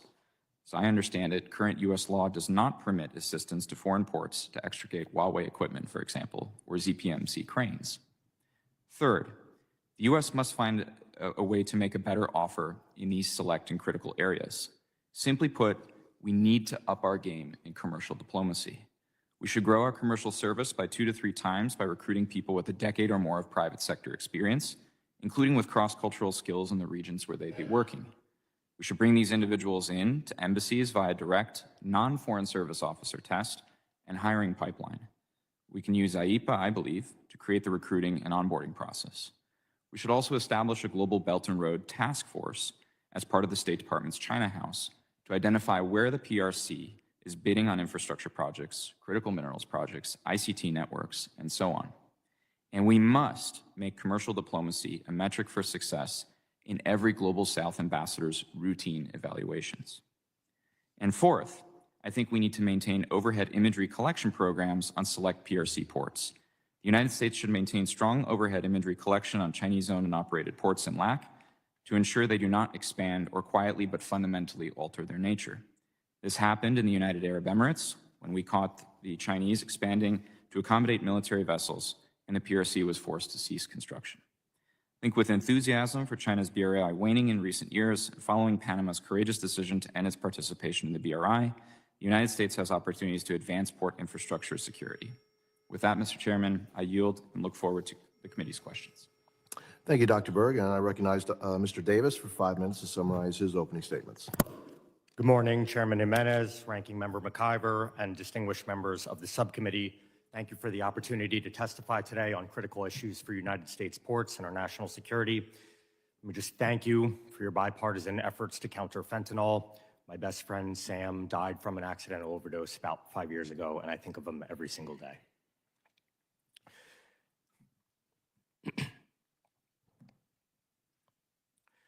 As the President and CEO of the American Association of Port Authorities, the unified voice of the U.S. port industry for the last 113 years, I'm honored to testify here.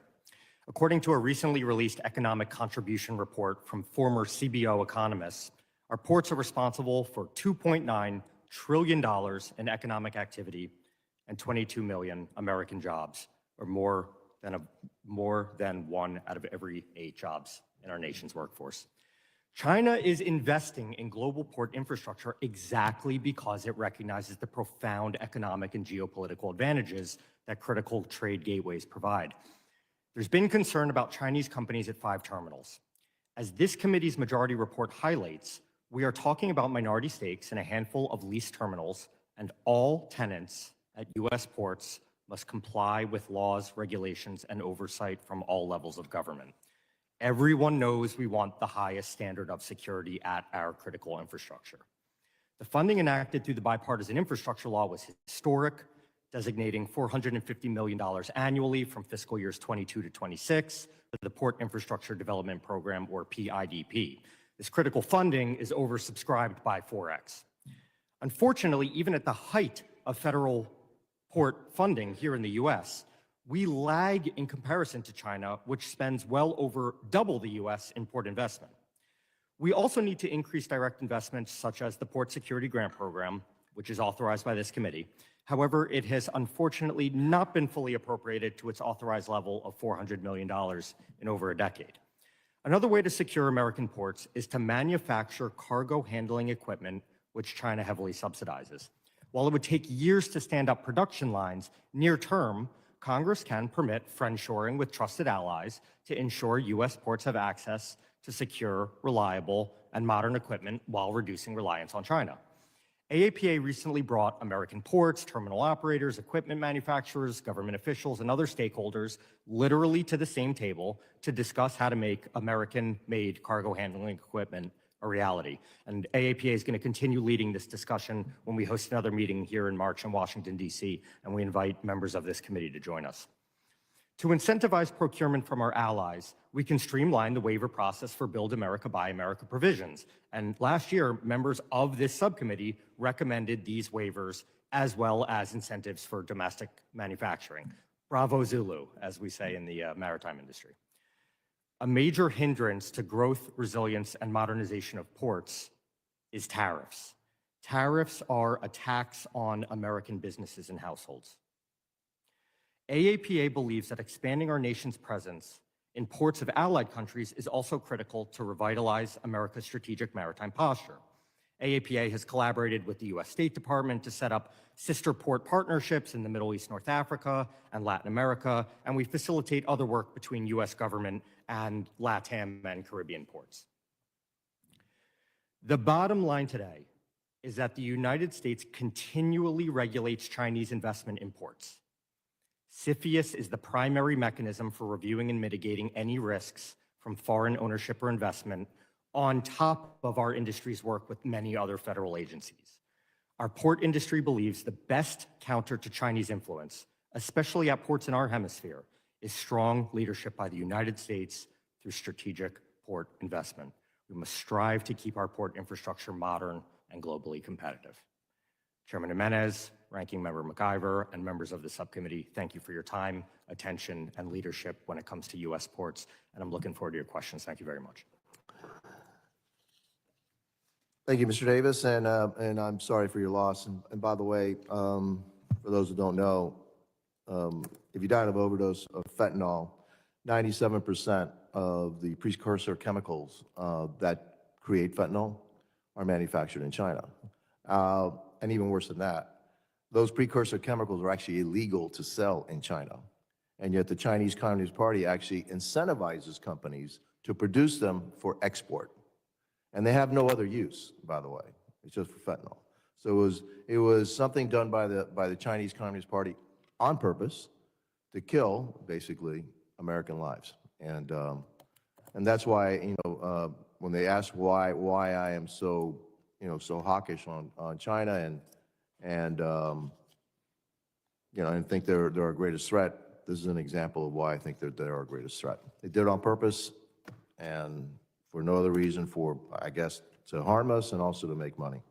I now recognize myself for 5 minutes for opening statements, for opening questions. Mr. Koenig, you mentioned the presence of China and Chinese-controlled ports on both sides of the Panama Canal. How does that pose a threat to the United States? Well, I think it poses a number of challenges. One, to the topic we just discussed, China is shipping fentanyl precursors through the Panama Canal.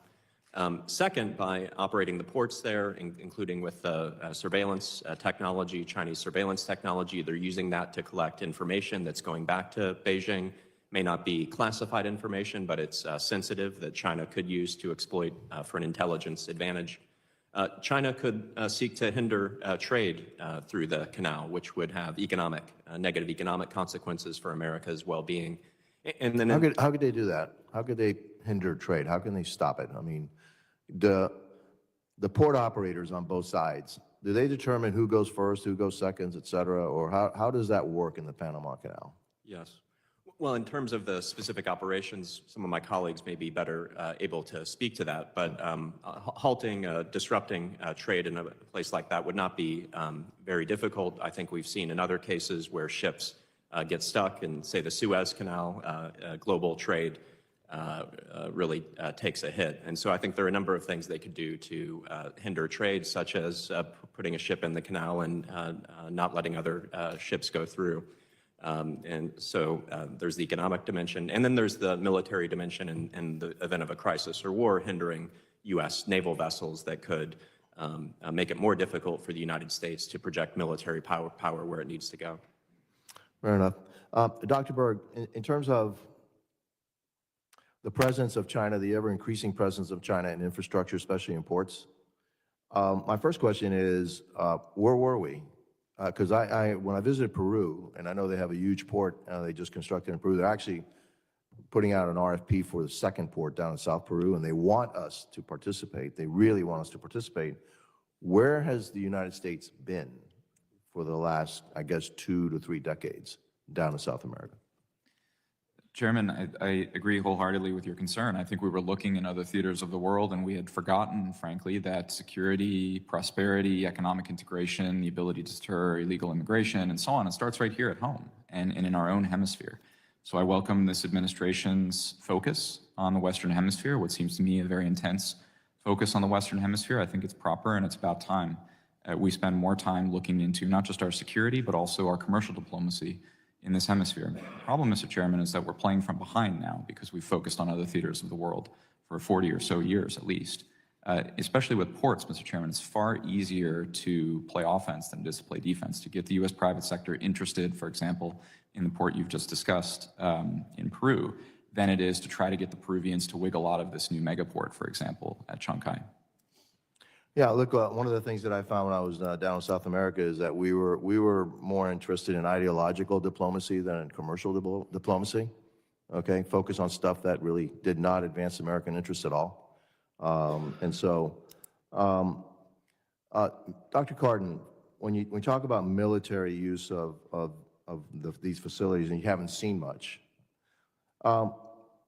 maybe my premise is that they're going to build all the infrastructure, and then they're going to appear. Because if they start to appear now, then it kind of shakes us and wakes us up.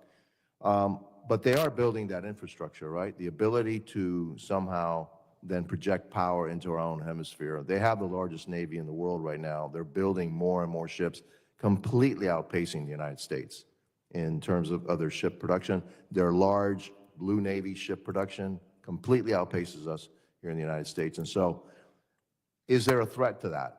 They're building the facilities. Will one day, all of a sudden, we'll see a bunch of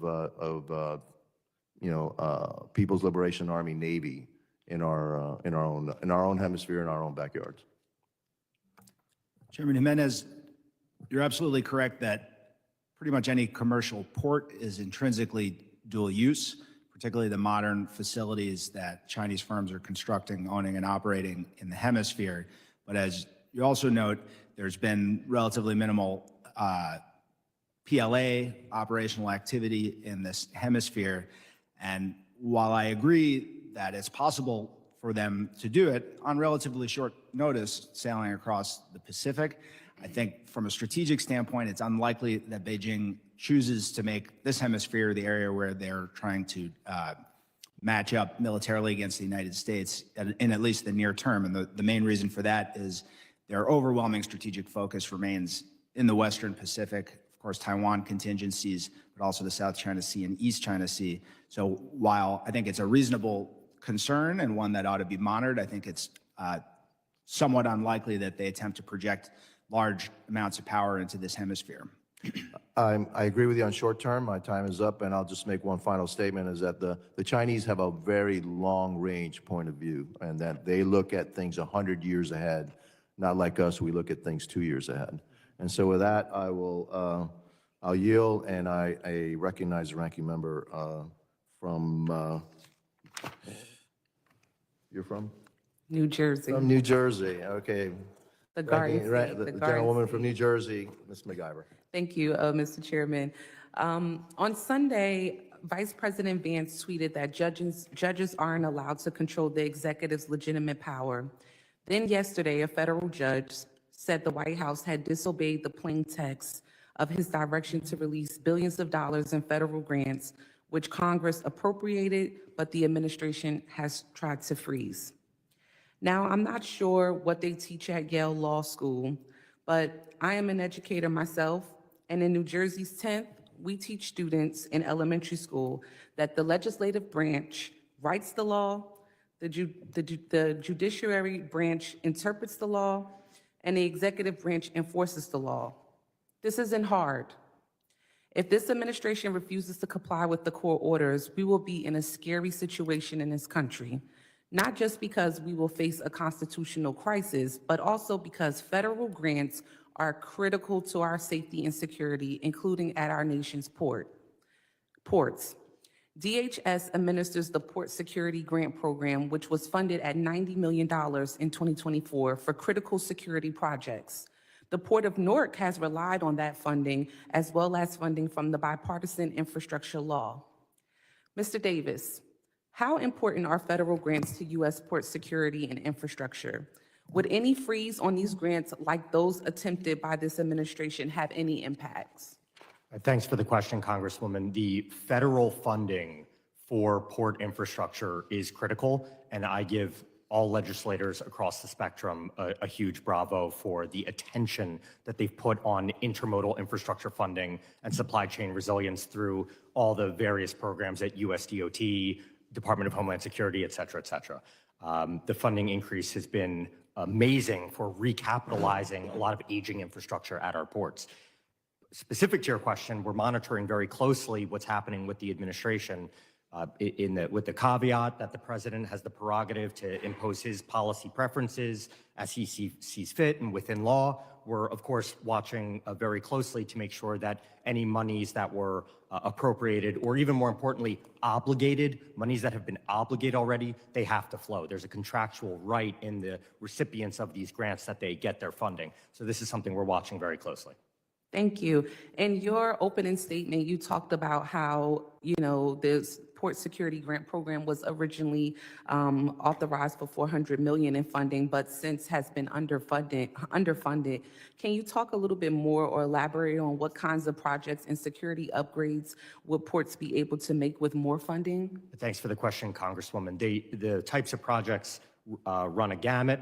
You can imagine everything from physical fencing, bollards, camera systems that protect the gate, as we usually call it around the port, to much more cutting edge machine learning, AI, defensive measures to predict, preempt, and respond to cyber threats. It's well known that many of our largest gateway ports receive tens of millions of attempted cyber intrusions per day, per month. I'm not sure exactly, but it's tens of millions per month at least. So the types of projects that this critical grant program funds across the gamut, all really important, all really good for responding to the changing nature of a lot of threats that the ports are seeing.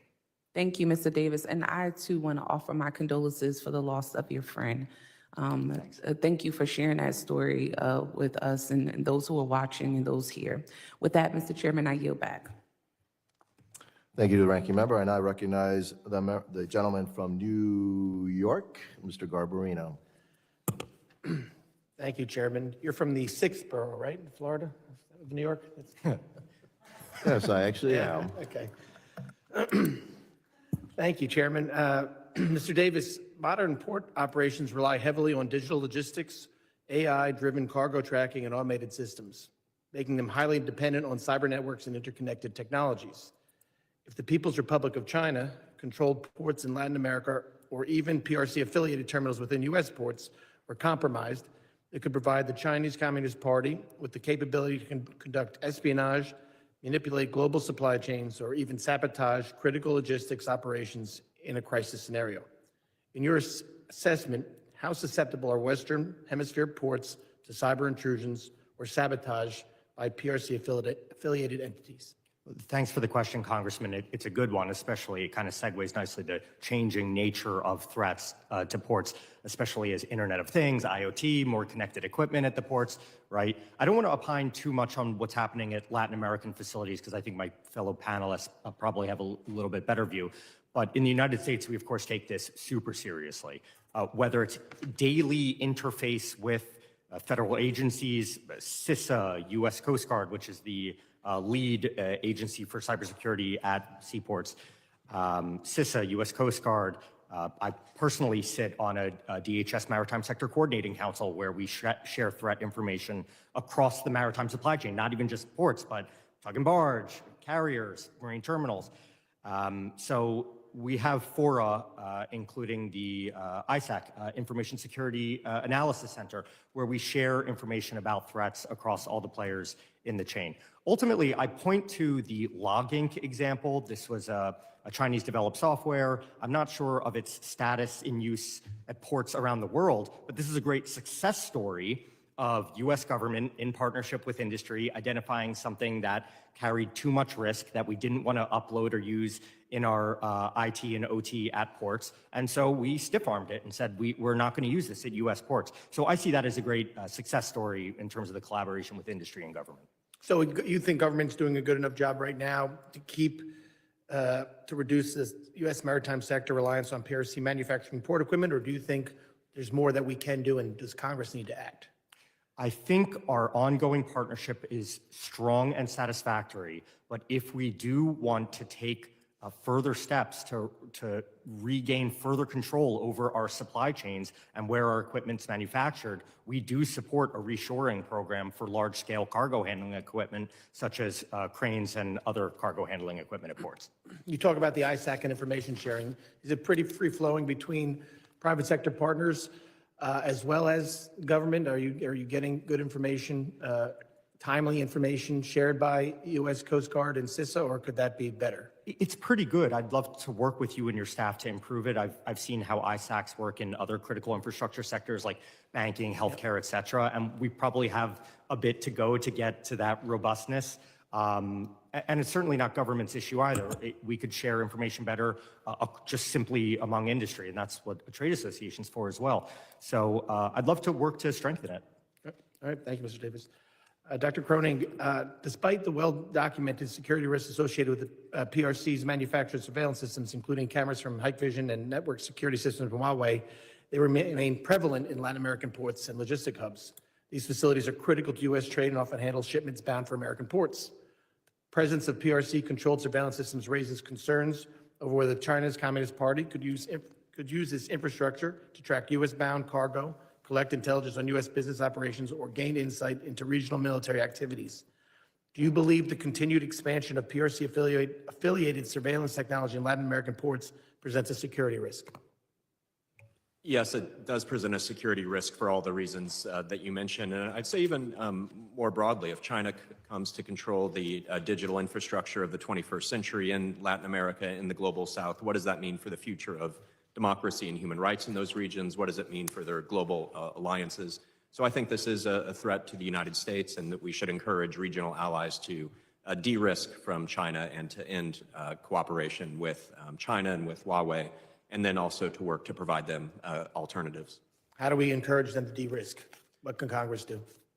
Well, I think one is making the case and making clear that we're not asking them to choose between the United States and China. There are areas where they can continue to have productive relations with China, but there are areas like this where it's in their national security interest and in our national security interest that they end the program. And then the second thing that Congress can do is work to find alternatives. Help the administration to develop a coordinated plan with allies. If the United States is doing it on its own, that's one thing. If we can do it in partnership with the Europeans, the Japanese, and others, that's much more powerful. Provide incentives for the private sector through DFC and some of the other mechanisms that have been mentioned. So again, encourage them to de-risk and then provide alternatives. Thank you. I yield back. Thank you, gentleman from New York. And yes, I do represent the 6th borough and your future home, Miami. And I recognize and welcome the gentleman from Texas, Mr. Turner. Thank you, Chairman Jimenez and Ranking Member McIver. I represent a large portion of Port of Houston, the ship channel, generating millions of jobs, nearly $1 trillion in economic activity. One of the issues that we've been facing are these ship-to-shore cranes used in many U.S. ports. The Biden administration announced a $20 billion deal to develop domestic manufacturing of these cranes. I fully support that. And it's important that that money continues to flow. But let me ask you, Mr. Davis, how long do you foresee before we have enough of these cranes made in the United States to meet the demands of our seaports in a reliable way? Thanks for the question, Congressman. It's a great one and really speaks to the thinking several steps ahead, right? I don't have a great sense. The manufacturers of these equipment would have a better sense of how long they could stand up production lines. But my best, most aggressive estimate is about 2 years hence. And that's not from right now. That's from when, the funding's in place, the purchase orders are put down. So give or take, we're talking a 2-year timeline. That, of course, even if we were able to create a domestic manufacturing program, would take years and years and years to replace all of these key equipment at the ports. So they could start rolling off the line within a couple years, but to replace the hundreds of cranes that are across the country would take many years, which is why we stand by the fact that in the near term, using the equipment that we have,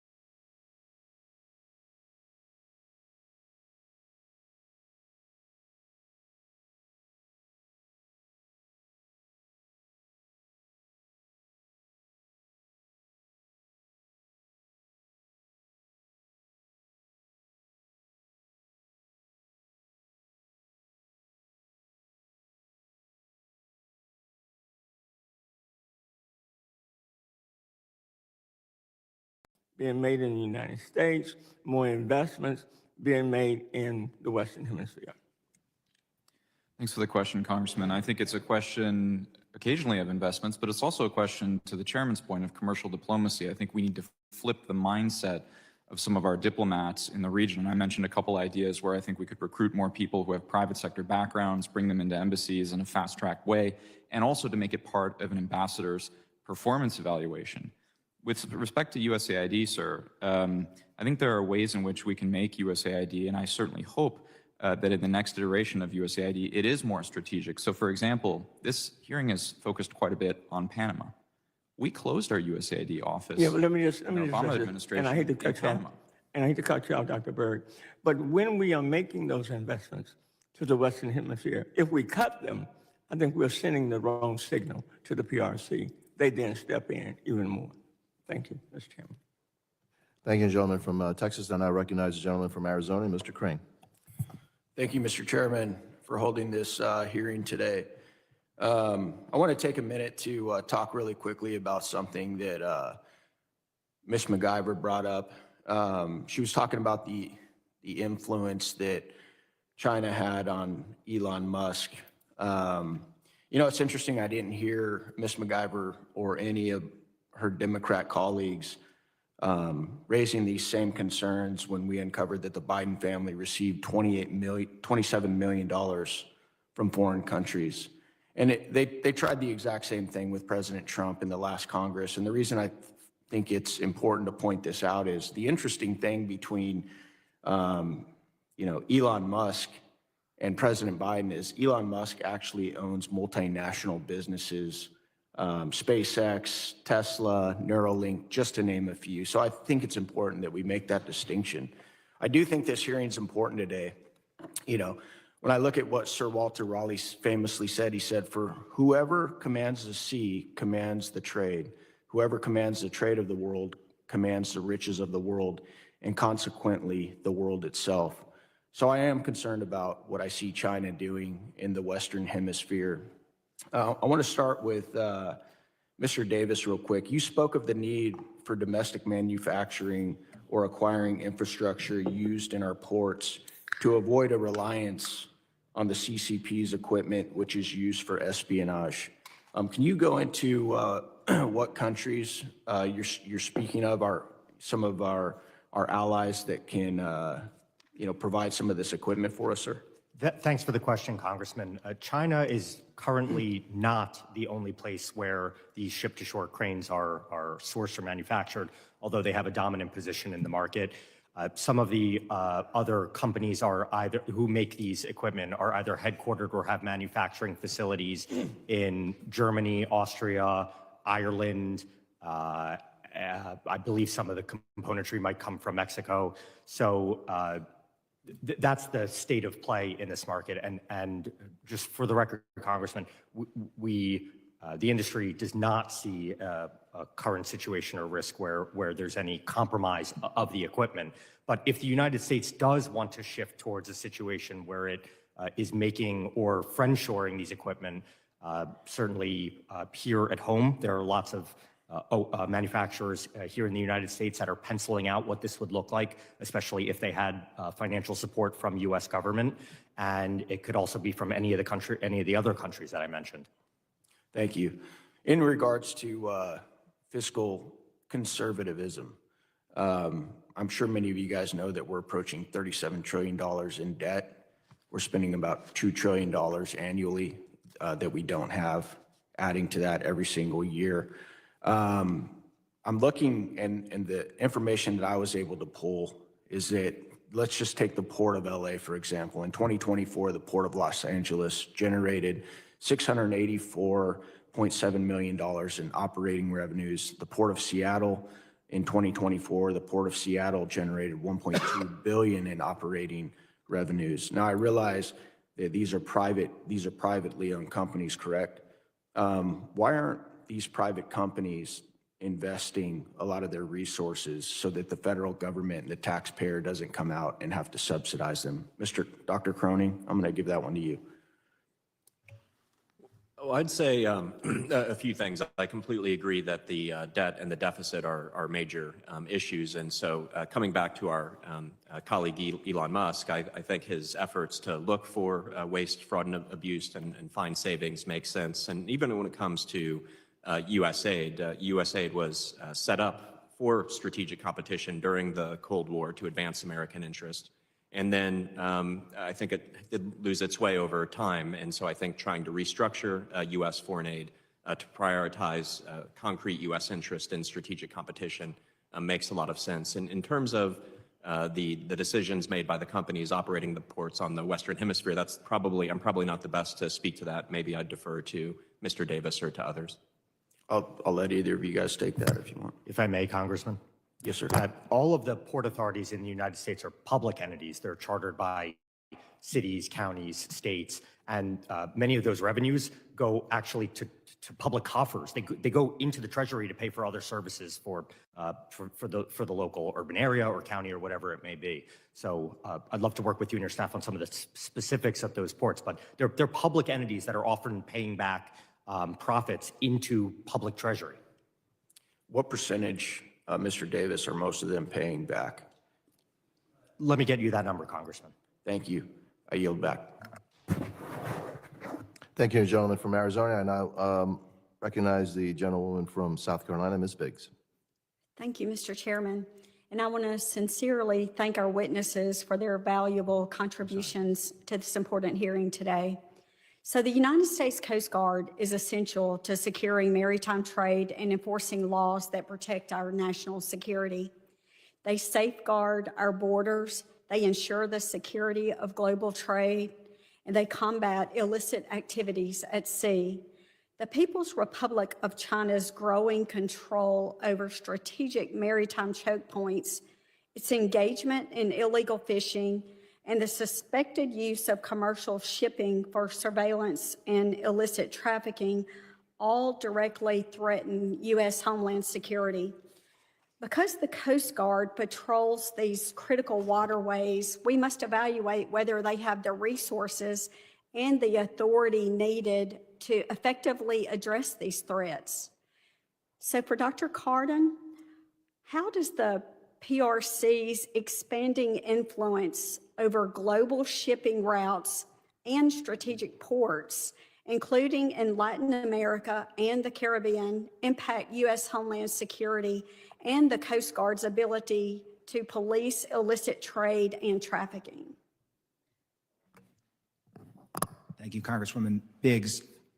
I believe that the extraordinary market share of Chinese firms in global shipping and actually across all the verticals, I'd include shipbuilding prominently, port investments, of course, shipping itself, containers, leasing, et cetera, gives China a strategic advantage in the modern economic system. We heard the Sir Walter Raleigh quote. I think that resonates with leaders in Beijing. I, for one, have studied a lot of Chinese strategists' writings about the famous American naval strategist Alfred Thayer Mahan, also a leading influence in understanding sea power as something much broader than just naval capability. The naval capability is actually subordinate to the access to markets and the freedom of maneuver around the world's oceans, and the PRC is systematically invested in those capabilities. When we think about Chinese maritime power, I would urge us to think, of course, of their growing blue water navy, but not exclusively. And in fact, if we look at where they're really, really differentiated, it's areas like shipbuilding and in overall trade volumes and in its position in global supply chains and value chains. So I do think that this poses a broad strategic threat to the United States. As I note in my testimony, I think the acute military threats from it are somewhat overstated, but that's not to say that it's not a major strategic risk. I think what I'm urging from the standpoint of legislation and policy is to really focus on rejuvenating American maritime power. Over the past 25 years, China systematically invested in its maritime power, and one could make the argument that the U.S. has systematically divested or sort of accidentally divested from it. And so I think that's really the center of gravity in our strategic competition and warrants close attention. Thank you so much. My second question is for Dr. Kronig. So given reports of PRC-affiliated vessels engaging in espionage, the illegal fishing, and smuggling, is the U.S. Coast Guard adequately resourced and authorized to confront these threats? And adding on to that, what additional capabilities or legislative measures might be necessary that we can help with? I think the U.S. Coast Guard and the U.S. military more broadly is not adequately resourced to deal with the China challenge. If we look during the Cold War, the United States spent an average of 7% of GDP on defense. Now we're spending something like 3.5% of GDP on defense, so historic lows. And so I think Senator Wicker and some others who have called for 5% defense spending makes a lot of sense. And so that should be investments in the Coast Guard, also investments in our naval power more broadly. The United States has really fallen behind here, and it has been U.S. dominance on the high seas that has enabled really the U.S.-led order since 1945. So I think this is a major problem, and major investments are needed. Thank you so much for your comments, and I yield back. Thank you, gentleman from South Carolina. I now recognize the gentleman from Puerto Rico, Mr. Hernandez. Thank you, Chairman. I support efforts to counter Chinese influence in Latin America and the Caribbean. To do that, we need to strengthen our own ports in Latin America and the Caribbean, both for economic development and for public safety reasons. Ports like the one we have in San Juan are important for the island's economic development and emergency response preparedness. Federal investments in infrastructure are critical for strengthening U.S. port infrastructure. That itself is essential for maintaining our global competitiveness, particularly with China. However, infrastructure projects take time, and many funded by the bipartisan infrastructure law and other legislation are still underway. These projects are now threatened by the federal funding freeze, putting our island's economic growth and emergency response preparedness at risk. In the long run, this could benefit our global competitors like China. Mr. Davis, in your written testimony, you note that U.S. ports are already subject to federal oversight mechanisms designed to ensure that foreign investments in critical infrastructure do not threaten national security. How would a federal directive that freezes funding and hinders these agencies from carrying out their responsibilities compromise our national security and reduce our competitiveness on the global stage?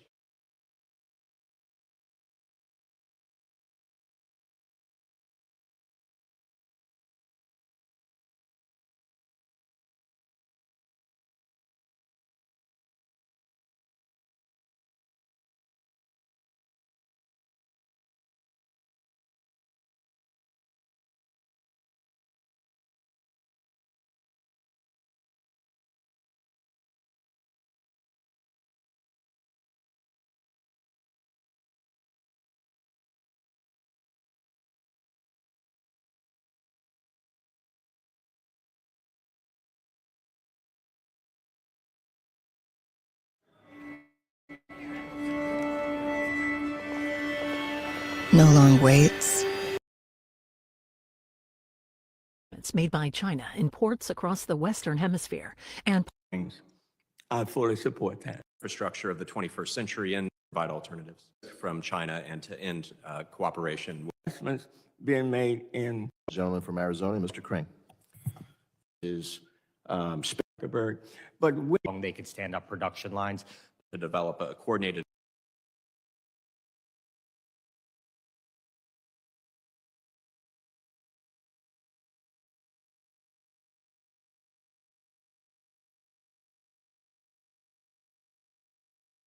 I recognize the ranking member from, you're from?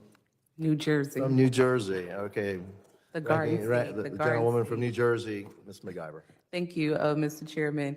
On Sunday, Vice President Vance tweeted that judges aren't allowed to control the executive's legitimate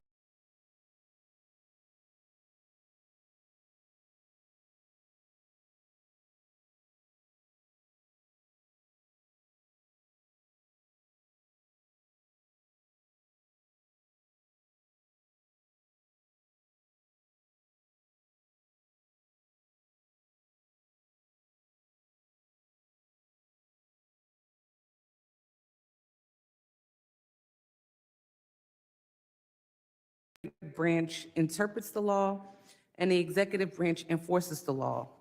This isn't hard. If this administration refuses to comply with the court orders, we will be in a scary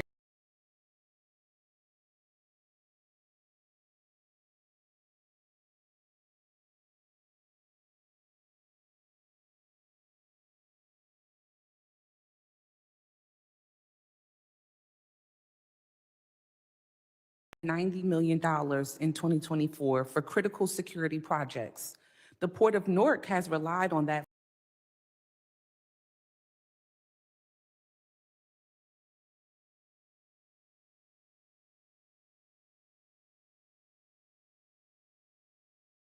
those attempted by this administration have any impacts.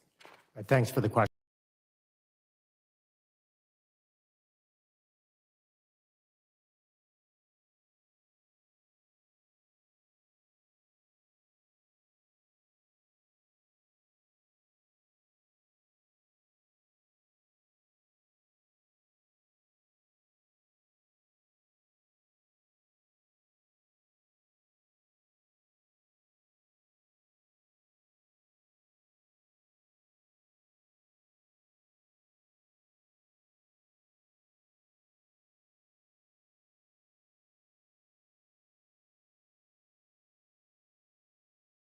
And ports are literally on the front lines of many of these coastal areas that are susceptible to them. And we estimate that the closure of a port has on the order of $5 million economic impact per day.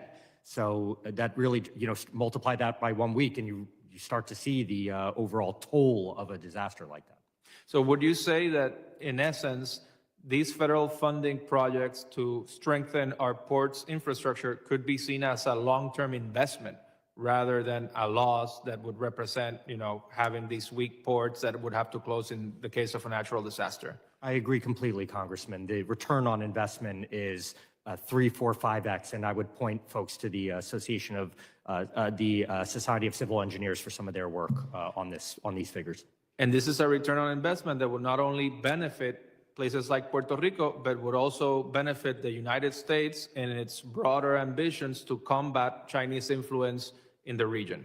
No doubt about it. We'll be looking at a comparative study in coming months about how our trading competitors spend on their port infrastructure, and I think it'll open some eyes. So would you agree that this should be approached in a bipartisan manner, not viewing this just through the lens of traditional liberal conservative spending versus government cuts angle? It should be seen as something that concerns our national security, our economic competitiveness, and it should transcend political partisanship.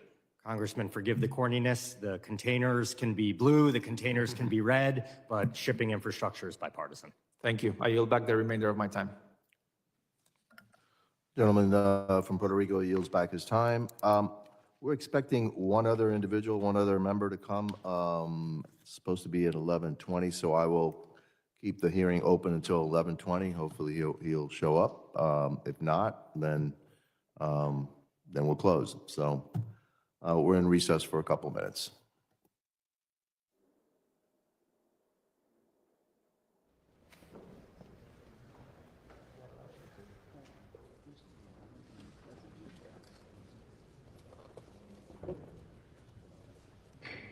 So I'm going to go back to order. I now recognize the gentleman from Iowa, Mr. Nunn. I want to begin by thanking the Chairman Jimenez, by starting off on such an important topic today and allowing me to join your subcommittee. As we all know, the CCP's global ambitions are not limited by hemispheric geopolitical boundaries. They are masters of anti-access area denial across all domains, including that in space, and have serving a threat across not just the Pacific, but around our world. Look, as a 20-year intelligence officer, including on airborne operations, I've flown reconnaissance missions along the PRC's periphery, and I've witnessed firsthand how Beijing operates. The PRC's investments are more than just about economics. They're tools for power projection, influence, and strategic positioning. Right now in Argentina, the Chinese are developing a deep space station, according to CSIS. BYD's monopoly of critical batteries, the COSCO's deepwater port in Peru, and increased arms and weapons sales across China and throughout South and Central America. These are only a handful of the projects that they've undertaken as been highlighted today.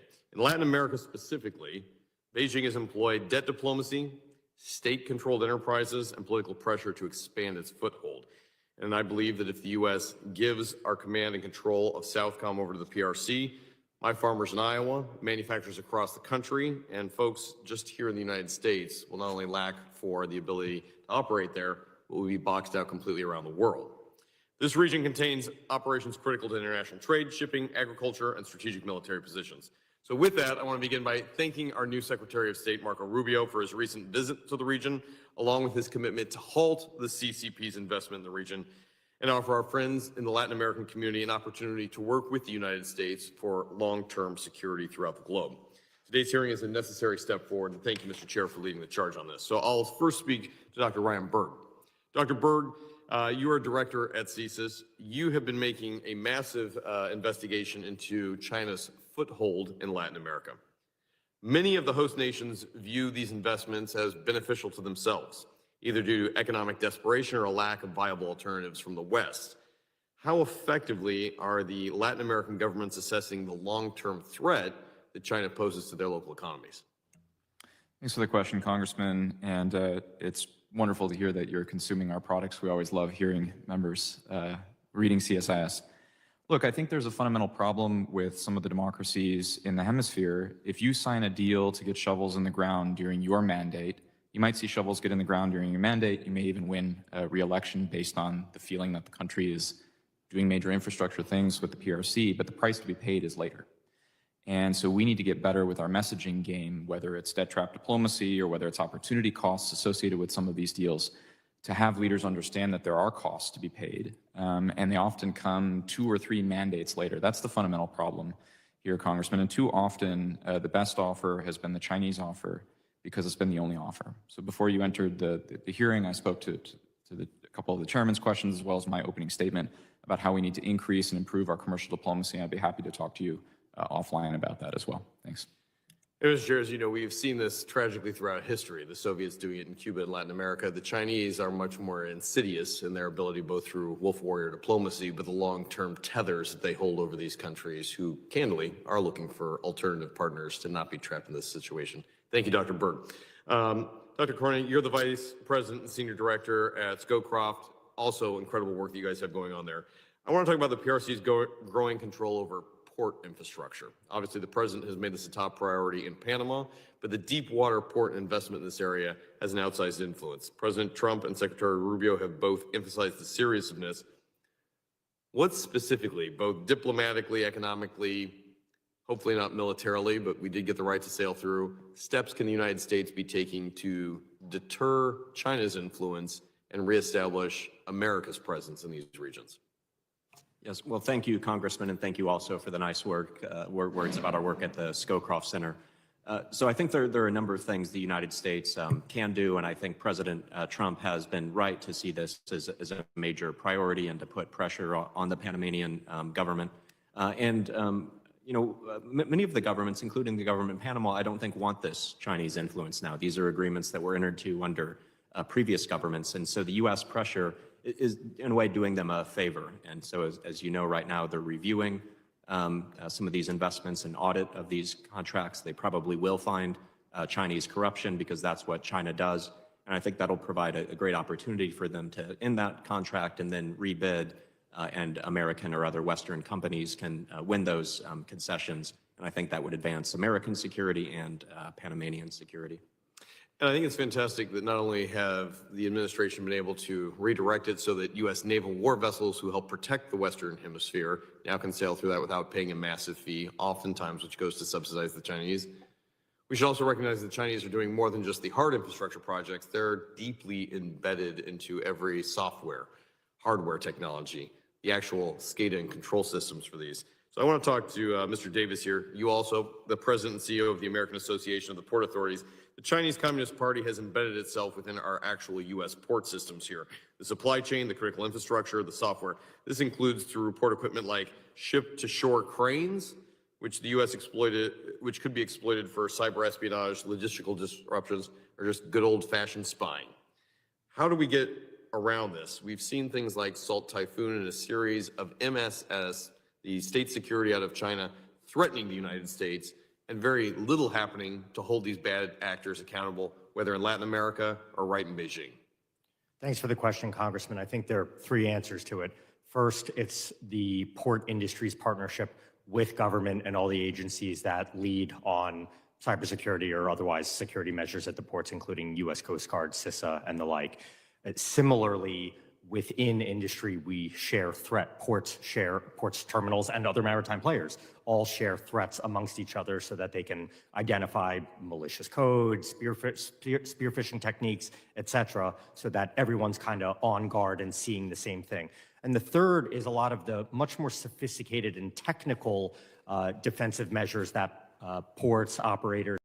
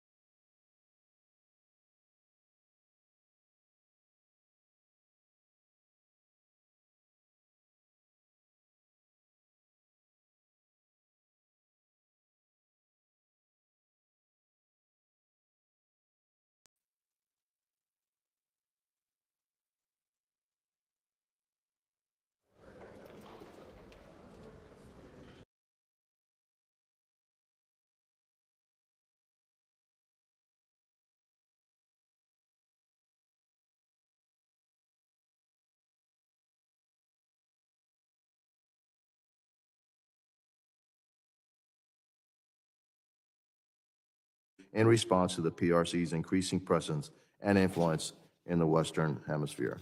I now recognize the ranking member, the gentlewoman from New Jersey, Ms. McIver, for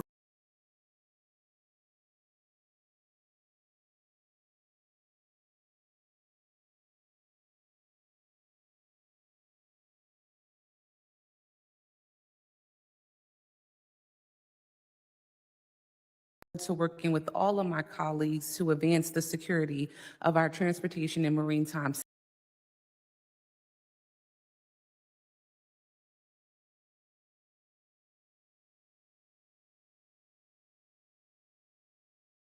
lost in recent aviation accidents here in Washington, D.C., as well as Philadelphia and Alaska. We must ensure travelers everywhere can board planes and get to their destination safely and securely. Now to the topic at hand. The People's Republic of China has aggressively pursued investments in ports throughout Americas and across the globe. PRC aggression requires a robust, coordinated response by the United States and our allies.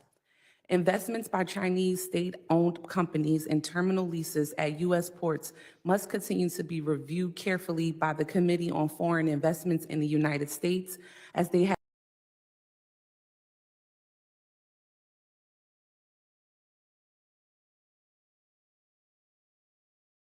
investments in our ports only goes so far if we are at the same time opening the front gates of our government to Chinese influence. The PRC poses a threat to U.S. national security through investments not just in ports, but in all manner of foreign assets, including their top puppet, Elon Musk.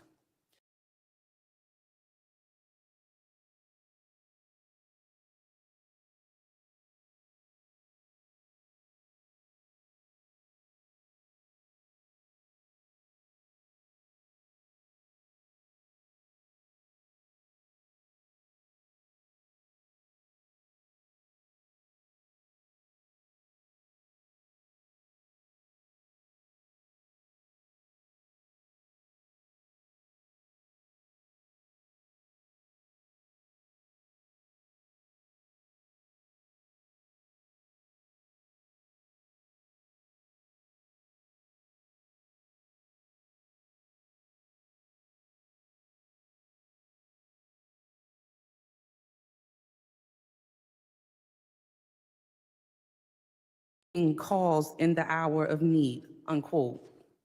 Since Inauguration Day, Musk and his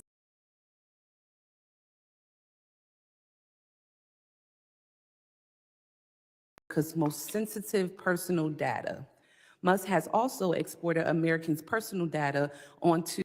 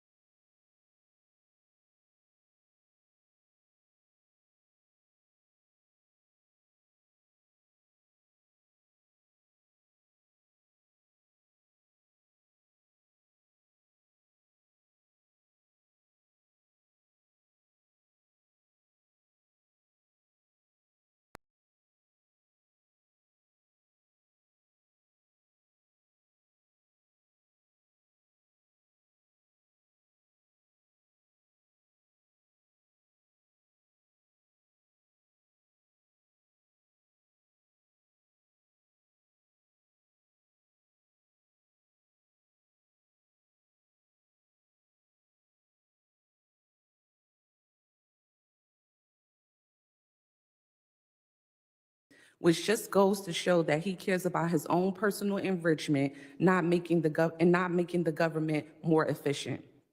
Dismantling U.S. aid is illegal.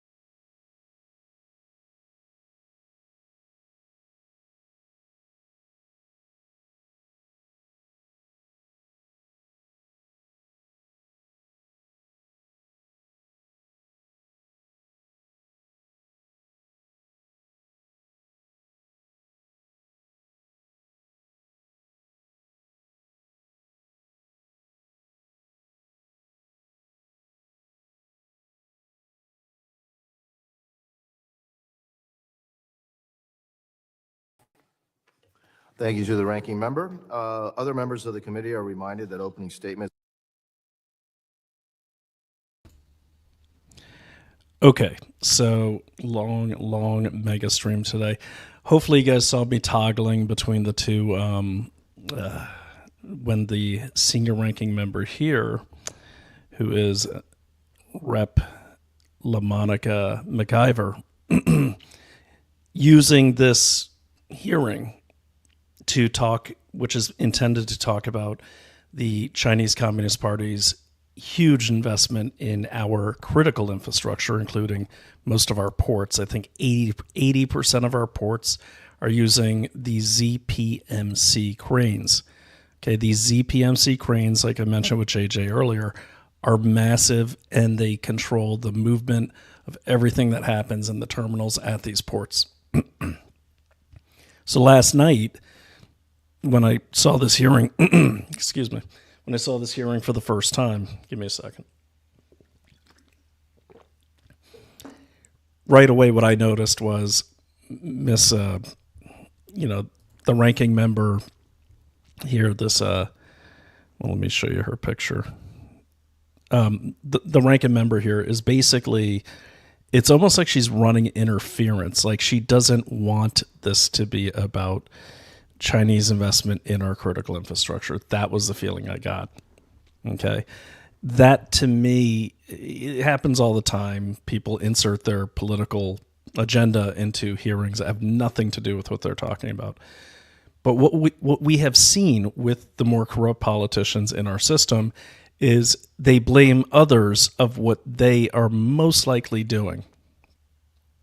So when you look up this congresswoman, and again, this hearing is about port security. So quite some time ago, let me put this up. I'll show you what I'm talking about. Quite some time ago, I don't know if you could see that. Let me see if I get a better version of that or make that a little bigger for you guys. Okay. What happened here was there was a huge investigation into the cranes at our ports. So what this report laid out was that these, and this is a congressional, a joint actually commission on this. These cranes that lift all the giant containers, and there's hundreds of thousands of containers at all these ports. They're so big. As J.J. Carrell, who was on earlier, said, the Port of Los Angeles is so big, it's got several exits. Well, these are those cranes that control the lifting of these things and what comes on and off of them. The most critical part of any port operation. A container is not getting off without these cranes. What the Wall Street Journal discovered about a year ago in their investigation was that a lot of these cranes had these modems on them, which allowed them to be controlled remotely by unknown parties. And I'll let you read the whole report. You can find it right on that congressional website, but I'll put it in the description. And I'm going to break this video into a few segments. So if you miss it live, don't worry. You're not going to have to watch 4 hours of testimony and me and JJ and everything. I break them up into 1 hour increments.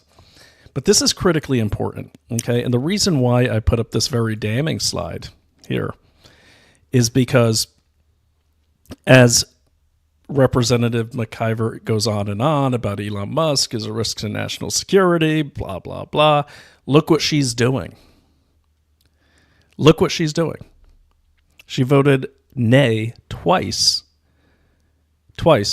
for the Halt Fentanyl Act. You saw the earlier testimony of that. If you didn't, it'll be in the description. That act occurred that hearing occurred a week ago on the dangers of fentanyl. She goes on and on, Elon Musk this, Elon Musk that. This is not about Elon Musk. Okay, this is about port security. So she is not willing, nor does she once talk about port security. I wonder why. Could it be that her own port, the port of Newark, or also known as the Port Elizabeth in New Jersey, overlaps Districts 8 and Districts 10? District 8 is Representative Menendez. Now, I don't know if you know Menendez. He's another piece of work. Let me call him up. But his father, a senator, he was recently kicked out, and he's in a lot of trouble because he was investigated and found guilty of accepting bribes from foreign entities. Okay, so that's the guy who kind of controls what happens at about half of this port. Okay, so his dad was a senator who was accepting bribes to the point where they found gold bars in his house. So he's District 8. Okay, this port we're talking about is right in there. Okay, and again, he's District 8, and she is District 10. So this port basically fuels both of their economies. Okay. She's not talking about port security. She even deflected at one point and said, oh, if we're going to talk about security, we need to talk about Elon Musk. She didn't want to talk about ports. So what comes into ports? Well, as JJ was just saying in an earlier segment, these ports, like the Port of Los Angeles, they've had human smuggling, you name it. They've had so much going on at these ports. This port, Elizabeth, is one of the biggest, if not the biggest port on the East Coast, or at least in the Northeast. It is the key port for imports into New York and the entire East Coast. So while they're talking about port security, let me just repeat myself one more time. She's allowing, okay, maybe the contracts happened before her, but she's not saying anything about them.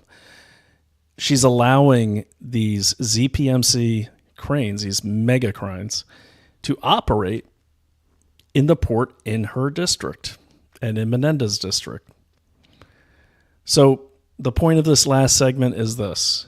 When you're watching these hearings, investigate the people on them. And I've looked at the Republicans too, okay? None were as damning as hers. It's interesting too, her whole story's weird because she came in pretty much, she came in on after the other congressman died, died in October. I don't know how he died. But she just came in and then boom, all of a sudden she's on the Oversight Committee for Homeland Security. Does that seem a little strange to anyone else? Okay. We talked about fentanyl earlier. Fentanyl's a lot of these precursors that aren't being shipped over the border in finished form, a lot of them are coming through the ports. Why is that?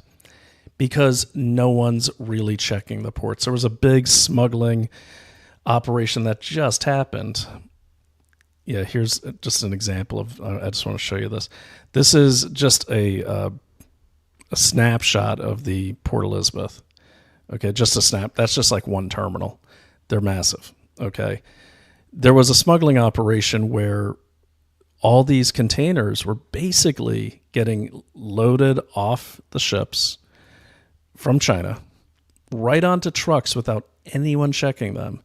They were allowed to leave the port of Los Angeles, and then they would break the seal. There's a seal that goes over these containers that's put on there by the Department, Transportation Authorities, Department of Homeland Security, and it can't be broken. Like that container has to come off the ship, and that seal is not supposed to be broken until it reaches the container reaches its final destination. Okay, so for instance, if there's a bunch of, I don't know, I can't think of one toy that's modern, but let's say there's a bunch of iPhones, okay, on that container that come from China. And they're being shipped to, an Apple distribution center in Ohio. That seal cannot be broken legally until it gets to that final point. Well, this smuggling gang was breaking those seals, getting the container off the ship onto a truck. The truck would take it to a nearby warehouse. They'd break the seal. These Chinese illegal aliens take all the contraband goods. We don't know what they were, but fabricated products, sometimes humans. Could be some fentanyl, some drugs, could be weapons. We don't know. They're breaking that seal, unloading the bad goods, and then putting on the legal goods, resealing it. It was able to go back to the Port of Los Angeles with the assistance of course, the cranes. So ZPMC, again, they're running most of the cranes. Even North Carolina just got a big contract for the ZPMC cranes. So think of the implications of that. These cranes, you see them there, they could literally flip a ship. They could basically make sure containers are not inspected. They control everything. Why isn't she talking about that? Why is she even on that committee? So if you're in New Jersey, especially if you're in District 10, and even if you're not, these are questions that this Congresswoman needs to answer. Tell us about the ZPMC cranes in the Port of Elizabeth. Why are you not talking about it? What are you hiding? Maybe you're hiding nothing. Maybe you just forgot. Well, if you forgot to talk about cranes at a committee on port security, you're probably out of your league. So, all right, look, I will leave it at that. Thanks for sticking with me here. I'll put all of these links in the description. We'll be back a little later, maybe. There's a lot to go through. I'm following this fentanyl logistics, all this. This is what I'm following now, because to be quite honest, thank God he's doing it, but the Trump team's finding the bad guys faster than I can. So I can't even keep up with them. They know where all the bodies are buried. The USAID thing is very interesting because it does reach into everything. It's got a bigger budget. It turns out the USAID had a bigger budget than the Department of Defense. Figure that one out. Okay. And look, I'm sure the CIA is loving it because now they get to do that part of the job again. They get to move illicit funds around, so they're going to get more funding. I sometimes wonder if the administration leaned on some CIA, FTG, or financial targeting group people to help them find out where all the bodies were buried, figuratively. So that's really interesting stuff. But keep an eye on the ports. This is the thing that scares me the most: is the ports. Keep an eye on the ports. It's more than a trade war. And for those that don't know, a container is like pretty much the back of an 18-wheeler. So if you see those big trucks pulling the big container, that's a container. You can put anything in there. I mean, 20 containers, you can move a battalion of soldiers into the heart of this country and no one would know it until it was all over. And the other thing, too, I want to point out is this. Let me get back to that. This other dude, I found it really, really interesting that I think it's Carrie Davis is his name. Okay.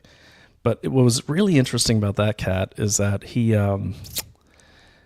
seemed to not want to talk about China either.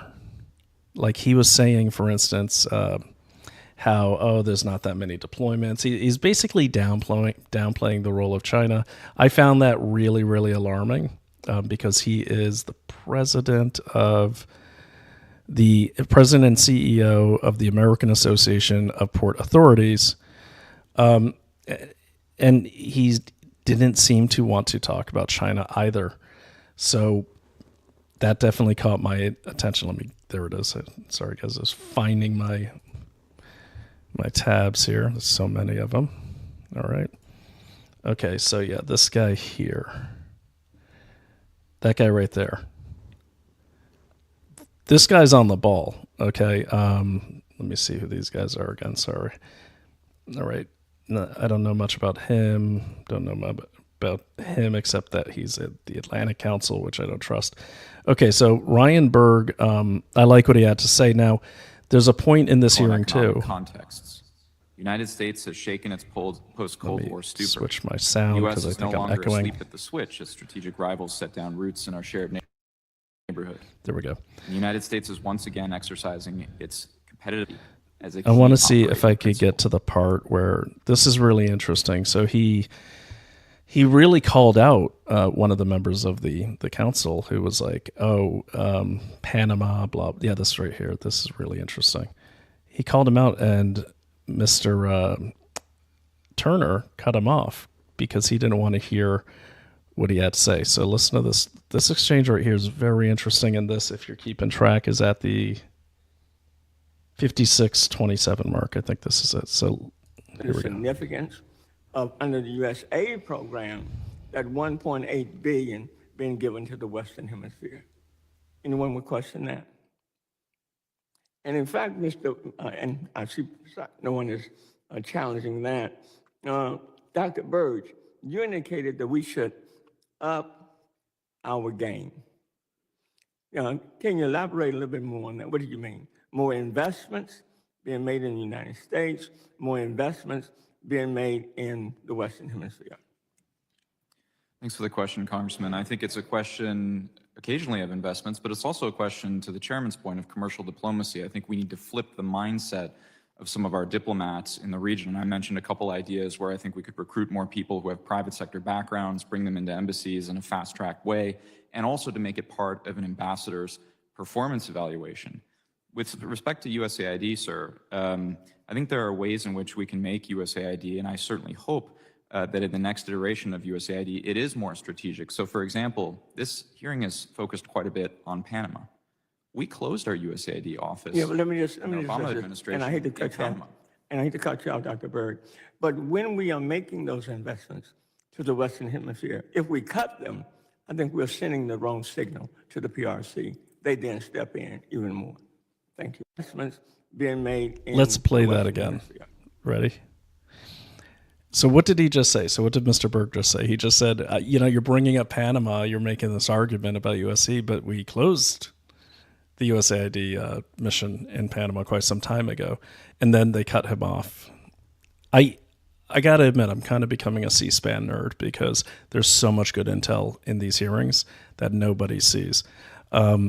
Just listen again. Thanks for the question, Congressman. I think it's a question occasionally of investments, but it's also a question, to the chairman's point, of commercial diplomacy. I think we need to flip the mindset of some of our diplomats in the region. I mentioned a couple ideas where I think we could recruit more people who have private sector backgrounds, bring them into embassies in a fast-track way, and also to make it part of an ambassador's performance evaluation. With respect to USAID, sir, I think there are ways in which we can make USAID, and I certainly hope that in the next iteration of USAID, it is more strategic. So, for example, this hearing is focused quite a bit on Panama. We closed our USAID office. Yeah, but let me just Obama address it. administration And I hate to in cut you Panama. off. And I hate to cut you off, Dr. Berg. But when we are So yeah, he cut him off. He also did not address Mr. Turner, the Democrat from Texas. He did not address a very important point that Mr. Berg made, and I never even thought about this. This suggestion is really smart. What are we talking about here? We're talking about business. We're talking about ports. I mean, I would love to see the resumes of most of the diplomats. Do they have any business experience? I mean, how are you going to negotiate or even discuss what's happening in ports when it's all about commerce? Okay, it's all about commerce. And he's right. They should recruit from the private sector, people who have experience in business. I was talking to Philip Patrick of Birch Gold yesterday. We do our weekly interview about Birch Gold and the gold markets, which are fascinating interviews. And I said to him, I said, I worked in DC, and so have you. Do you find it frustrating when you talk to people and it's clear they have no sense of business at all? He goes, oh my gosh, it's so frustrating because they don't know where the money comes from or pretend not to know where it goes. They don't understand bottom lines. They don't understand profit margins. They don't understand cutting expenses. A lot of them don't. It's common sense to anyone with a checkbook and a household budget. Apparently, it's alien to a lot of these Congress people on both the left and the right. So this is a great suggestion. And I'm really, really glad. I'm actually going to reach out to this gentleman and try to talk to him more because these are great suggestions. And also, I'd like to know how many engineers are on the diplomatic staffs to some of these ocean-locked or almost completely surrounded by water, like these maritime type of allies of ours. And maybe some of you could help, but I'd like to see who is on the mission to Panama, for instance. We're talking about ports, canals, technology, engineering, maritime type issues. How many diplomats have a background, or are they all political science and history? Important degrees, don't get me wrong. I respect them. I'd love to be a history major, but they're not practical for this work. This is business. And look, war is business. The only difference between war and business is that it spilled out of the boardroom when they couldn't agree. That's how I look at it. So this is a great suggestion. I'm not going to go through the rest of the hearing. You've already seen it. Eli Crane, by the way, I love his comments here. I just want to hear them one more time. Part of an ambassador's Ryan performance Burke. evaluation. With respect to USAID, sir, I think there are ways in which we can make USAID, and I certainly hope that in the next iteration of USAID, it is more strategic. So, for example, this hearing is focused quite a bit on Panama. We closed our USAID office. Yeah, but let me just Obama address it. administration And I hate to in cut you off. Panama. And I hate to cut you off, Dr. Berg. But when we are making those investments to the Western Hemisphere, if we cut them, I think we're sending the wrong signal to the PRC. They didn't step in even more. Thank you. I want to point one more thing out. This is interesting. I just caught this now, and I hope you guys are. Have you noticed that the Democrats, and I'm picking on them on purpose because they're the ones doing it, but the Democrats are calling it the PRC, the People's Republic of China, rather than the CCP. Now, in China hawk circles, we always call it the CPC or the CCP, Chinese Communist Party, or the Chinese Party of the Communist Party of China. I have to go back and look at some hearings, but I notice they keep calling it the PRC. Just that's a new one, and they like to play with words. I notice as well. So the PRC rather than the CCP. Make a note of that one. All right, so let's listen to Eli Crane. I really like Eli Crane. He literally looks like the guy that is from another time. He's just I like him. So here we go. Just quite a bit on Panama. We closed our USAID office. Yeah, let me and I hate to for holding this hearing today. I want to take a minute to talk really quickly about something that Ms. MacIver brought up. She was talking about the influence that China had on Elon Musk. It's interesting. I didn't hear Ms. MacIver or any of her Democrat colleagues raising these same concerns when we uncovered that the Biden family received $27 million from foreign countries. And they tried the exact same thing with President Trump in the last Congress. And the reason I think it's important to point this out is the interesting thing between, Elon Musk and President Biden is Elon Musk actually owns multinational businesses, SpaceX, Tesla, Neuralink, just to name a few. So I think it's important that we make that distinction. I do think this hearing is important today. When I look at what Sir... And that's a really good point he made. Everyone screams and cries and says, Trump is doing business with China, or Musk does business with China. I got news for you. If you're holding an iPhone, you're doing business with China too. Everyone is. It's almost impossible if you have a decent sized company. I don't mean conglomerate. I mean decent sized company to not find yourself suddenly working with a subcontractor to China or on a contract that has some Chinese influence on it. They're that far spread out. Sometimes you don't even know. Obviously, Elon Musk knows, but what I'm saying is the point he makes is they have a reason why there's a China connection. I'm not saying I'm not saying they're not controlled or controlled. I don't know. I haven't investigated them. What I am saying is to say, it'd be like saying, oh, Brian, you have ties to, I don't know, China, okay, because you did a couple contracts for some e-commerce companies, which I did. You have ties to them. I'd be like, yeah, well, I did business and I filed taxes, and there you go. And then they say to my 13-year-old, oh, Alex, you have ties to China because you got paid $10,000. Brian got paid $10,000 too. He's tied to China, but you're tied to China, but that's okay. You must have business over there. Well, of course he doesn't. He's 13. So why did he get the 10,000? So it's almost like Biden would be the 13-year-old. Like he gets all this money. He has no businesses. I don't think he's ever run a business, and no one questions it. Trump, Elon Musk, they've long history of business with many countries around the world. China, India, Russia, Germany, France, you name it. So yeah, that's the point he's making. You get it. And I appreciate that he has a Dunkin' Donuts too. Man, I really want one of those. Walter Raleigh famously said, for whoever commands the sea commands the trade. Whoever commands the trade of the world commands the riches of the world, and consequently the world itself. So I am concerned about what I see China doing in the Western Hemisphere. I want to start with Mr. Davis real quick. You spoke of the need for domestic manufacturing or acquiring infrastructure used in our ports to avoid a reliance on the CCP's equipment, which is used for espionage. That'd be Can you go ZPMC. into what countries you're speaking of are some of our allies that can provide some of this equipment for us, sir? Thanks for the question, Congressman. China is currently not the only place where these ship-to-shore cranes are sourced or manufactured, although they have a dominant position in the market. Some of the other companies who make these equipment are either headquartered or have manufacturing facilities in Germany, Austria, Ireland.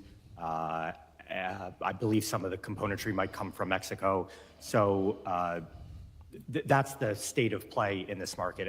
And just for the record, Congressman, the industry does not see a current situation or risk where there's any compromise of the equipment. But if the United States does want to shift towards a situation where it is making or friendshoring Germany, Austria, Did he just say what I think he said?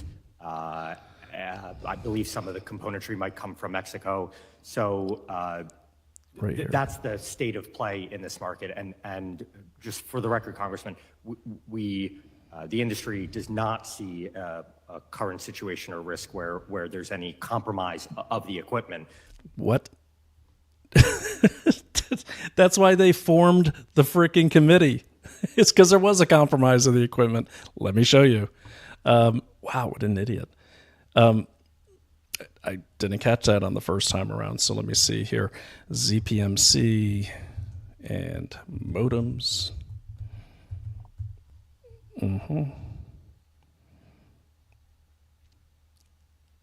Yeah, I cannot believe he just said that the industry doesn't see that situation when it's clear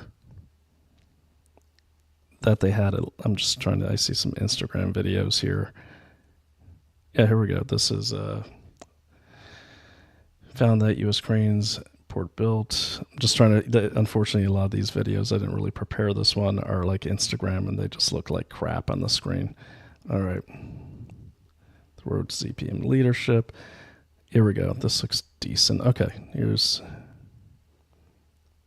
Okay, so it's San Francisco news, but hopefully it's decently unbiased. Secure ports across the country.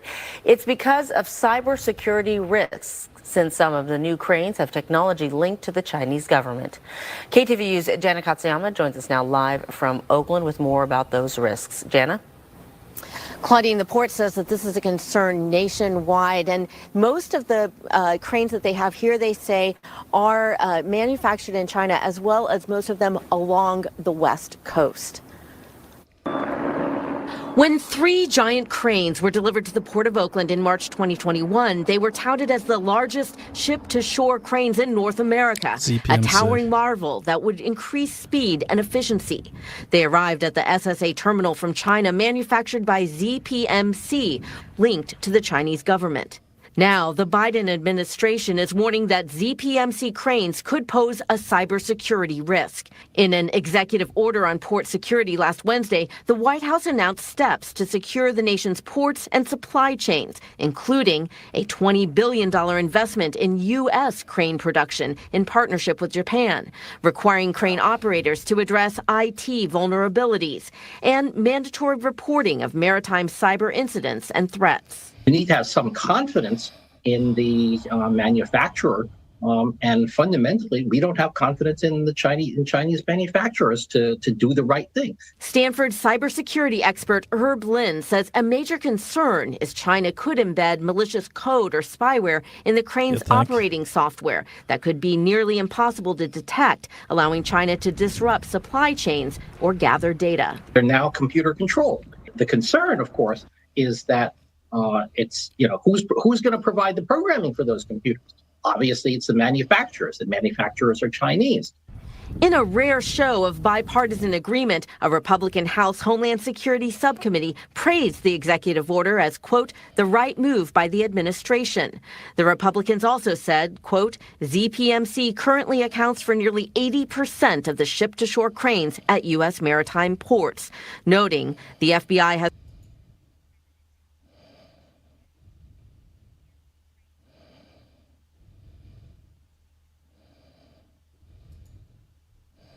risks. It's all, in the end, a question of cost. The reason that we go to China is that they offer the best performance for the lowest price. And late tonight, the Port of Oakland responded to our questions saying most of the cranes at U.S. West Coast container ports are made by ZPMC, including at Oakland. We have more than 24 container cranes at the port. We continue to work routinely with DHS and the U.S. Coast Guard for any further actions if needed. And we've learned that the House Republicans with that Homeland Security Committee are planning to hold a hearing on this issue on Thursday. Claudine. Certainly a discussion that we'll continue to follow and watch.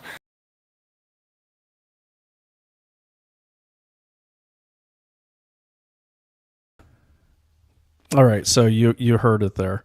I mean, it's, sorry, I keep disappearing. Okay, so you heard it there. It's more than just the cranes. The cranes are a big part of it, but now you have to look at the entire supply chain.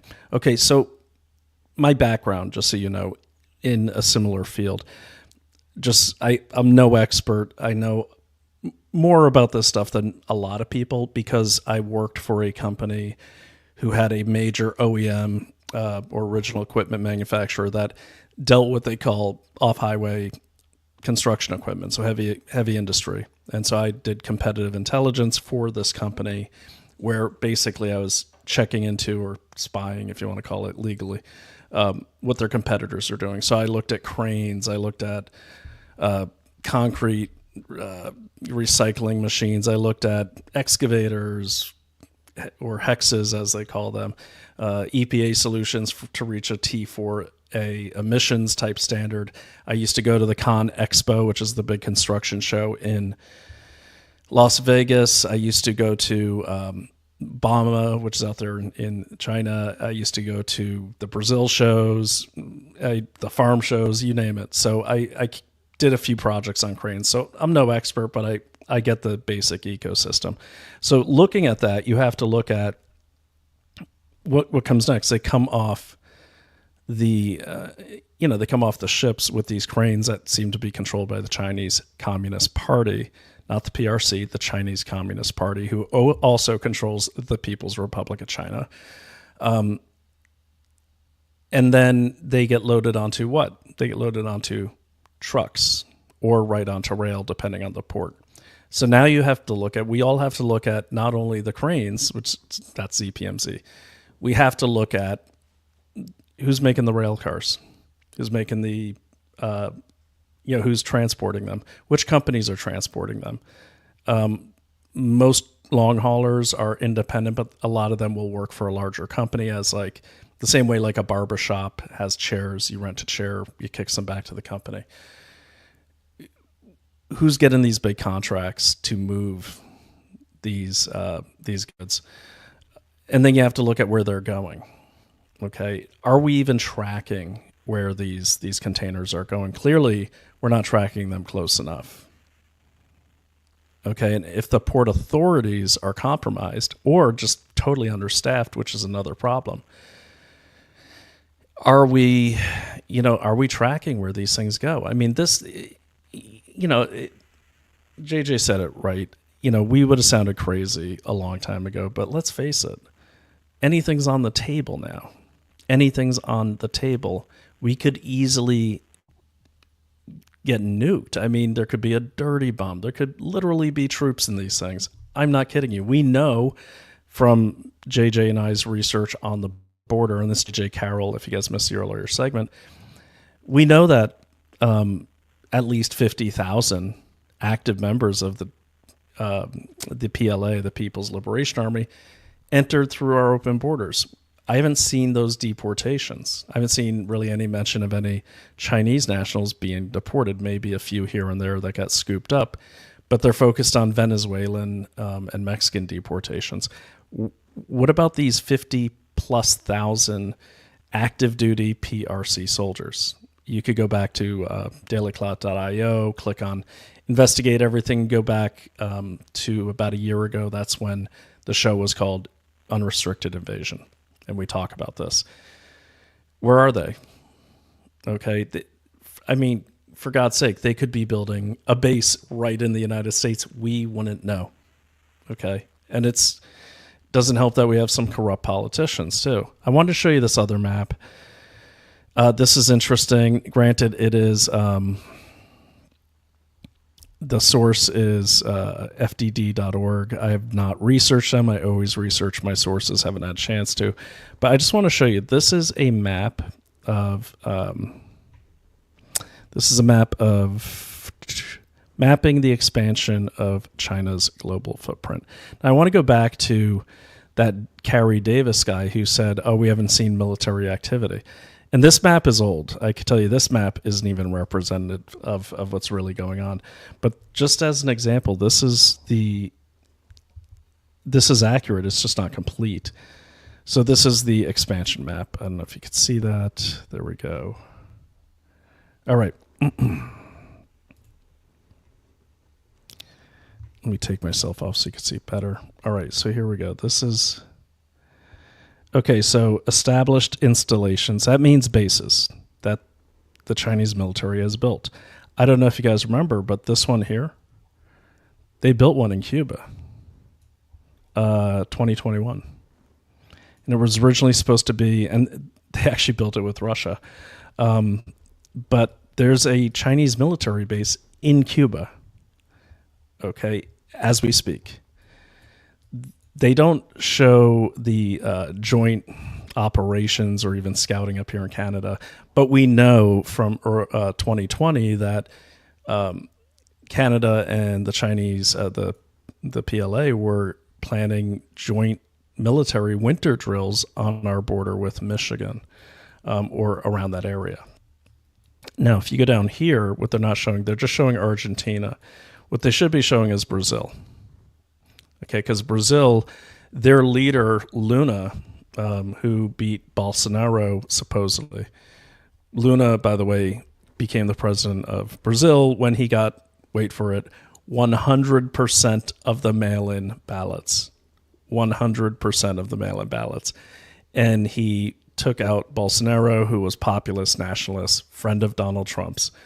Sound familiar? Then rumor has it that Jake Sullivan was down there right before the election. But let me see here. Brazil, Lula, and China. Yeah. Okay. So here's what happened right after the election in Brazil. Yeah. Lula and Xi Jinping signed dozens of trade deals as Brazil-China ties deepen. As a matter of fact, Lula, his first visit after he got elected, in quotes, was to the Chinese embassy. Okay, so what does this all mean to you? Let's go back to the map. What this should mean, what you should be seeing here, is this is a little game called encirclement. Okay, so let's start with America and work our way out. We have Cuba has a base. We have all of our major ports, North Carolina, Miami, Baltimore, Newark, Port of Los Angeles, Port of Kalama on the border of Oregon and Washington, and the Port of Seattle. All have had massive, massive CCP investment. Okay, so there's those. And I'm going to talk about Kalama in just a second. You also have the Panama Canal. Okay, now what they're not talking about on maps like this, or anyone seems to be talking about anymore, if you follow the border invasion, there's something called the Darien Gap. Okay. Darien Gap is like a big gorge and it's hard to get around. It's down here just in Panama. Josh J. Phillip of Epic Times, and several others were down there, and they could see the Chinese engineers building an infrastructure around the Darien Gap to create like a superhighway to go right over it. Okay. And what was happening in Panama, what is happening in the Panama Canal is the Chinese were or are trying to change the actual depth and width of the canal itself so only Chinese ships could fit through there. These are all forms of warfare in their this is how they roll. If you haven't read Unrestricted Warfare, read it. If you don't believe it's real, I actually had someone say, oh, that's just a memo. It's playing out. And in unrestricted warfare, they say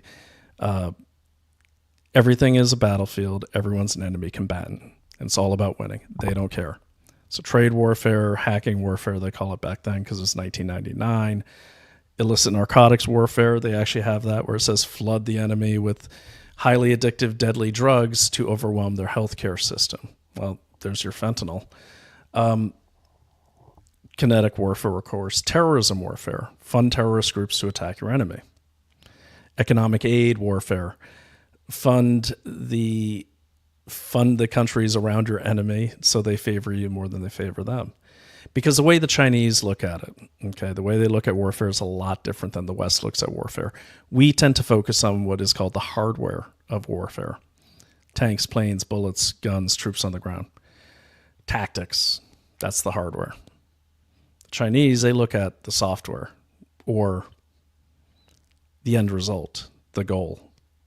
They don't care how they get to the goal. If the goal is to subdue an enemy or eliminate the enemy completely, wipe them off the face of the earth, they don't care if they do that with bullets, with deadly vaccines, with fires. I'm not insinuating anything. I'm just saying think of all these things. Corrupting the food supply, corrupting the water supply, cutting us off logistically from imports for goods we might need. That's how they look at it, and that's unrestricted warfare. You could even buy it on Amazon. It was $19.99, and it was the publisher is the People's Liberation Army Press. So a lot of it is also based on the game Go. Okay, so if you've ever played that game Go, with the Chinese game with the black and white marbles, the way the game works is you have this grid. You place a marble, your opponent places a marble. You each take turn placing marbles until you can encircle the enemy's marble. Once you encircle it, you remove that marble. You can encircle 20 of their marbles. If you encircle them completely, you can remove all those marbles.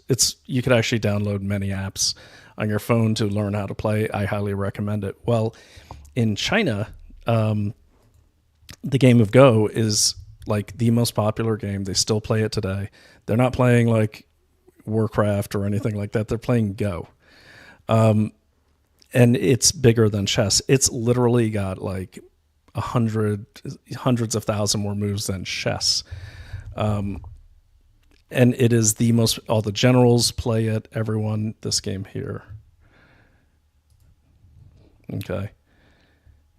Generals play it, kids play it. They have these huge conventions. Some of these kids are like 6 years old and they're mastering this game. It's not Chinese checkers, it's Go, or Weishi, I think is the way it's pronounced. But you see here, like if you circle, if like black here can get, I don't think they can solve that one. But basically, here's a better example. If you look here, if they surround that column, they remove that column. So if you watch the way geopolitics are playing out in the world, especially when it comes to the CCP, then you'll see that there is an encirclement campaign going against the U.S. Let's go back to the map. Okay. What's that look like? So you have Cuba. Let's zoom out. Okay. And I mean, Africa is almost completely owned by the Chinese Communist Party. Again, this map is not up to date because I noticed they're not including Afghanistan, which now China is just having a heyday mining all of those semi-precious minerals in Afghanistan after we pretty much gave Afghanistan to the Taliban, who was already working with and for the Chinese geologists. Don't forget that in August 15th of 2021, the fall of Kabul, the Chinese embassy never shut their doors. You can look that one up. Scouting is big here in the Philippines. Indonesia, because, well, obviously, if you just, I mean, it's a lot of, I would say this. I mean, I spent a lot of time in military intelligence, so we learned a lot about doctrine and stuff like that. But it's not rocket science. I mean, if you think about what war is, you could say, oh, it's about controlling the minds. Look, war is about eliminating the enemy, plain and simple. You want something, they're in the way, you get rid of them. That's the basic tenet of war. To further your policy, to further your people, to further your land. So if you look here on the map, you've got, they've got a couple problems. They've got right here is they've got Taiwan. All right. And they have Philippines, South China Sea here. Okay. And Indonesia, all that. They're kind of, and Japan. Okay. So these countries kind of serve as a shield to keep China from doing whatever the hell it wants all throughout the South China. So what does China do is they've started building a long time ago these, like over in the Solomon Islands. I'm having trouble with this map, guys. Sorry. All right. There we go. Okay, so down here, they're building bases. They've actually built islands, which is illegal, but they do it anyways because no one enforces it. All right, so let me stop sharing that. And if you don't know what I'm talking about, if you don't know about Mischief Reef, this is pretty crazy. It's an encirclement thing. So why am I on China when everyone's on everything else? The enemy from within, totally enemy within. All of our worst corrupt politicians and business people, there's a Chinese influence. Okay, take it to the bank. Okay, take it to the bank. There's a Chinese influence. Why? Because they've stated their goals clearly. They want to be the global hegemon, China, by 2049. And they're doing that with soft power, which is what USAID is supposed to be doing. They're doing that with a lot of things. Drugs, illicit narcotics, taking out our population. I think it's weird that the vaccine is manufactured, the Pfizer vaccine, almost from the beginning has been manufactured by Fosun Pharmaceuticals, which is one of the largest global conglomerates in the world, Fosun itself. And under it is Fosun Pharmaceuticals, who makes all of the Pfizer vaccines for COVID-19. They set up shop in New Jersey. All of them are made by China. That should give anyone pause. Why? Because what happened when Biden tried to give China like 1 billion doses of the vaccine? They said, no, we're good. We're good. When they had that other supposed outbreak. Doesn't that seem weird to you? They didn't want vaccines that they make? Again, these are just thoughts. I collect facts. They lead me to the theories, but think about these things. Smithfield Pork, food supply. Okay, my buddy Vilichevsky over there at the Daily Caller did a great article on the pork industry, where the Chinese have owned Smithfield Pork for like almost a half a decade, if not more, right in the heart of our country, which is the biggest producer, packager, and distributor of pork in our country. They actually genetically engineered some pork to be more dense in protein. When that is shipped back to China, it is set aside for the People's Liberation Army. Sorry. And then this happens when you talk a lot. So then when you when they go back, these pallets of pork to China, which is the main imported meat. Actually, they import most of their meat from the U.S. because they're making it here. But they have this protein dense just for the soldiers. Now, what's that tell you? That tells you they want their soldiers to be big and strong, bigger than the people and big like American soldiers. American soldiers are a bit ridiculously big compared to most of the world's soldiers. I know because when I was in Thailand with the Thai Special Forces, I'd sit down and the Green Berets would sit down and they would, we get like pad thai. And I remember the first time I sat down with 3 of my buddies, we ordered pad thai and they gave us 1 plate and a bunch of these small plates. And we're like, nah, man, we each want one of those plates. So we each had a plate of pad thai, and then we each got a giant Carlsberg, which is like 22 ounces of beer. And I look over at the Thai soldiers and they're all sharing a plate and they're sharing 1 beer. And they're like, they couldn't believe how much we were eating. Okay, so the Chinese are actually trying to modify the size of their soldiers. Let me call up that article. Let me see, Daily Caller. And yes, I was interviewed for that article. It's very interesting, the stuff that Phil writes. It's amazing, the stuff he writes. He just did another one too. I'll put these all up.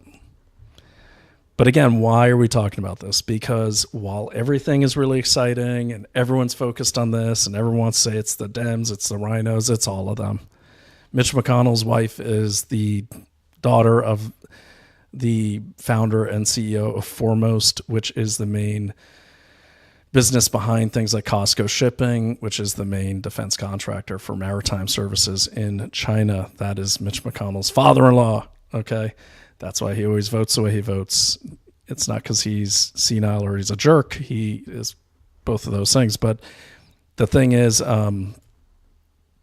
he's not calling the shots on what he votes for. It's very clear that the Chinese Communist Party calls the shots for Mitch McConnell. He's a Republican, as you know. All right, so this article is wild. Let me read it to you. Okay, let me put it here. Okay. Now, Phil, if you're listening, I hope I'm pronouncing your name right. We've known each other for about 2 years now, but I've never asked him the correct pronunciation. So Linjiski. So hopefully he'll call me and correct me. All right, so this came out March 2024. China's military could be reaping the benefits of takeover of U.S. ag giant. Okay, and I won't read the whole thing, but America's largest pork producer was exporting massive quantities of pork to its Chinese sister company as it stockpiled food for the Chinese military, according to the Daily Caller News Foundation review of corporate records and Chinese state-run media reports.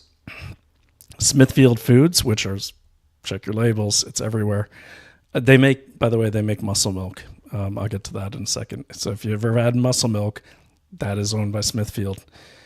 Smithfield Foods, owner of roughly 150,000 acres of U.S. land and operator of a dozen feed mills and production plants, has shipped hundreds of thousands of tons of pork to its China-based parent company, WH Group, and sister company, Shanghui Investment and Development Company, Shanghui, since being acquired in 2013. So they've owned Smithfield for about over 10 years, actually. But wonder how many people knew that. According to corporate and Chinese government records, as well as state-run media reports. Shanghui has extensive ties to the People's Liberation Army, which it touts on its website, and is responsible for developing food for China's military to use on the battlefield, according to the PLA-sponsored China Military News. That's what I love about Phil and the Daily Caller. They actually source things. They're good sources. It's coming from the horse's mouth, or the pig's mouth in that case.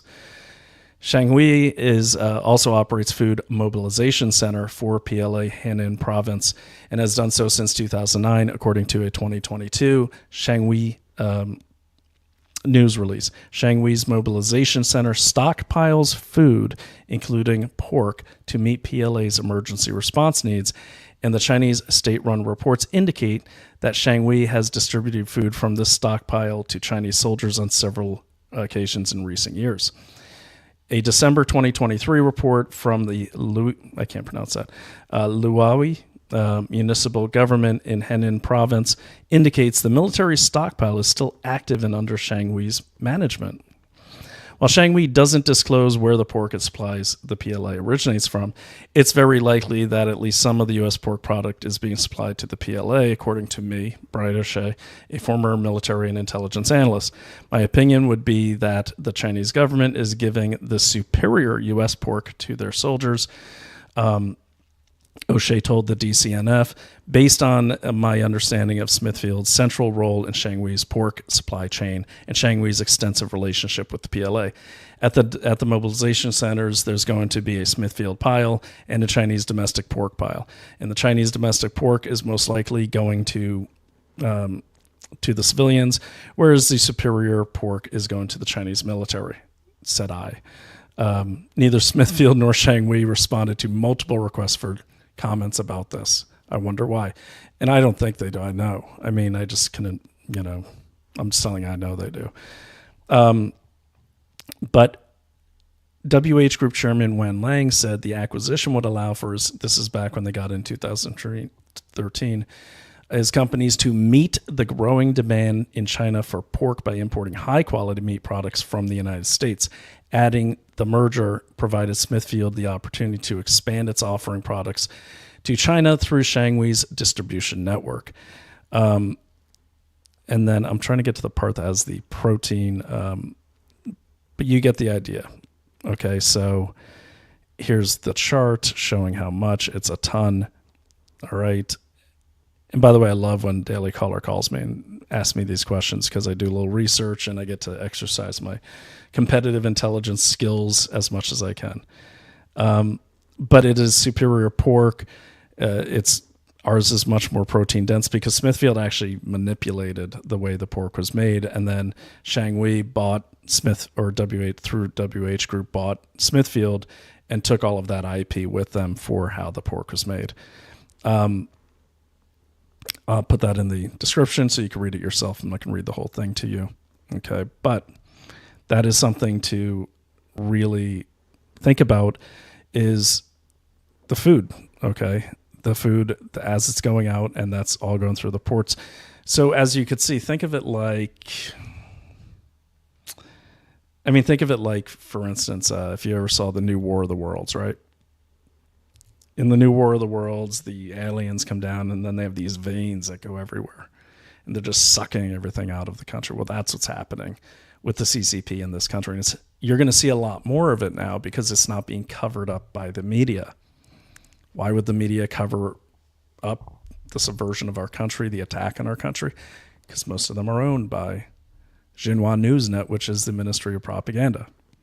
Reuters, AFP, AP, NBC, big time. NBC's Steve Kappas signed a memorandum of cooperation with Xinhua back in like 2010, I believe. That's still ongoing today, where they would coordinate news coverage all the way through. They did that all the way through the pandemic. If you go back and look at the pandemic coverage, check out NBC's coverage compared to most all the other coverage. It almost exactly parrots what Xinhua Newsnet is saying. And Xinhua Newsnet is openly under the Ministry of Propaganda for the CCP. So just keep that in mind. Another one is Business Insider. Okay, Business Insider penned a deal with Tencent, one of the biggest tech companies in China, I think back in like 2012, 2013. So Business Insider is almost completely controlled by Xinhua Newsnet. Okay, keep that in mind. So it's going to be interesting to see how our reality, not mine, but like if you haven't looked under the hood a lot, the world's going to look very different as things are unveiled. This is another reason why Trump changed the seating in the press room and allowed independent journalists in there, because they were just the people that the legacy media, including Fox, they're just parroting out what Rupert Murdoch and or the Chinese Communist Party want them to and interpreting it that way. So it's glad they did that. But you see, the attack is on multi-levels. Back to the ports. Ports are key. You can have the biggest navy in the world. If you don't have a way to come ashore, if you don't have a way to dock, to do maintenance, if you don't have access to ports, your navy's done. All the force in the world won't matter. You need those ports, and that is a huge, huge deal. All right, it is... Let me see if there's anything else on my notebook I wanted to cover with you guys. We are going to cover what's going on with the fentanyl. That was ridiculous. If you saw the cold open, I mean the fact that anyone would vote against the Stop Fentanyl or Halt Fentanyl Act is beyond me. Now, granted, there's a lot packed into that bill. There is some censorship I don't agree with. I do agree that we might have to force parents to be parents again. I don't think kids should be on social media. I just don't. I mean, I wouldn't let my child go to a adult's party and, hang out and gossip and drink, but they go into things like social media, and that's what they're doing. They're exposed to anyone in the world. And as you saw, Snapchat appears to have become some big distribution for fentanyl. It's terrible. But why would China attack the children? Well, that'll be less soldiers to fight between now and 2049. A generation is 20 to 25 years. What's the year? Oh yeah, 2025. When did COVID start? Oh yeah, 2020 or earlier. Yeah, that's about a generation away from 2049. So, yeah, I don't even know what my point is with all that, but just think of multi-level war, okay? Ports control everything. Militaries, they even control if a military can move. And if they don't control it, the rail system controls it. Don't forget our highway system in this country was built to get military back and forth between the two coasts. When we do exercises in the military, or we did exercises, they went on rail. So like there's Louisiana or the NTC out there at Fort Irwin in California. I was based in Fort Campbell, Tennessee for a little while. We would load our stuff. There was a rail that went right through the base, and we'd load our Humvees and everything, all our equipment onto that. They would go by rail to the Mississippi, then float down the Mississippi, and then offload by rail over to Fort Polk or somewhere like that. Okay, that's all rail, that's all ports. That's why it's important, and that's why it's important to keep an eye on these stories. So I would urge people who watch my show regularly to, when you see, it's exciting, but honestly, like I want to give you stuff to look at that maybe you're not hearing. I could cover the wins, the victories of Trump. That's great. I agree with all of them, but everyone's covering it. And I always get scared when I see everyone looking in one direction and not over here. When everyone's focused on the lit circle or the ring of the three-ring circus, I think it's our job, people like me, people like you that are regulars to the show, to look for those darkened circus rings and see what's going on there, because that's usually where the threat is going to come at you from. Let me take some comments, then I have to actually leave. All right, so here we go. Oh, that's nice. I hope my wife is saying urgent information, not urgent. I forgot something. Oh, yeah. Okay. Let me check. All right, guys. She put this out publicly. So, hi, darling. Please check your phone. Oh, my phone's dead. Got it. It's urgent. Okay, guys. Well, that is my wife. I do have to check on her, make sure she's okay. We're not in the same place right now, but I'll leave this running. I'm just going to throw on that other. Let me throw on that other hearing for you that I had going, and then I'll be right back. I just want to check and make sure she's okay. Let me just get this up here. The fact that she said, hi, darling, she's not in, it's not a life or limb thing, but I do want to make sure I'm not missing something. Okay, here we go. So I'm going to let this run. This is from this morning. If you want to hang out and stick around, I'll be back on for sure. And then I have to roll in about a few hours, but let me run this for you. I think you're going to find it interesting. In my opinion, it does connect with the ports, because how does the fentanyl get here? But pay attention to this Dr. Farfin. She's going to blow your mind. You're going to really not like this person unless you really hate America. But check it out and tell me what you think. Let me share this, and I will be right back. Okay. Power station. The Jackery 5000 Plus is designed to be a reliable whole. The Senate Judiciary Committee considered whether to permanently classify fentanyl and related substances as Schedule I drugs, a move that could impact law enforcement, public health, and the deadly ongoing opioid crisis. Schedule I drugs are defined as substances that have a high chance of being abused or causing addiction and have no FDA-approved medical use. The committee heard testimony from medical stakeholders, policy advocates, and law enforcement officials. The hearing is just under 3 hours. Well, we welcome everybody for this very important hearing. Obviously, you know it's on fentanyl and fentanyl-related substances. Before I begin, I want to take a moment to welcome members in the audience. We have about 30 guests, including parents of kids who have tragically died from fentanyl poisoning, as well as law enforcement officers who have a strong interest in this issue. We thank you all very much for your support of this hearing by being here. Fentanyl accounts for a vast majority of drug overdose deaths in the United States every year. In the last full year, for which we have data, that'd be 2 years ago, around 75,000 lives were lost to fentanyl alone, and that happens to work out to be about 200 people dying every day. We titled this hearing, quote, "The Poisoning of America," end of quote, because most Americans don't know that they're taking fentanyl. Many are children who think they're taking something else that turns out to be laced with fentanyl. There are countless families with tragic stories. One family in Iowa, the Arwine family, Lisbon, Iowa, is one of them.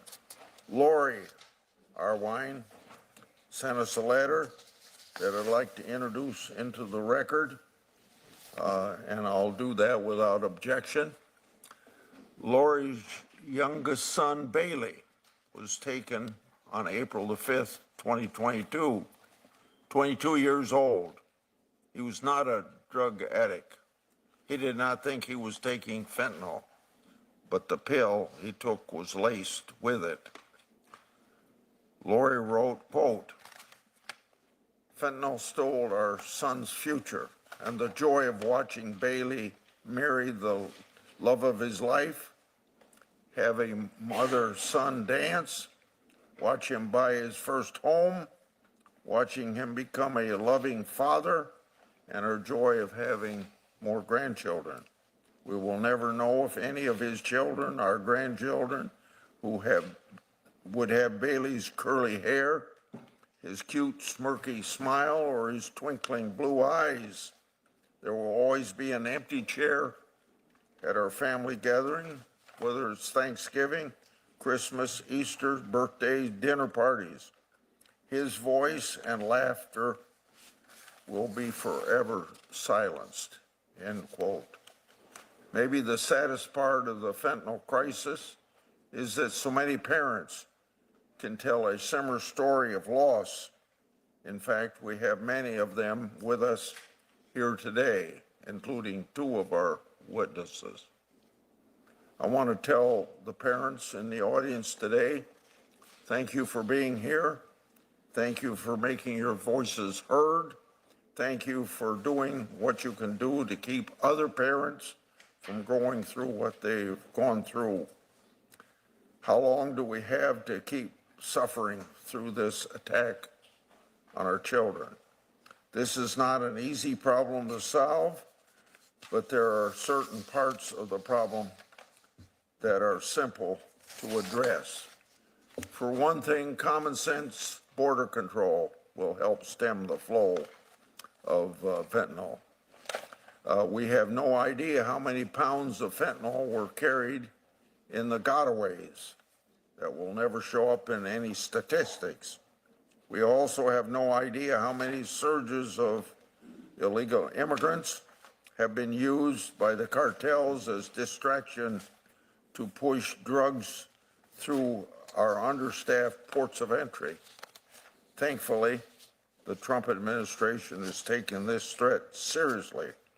Another simple thing to address is fentanyl knockoffs.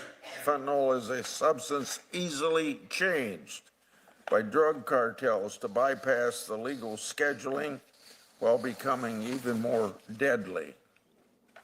That's why in 2018, the Drug Enforcement Administration scheduled fentanyl drug-offs as a class using a formula created by an emergency room doctor. He's here today, and I thank you for coming, and he'll tell us more about that problem. Congress temporarily extended the scheduling over and over.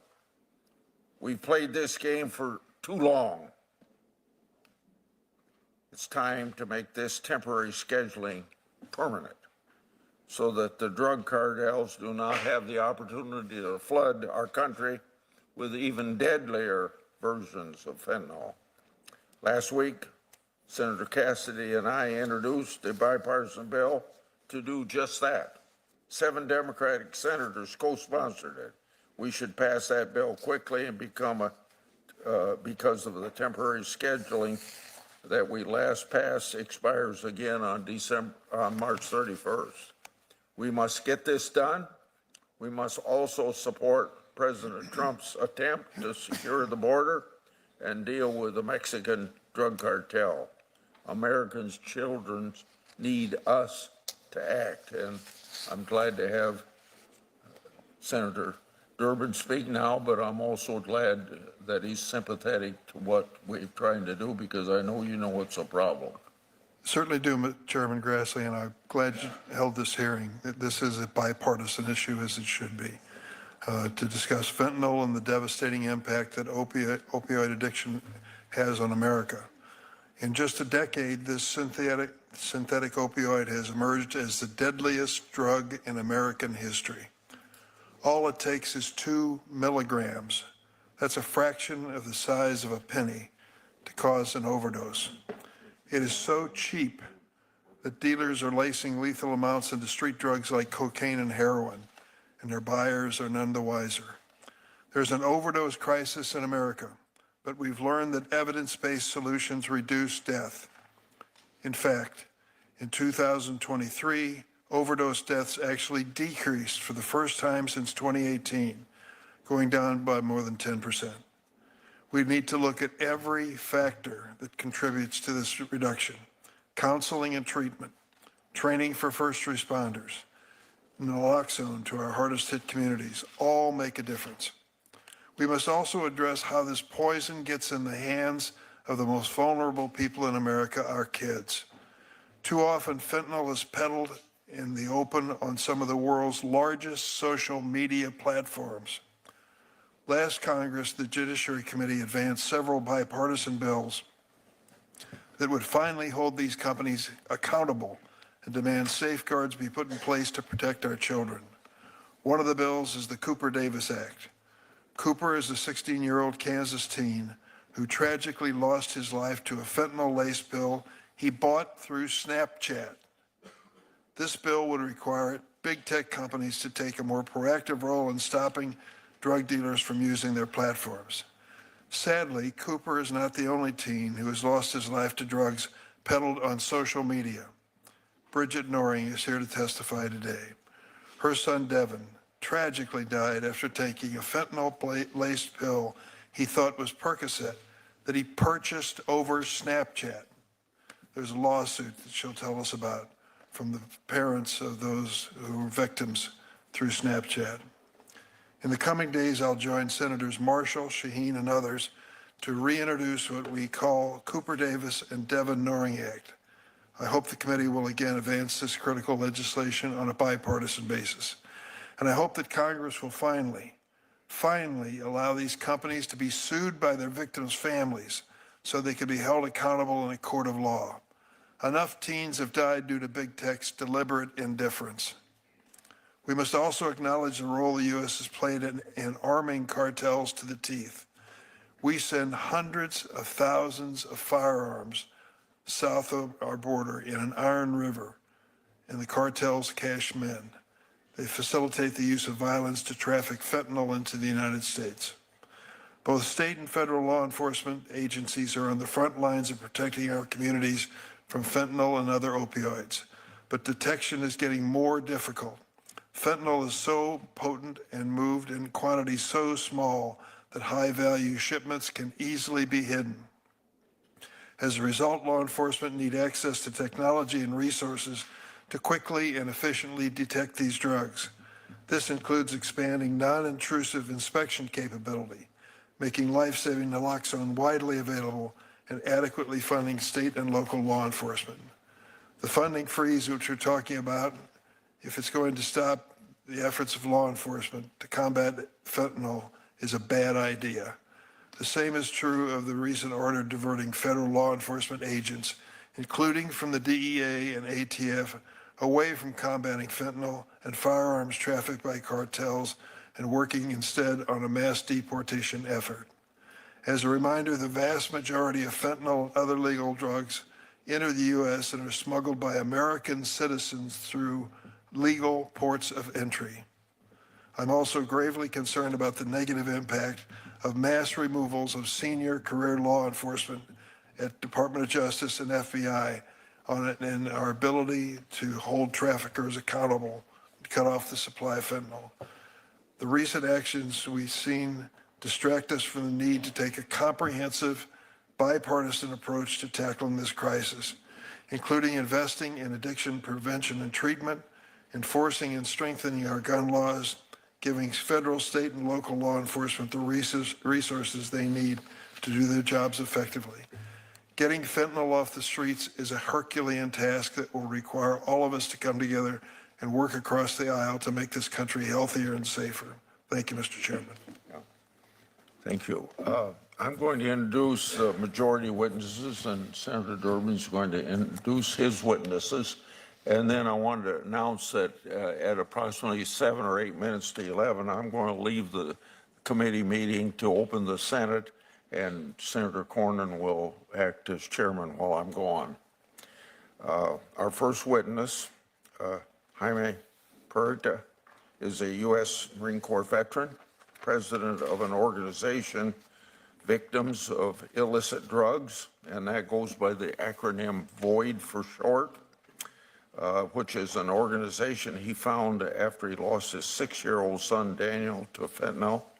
VOID is a nonprofit dedicated to educating parents and children about the dangers of drug use on social media platforms. Mr. Peralta, I think I speak for everyone on this committee when I say that we're deeply sorry for the loss of your son. Next, Mr. Tom Westlake is a driving force behind today's class scheduling policy and has fought against the drug epidemic for over 30 years. He's a full-time emergency room physician and a part-time medical regulator in Wisconsin. He also provides medical direction for a statewide peer-to-peer drug recovery program.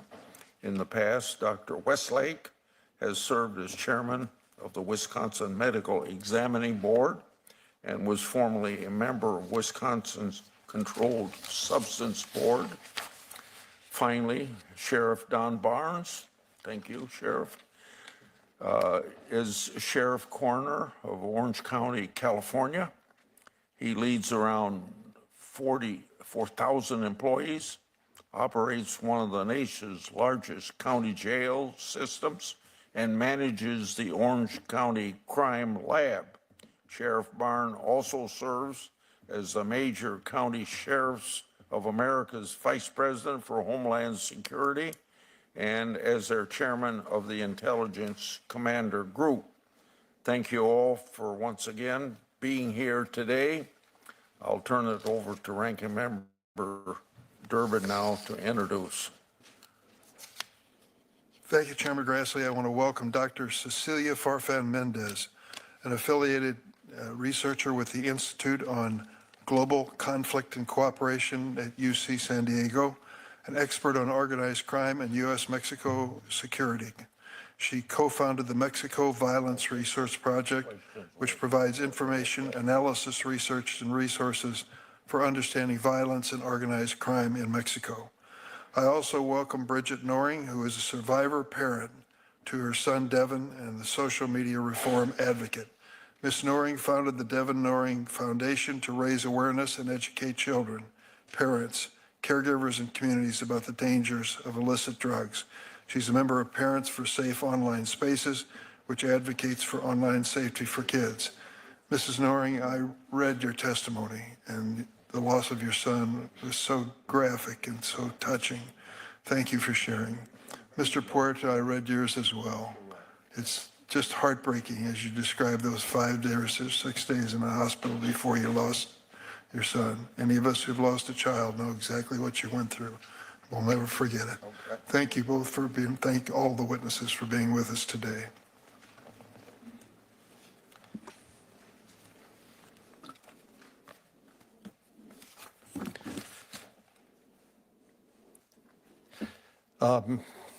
Mr. Ranking Member Durbin, I believe you're up first.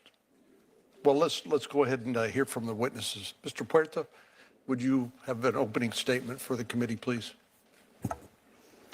Good morning, Chairman Grassley, Ranking Member Durbin, and esteemed members of this committee. My name is Jaime Puerta, and I'm the president and co-founder of Victims of Illicit Drugs, VOID, and co-chair of Project Facing Fentanyl Now.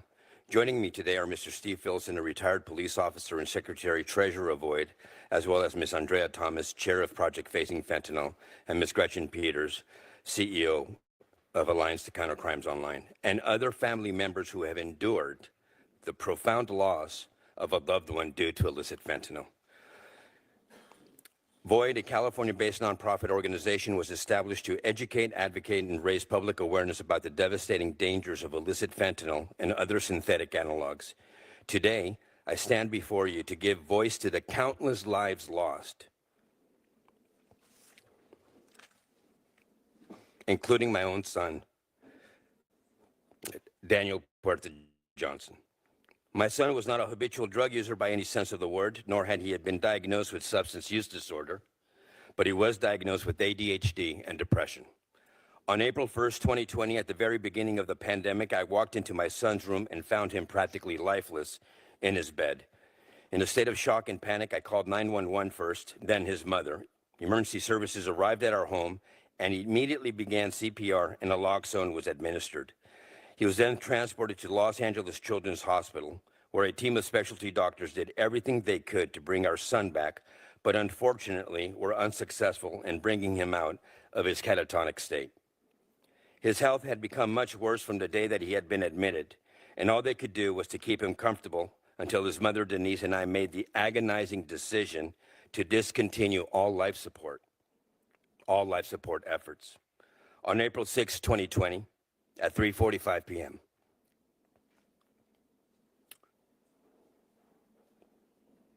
all life support was discontinued. His mother, Denise, got into his hospital bed and laid next to him,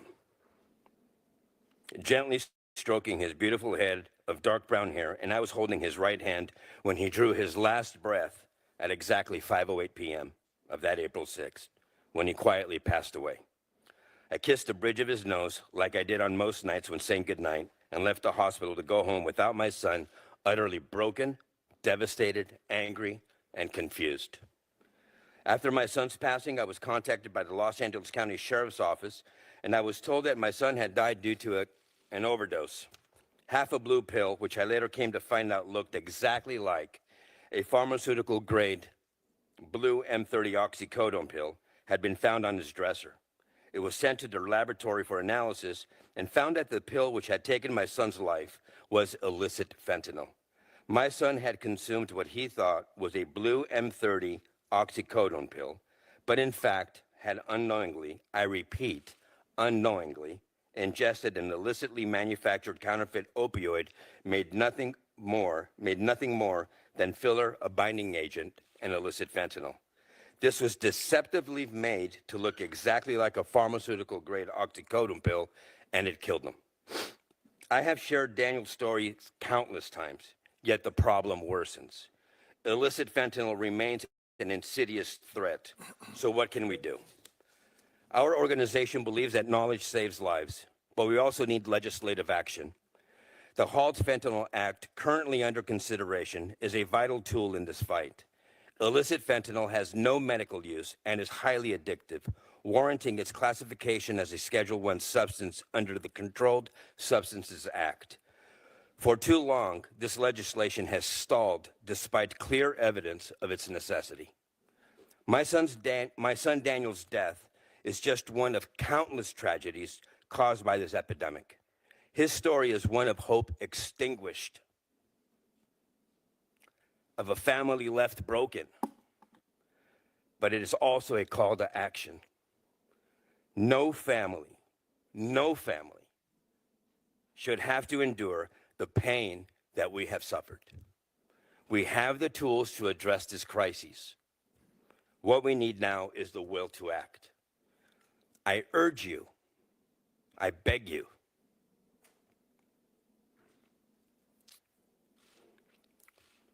to act decisively and combat this crisis. Thank you for inviting me and my fellow bereaved parents to this esteemed committee.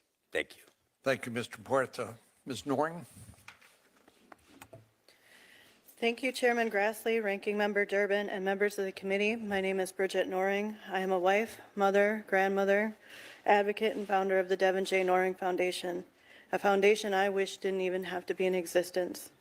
Today marks another month that my son, Devin Joseph Noring, was taken from my family at the age of 19, well before he ever got the chance to really begin life. You see, Senators, that is how parents like myself now measure time.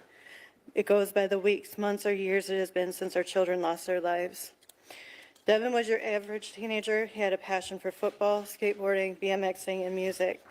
He was smart as a whip when it came to anything mathematical.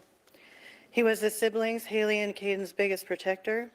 He had plans to go to California this summer of 2020 to look into schools to continue his music education and become the musician he wanted to be. Unfortunately, he never made it. He had been suffering from blackout migraines and dental pain that he'd been under doctor's care for. And at the height of the pandemic, those appointments were canceled, and we believe Devin was desperate by any means necessary to treat the pain. The morning after Devin and an acquaintance went onto Snapchat and connected with a drug dealer, he was found unresponsive in his bedroom by his then 14-year-old brother, Caden. His bedroom should have been the safest place in the world. And as I held him one last time, I promised my son I would do something. We later learned that Devin was poisoned by fentanyl, a single pill with enough fentanyl to kill multiple people. I now also know that social media platforms are one of the primary sources which unsuspecting teens buy all types of drugs, with the majority of them containing fentanyl. Senators, this crisis has many facets, and each should be addressed with care, empathy, and courage. Education, supply and demand issues, a lack of accessible, affordable mental health and recovery programs, and holding drug dealers and traffickers accountable for the devastating loss of life are all important issues to address. But we must do more. It is critical that we address social media platforms that facilitate drug peddling to children, platforms which make these connections as a matter of design and then profit from them. We cannot say we are protecting our children until we face this fact and pass legislation to stop it. In the spring of 2021, myself and several families were invited to meet with executives from Snapchat. Today, that meeting is what drives my fuel for social media reform. Snapchat's executives claimed that they had no idea this was happening, even though Snapchat and other platforms have been used for drug sales for years, and this has been widely reported by the media. They blamed us as parents and told us that due to Section 230, we had no power to hold them accountable in court. Senators, if someone opened a brick and mortar store and sold these drugs to our children out of that store, we would be held accountable. We would be shut down so fast. So I ask, why do the same rules not apply to social media?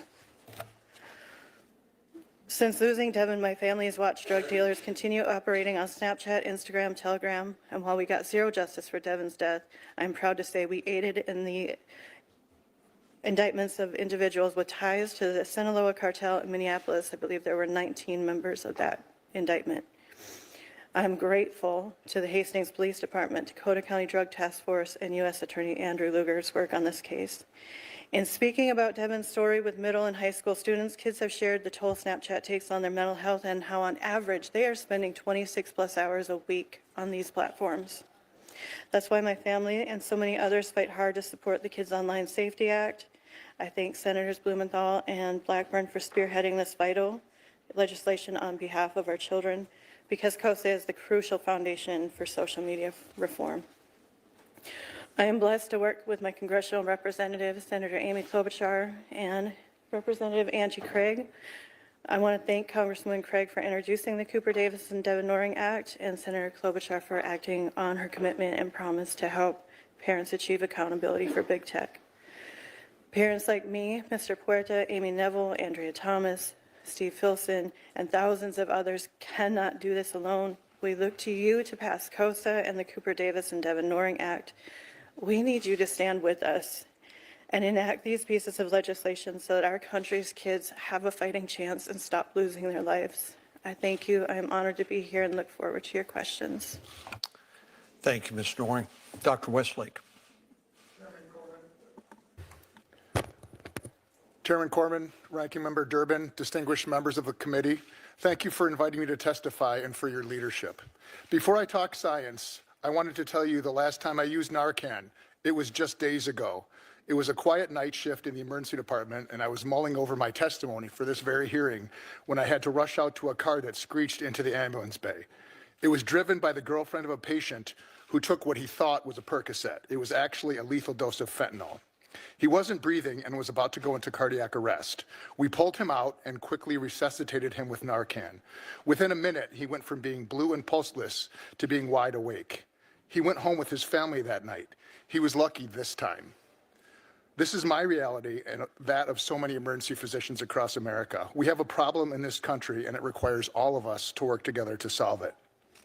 First, I'd like to clarify what fentanyl-related substances, or FRSs, are and why permanently scheduling them as a class is a critical policy tool.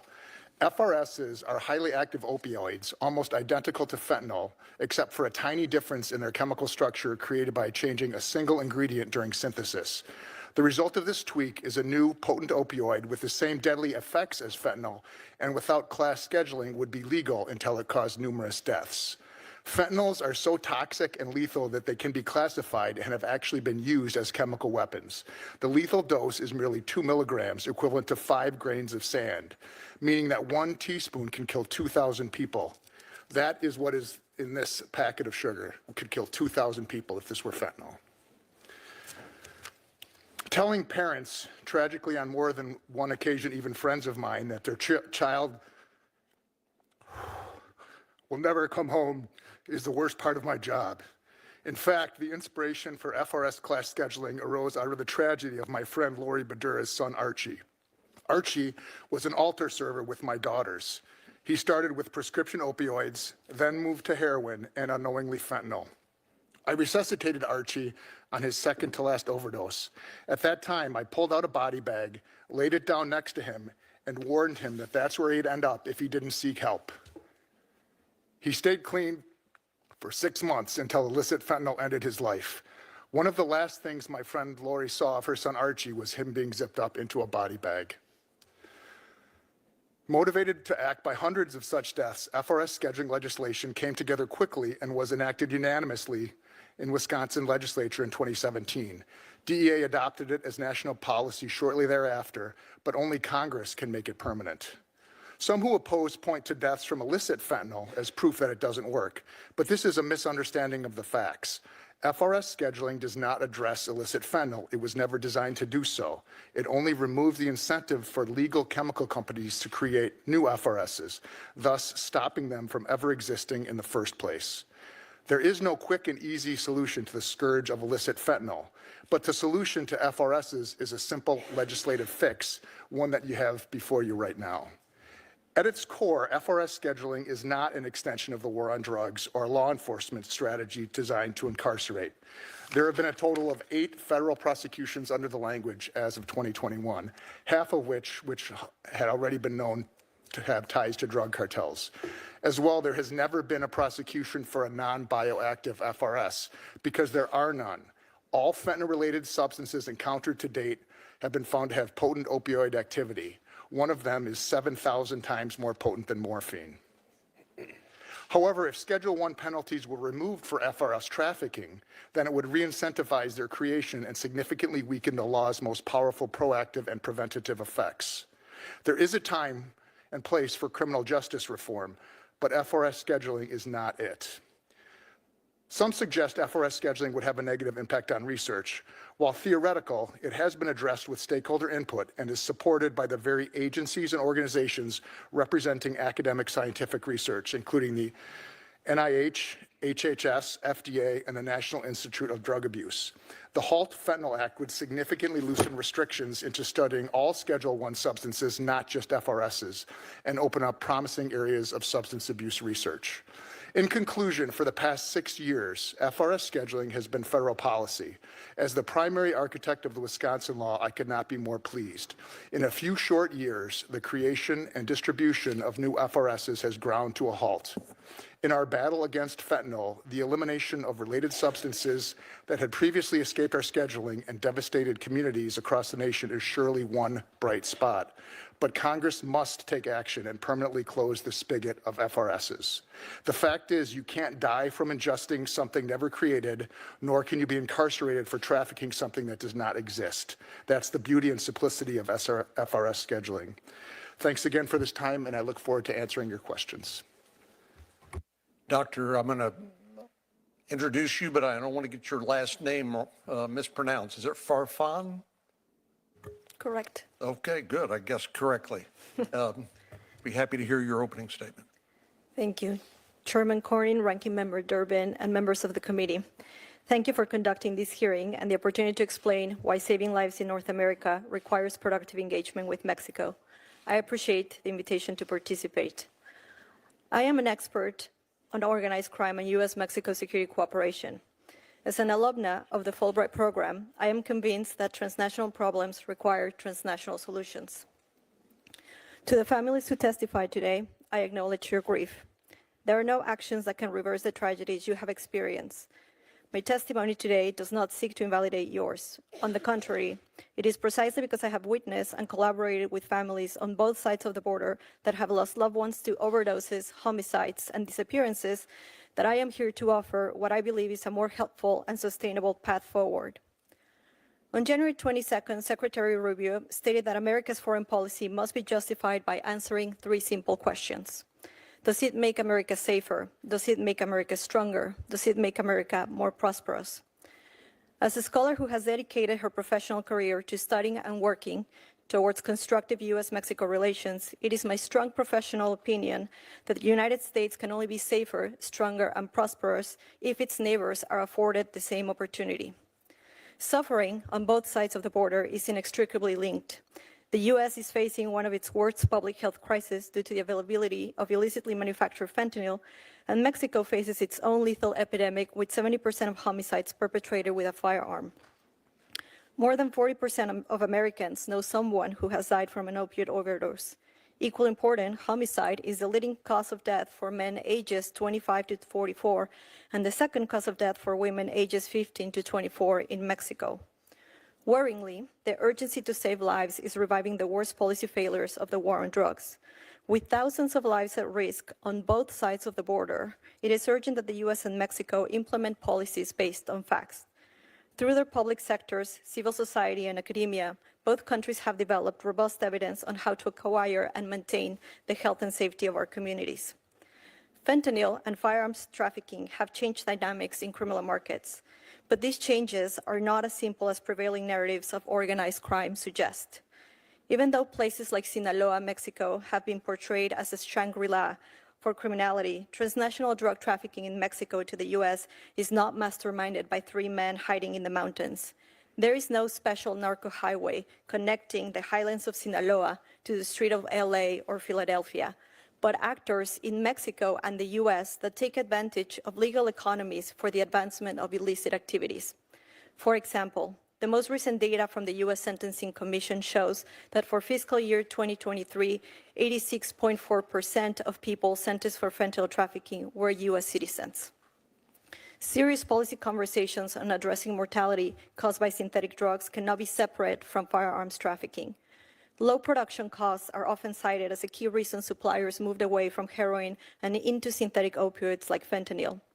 Overlooked in this conversation is that the same has happened with firearms and ammunition. The ease of acquiring firearms from the U.S. has lowered the cost of perpetrating violence for criminal groups in Mexico. Even though there are significant variations as to the frequency and ways criminal groups use violence, they all must issue credible threats on their ability to perpetrate this violence. Their businesses depend on it. The newer and the more sophisticated the armament is, then the more credible these threats become.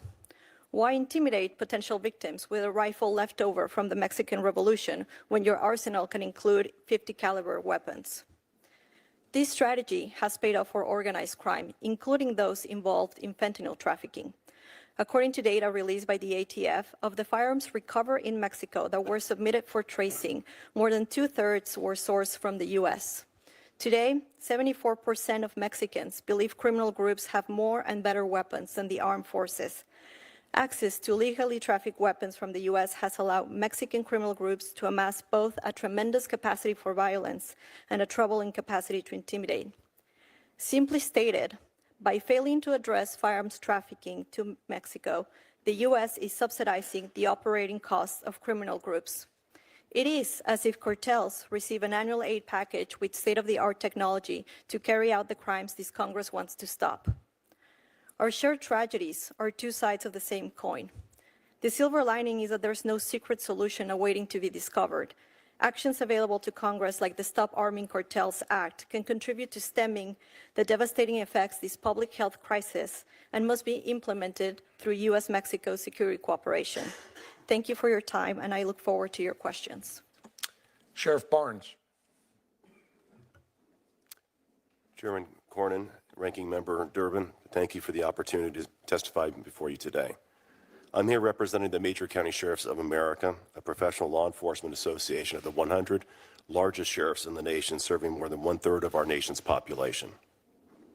As Sheriff of Orange County, I lead an agency of more than 4,000 men and women serving 3.1 million residents. Orange County consistently ranks as one of the safest in the nation. But like every community, we have felt the devastating impacts of the fentanyl crisis. The fentanyl epidemic is one of the most pressing public safety and public health crises to impact our nation. In just a few short years, nationwide drug-related deaths have tripled, a direct correlation to the prevalence of fentanyl. While we saw a slight decrease in nationwide fatalities in 2023, the numbers remain alarmingly high, with annual deaths still approaching 100,000 annually. In California, we saw fentanyl deaths increase from 239 in 2016 to nearly 7,000 in 2023. Mexico-based cartels, taking advantage of the crisis at our border, have flooded our communities with deadly fentanyl. This is evident by the drug seizures made by my department's investigative teams.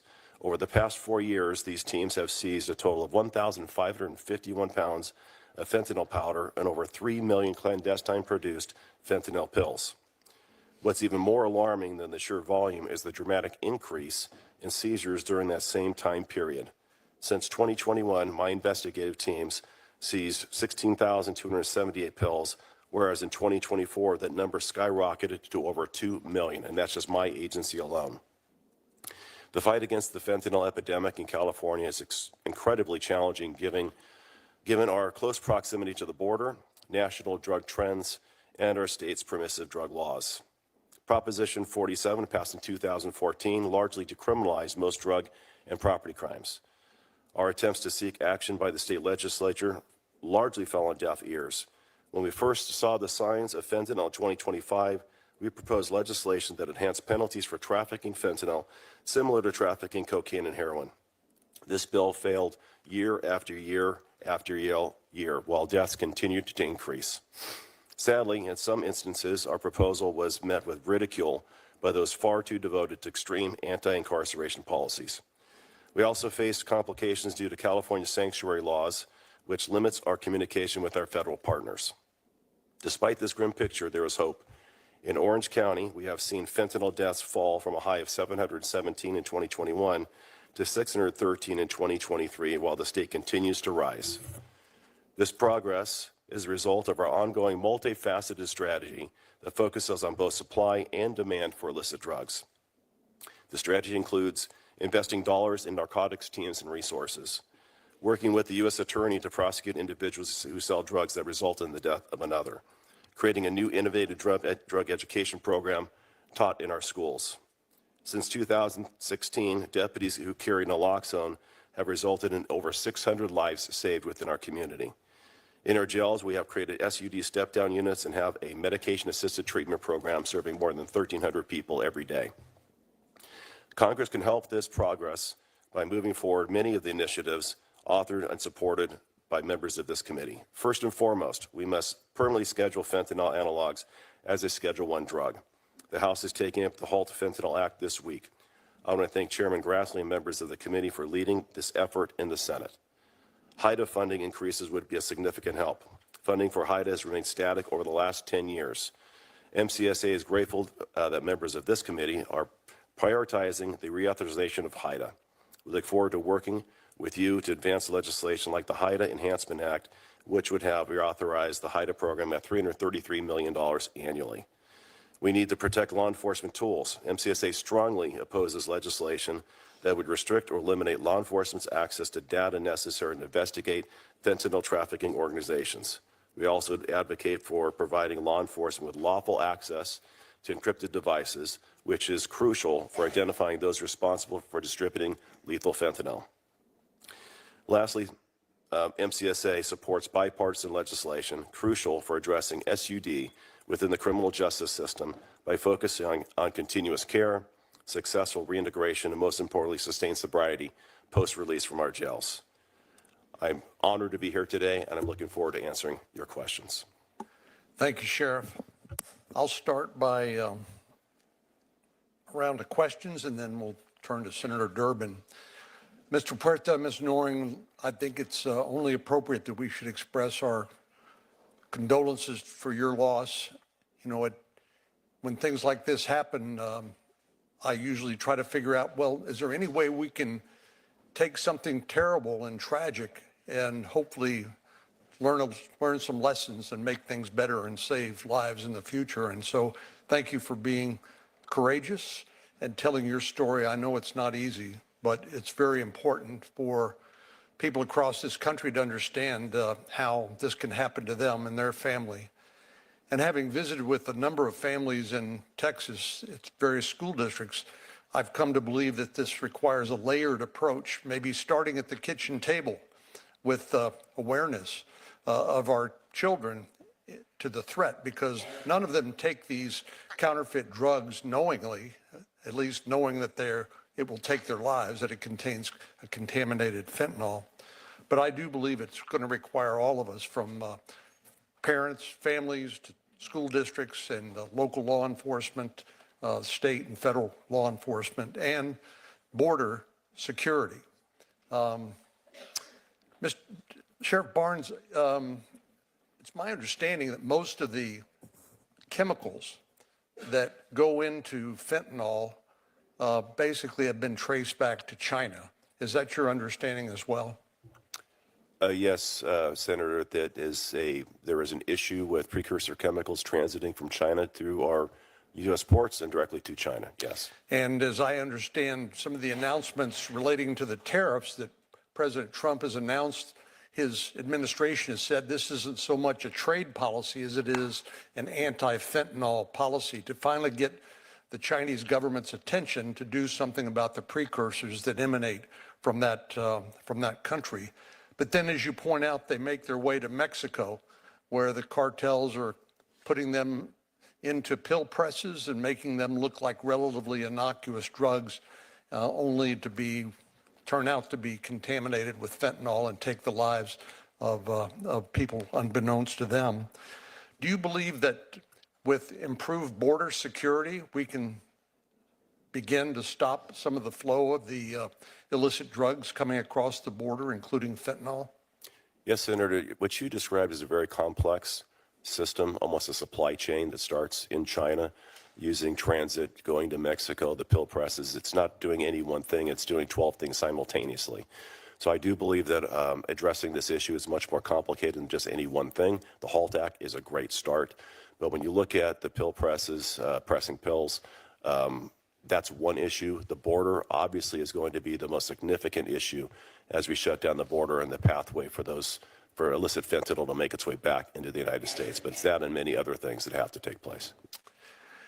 So I heard Senator Durbin's statement, which I disagree with, that says that the vast majority of the fentanyl comes across the ports of entry transported by American citizens. Is there anybody on the panel who subscribes to that point of view? Dr. Farfan, do you think any one of the 1.7 million gotaways during the last 4 years have been transporting fentanyl? 1.7 million of Well, during the Biden administration, out of the millions of people that were welcomed into the country and released, there were 1.7 million that appeared on various sensors, cameras and things like that, that evaded law enforcement and made their way into the interior of the United States. Do you think any one of those 1.7 million individuals that were evading law enforcement were transporting fentanyl? I mean, to restate what I mentioned in my testimony, data from the U.S. Sentencing Commission shows that 86.4 people sentenced for fentanyl trafficking in fiscal year 2023 were U.S. citizens. And that's not my question. I would also My question add, is about the people who evaded law enforcement. Is it possible that that some of them, or maybe even many of them, were transporting illicit drugs, including fentanyl?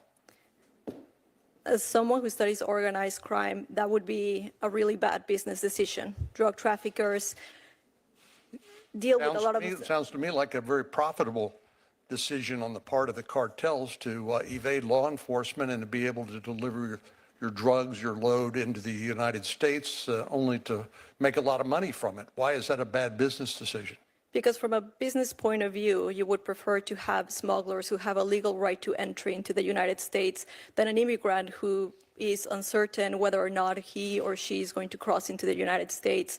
So if you're looking at it from the point of view of, will we turn a profit or not in this particular shipment, putting your shipment in the hands of an immigrant who does not have a legal right to entry into the U.S. is actually a bad business decision. Sheriff Barnes, do you agree with that? I do not. There's two different facets here. You have the trafficking of the narcotic, which is oftentimes in large bulk. In our experience in intervention and interdiction, as those are oftentimes residents of Mexico, the distribution of that or sales of it, I think to Dr. Farfan's point, might oftentimes be carried out by U.S. citizens in the drug trafficking market. So it's a combination of both. But the vast majority of the large quantities coming across, has been my experience, are being conducted by Mexican nationals. The distribution and sales inside the continental United States oftentimes has been carried out by U.S. citizens. Thank you. Senator Durbin. Thank you all for being here. How many of you, would this be your first time to see the Senate Judiciary Committee? Would you raise your hand? A few of our witnesses and others, first time. This is an interesting committee. It represents the spectrum of politics in the United States Senate. We have the most Republican Republicans and the most Democratic Democrats sitting on this committee. So you won't be surprised that many times we disagree. And that disagreement sometimes leads to good speeches, but very few laws. But there was an exception. 2 years ago, we took up this issue and started talking about what we could do to stop the spread of fentanyl and the deadly impact it's having on America. And we actually voted in this committee on a bipartisan basis unanimously for 5 measures that dealt with social media. Your point, Mrs. Noring, if Snapchat were a store in the corner selling fentanyl-laden Percocets, and it happened one time and they could be sued, that would be the end of the story. But we learned through Section 230 that social media gets off the hook. Ms. Noring, you're joining families, I understand, that are trying to hold them responsible for your son's death and other deaths as well. I couldn't support you more. Now, let me tell you what happened. We passed bills in this committee holding big tech and social media responsible unanimously. Now, there were 4 or 5 new members of the committee, but every member of the committee 2 years ago voted for it. Democrat and Republican, conservative and liberal, all voted for the measure. And what happened as a result of that combined bipartisan effort? Nothing. Nothing. Speeches. That's what happened. We failed as Democrats in the majority in the Senate. The Republicans failed as the majority in the House to pass any measure. There I said it. Democrats bear responsibility and Republicans as well. We've got to be honest about this. Why? Why would something as popular and as obvious as that fail before the Congress? Well, because there were powerful forces that have a lot of money at stake and don't want liability who will piously and publicly say they love this measure. It makes all the sense in the world. And then when the doors close and they get a chance to speak to members individually, they flip and they take the opposite position and nothing happens. Chuck Grassley's my friend. I've gotten in trouble for that, but I'm proud of it. We go back a long ways. I went to him yesterday and said, this time you're the chairman. I'm the ranking Democrat. I'm here to help you pass legislation to do something. I'm sick and tired of excuses being made and people dying as a result of it. And I think it's time for us, on a bipartisan basis, to find things we agree with. Now, I don't know where the sources are. I think Dr. Farfan makes a valid argument. Sheriff Barnes, I respect very much your responsibility in law enforcement and have a different point of view. We may never resolve that basic question, but I think we can all resolve, we don't care where the hell it's coming from, we want it to stop. We want to stop it in China, we want to stop it in Mexico, we want to stop it in our backyards, and however it's getting into the United States. So to those who are familiar with this committee, this is where it has to start. We won't agree on every aspect, everything as a result of it, but we can agree on some basics that make a difference. Mrs. Noring, you've testified before about your son and the loss of his life. Senator Klobuchar told me that. And I'd like to ask you what the families are doing that you've gathered with to hold Snapchat and others liable. So the families and I, Mr. Puerta, Amy Neville sitting behind me, we filed suit against Snapchat. We are in the process of making it through the courts as we speak. There's, oh my God, how many? They have hundreds of cases behind ours.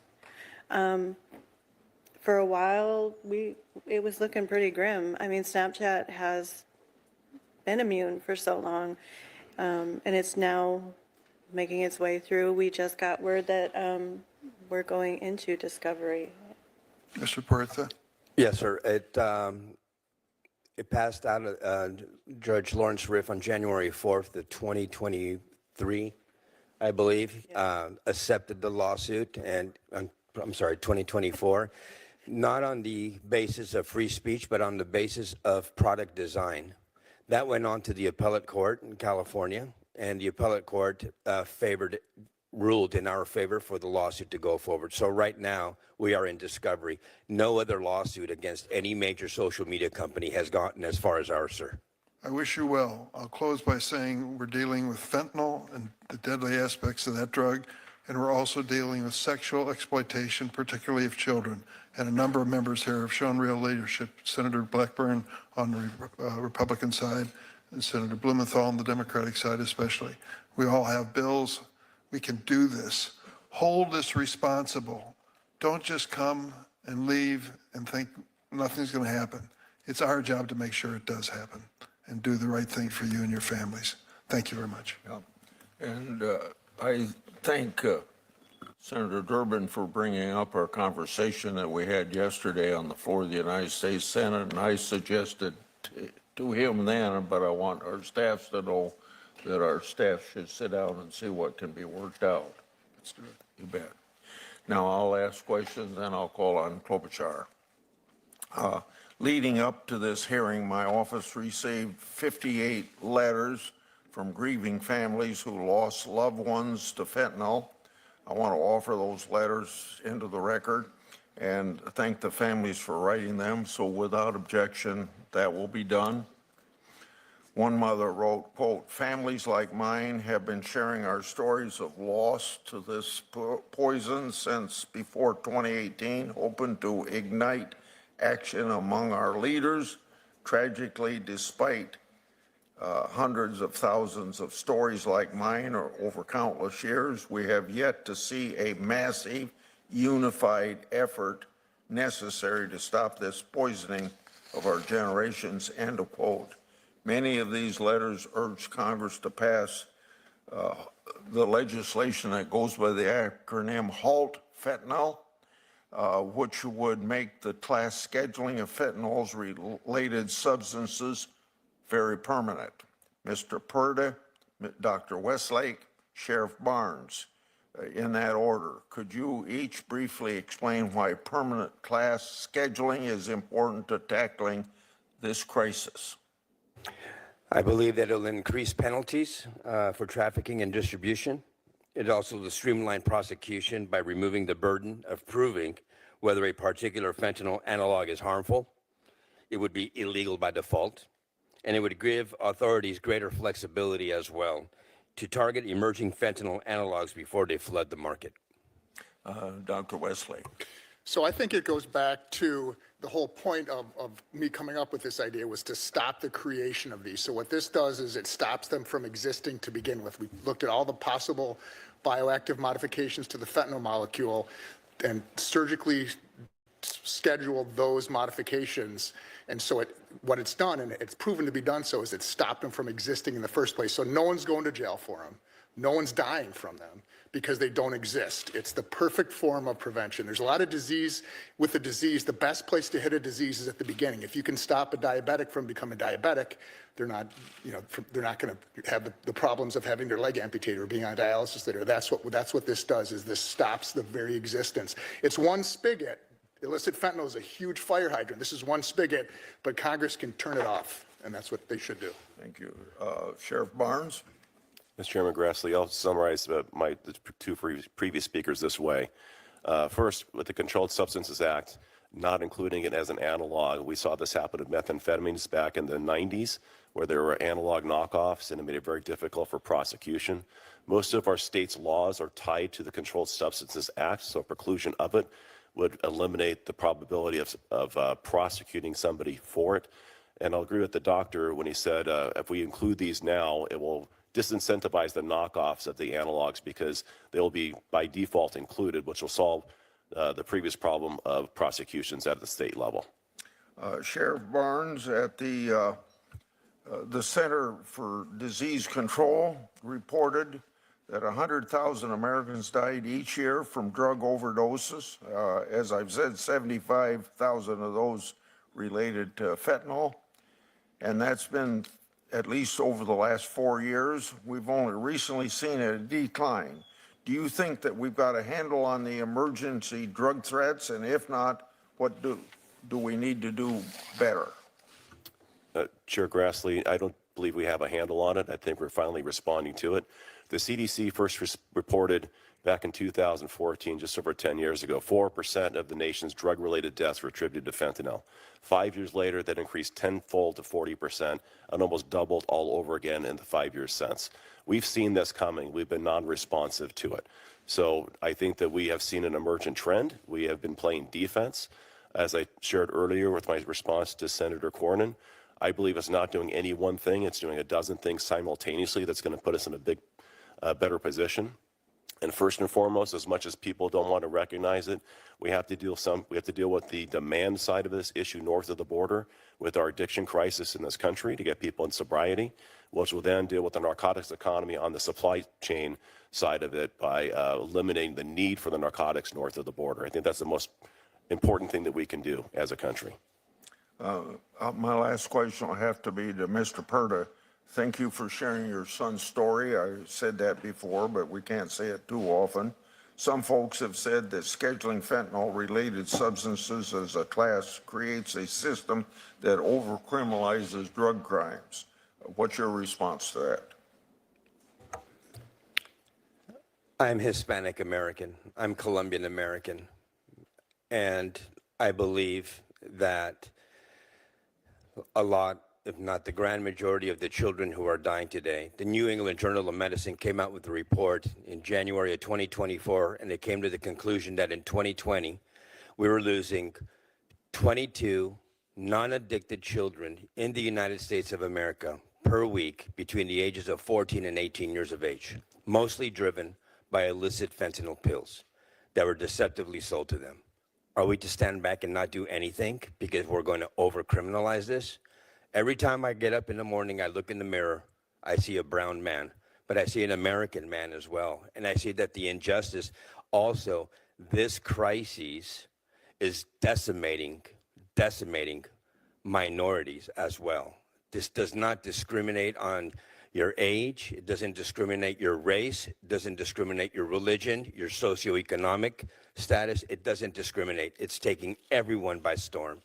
And we as a nation have to come together and we have to do something to stop this.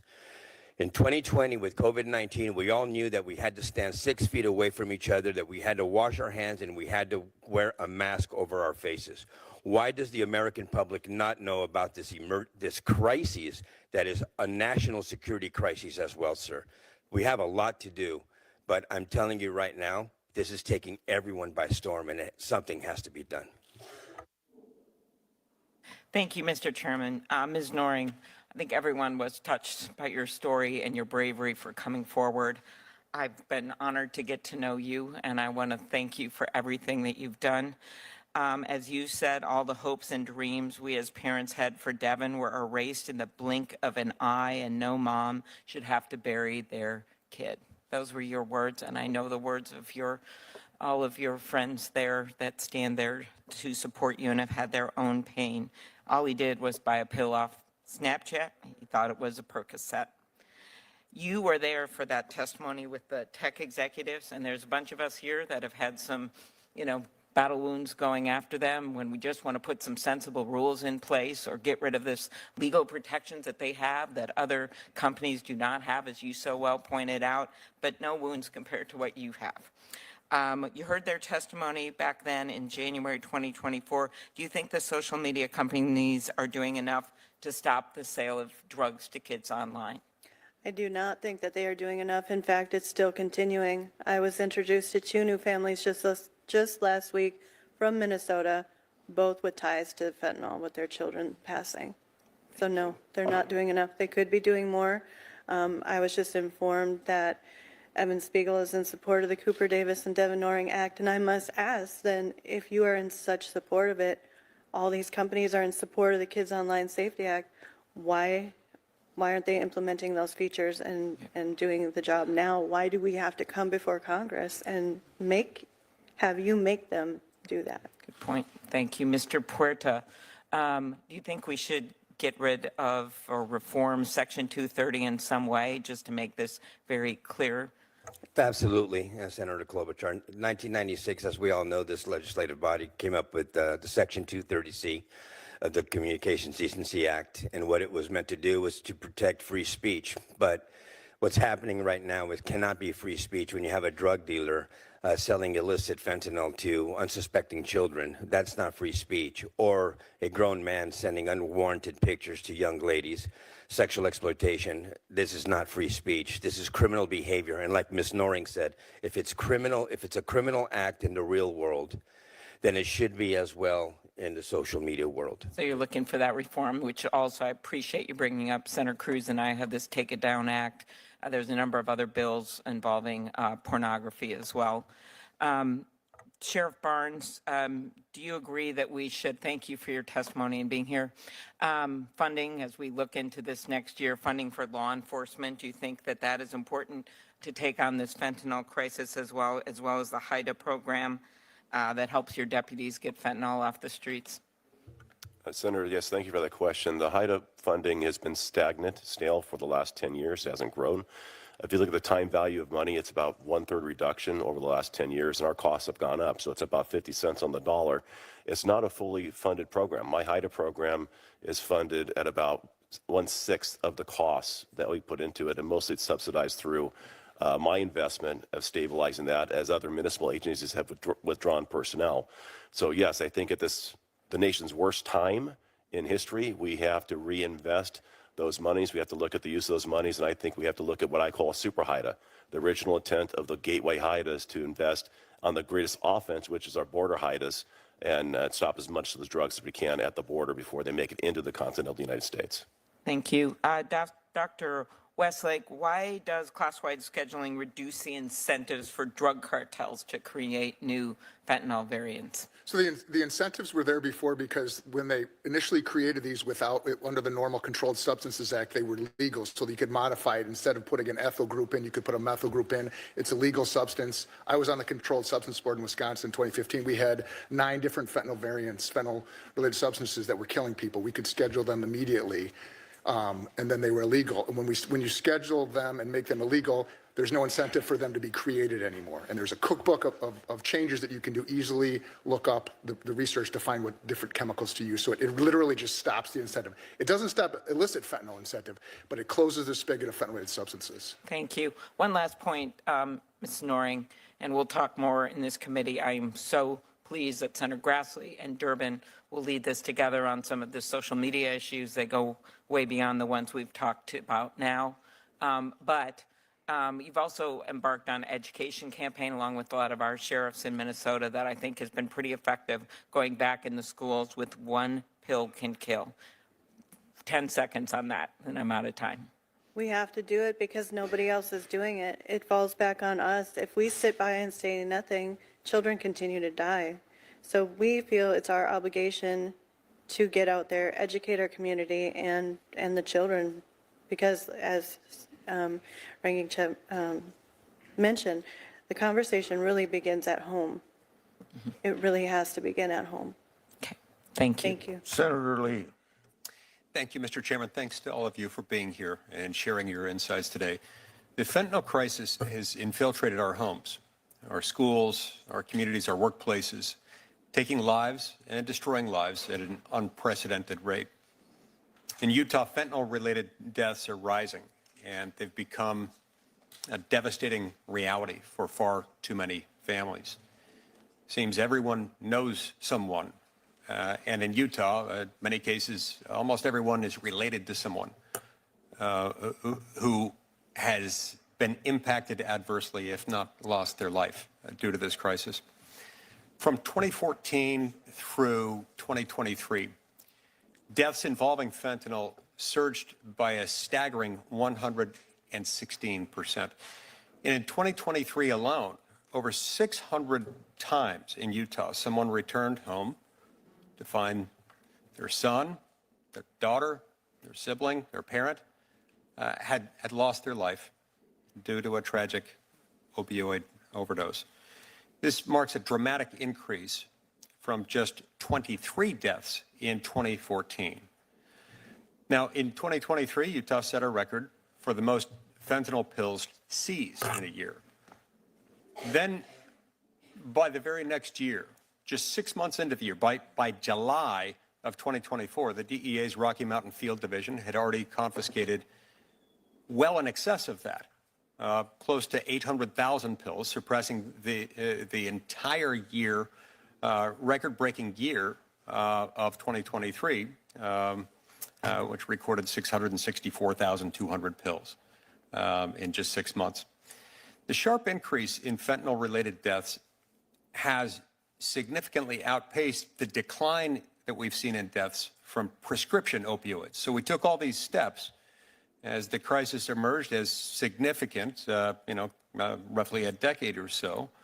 And then all of a sudden, we've seen the number of deaths from the non-prescription related drugs exceeding those. The number of fentanyl-related deaths more than doubled between 2019 and 2020 alone, and that trend has only gotten worse since then. The victims of this deadly scourge include our loved ones, our neighbors, our friends.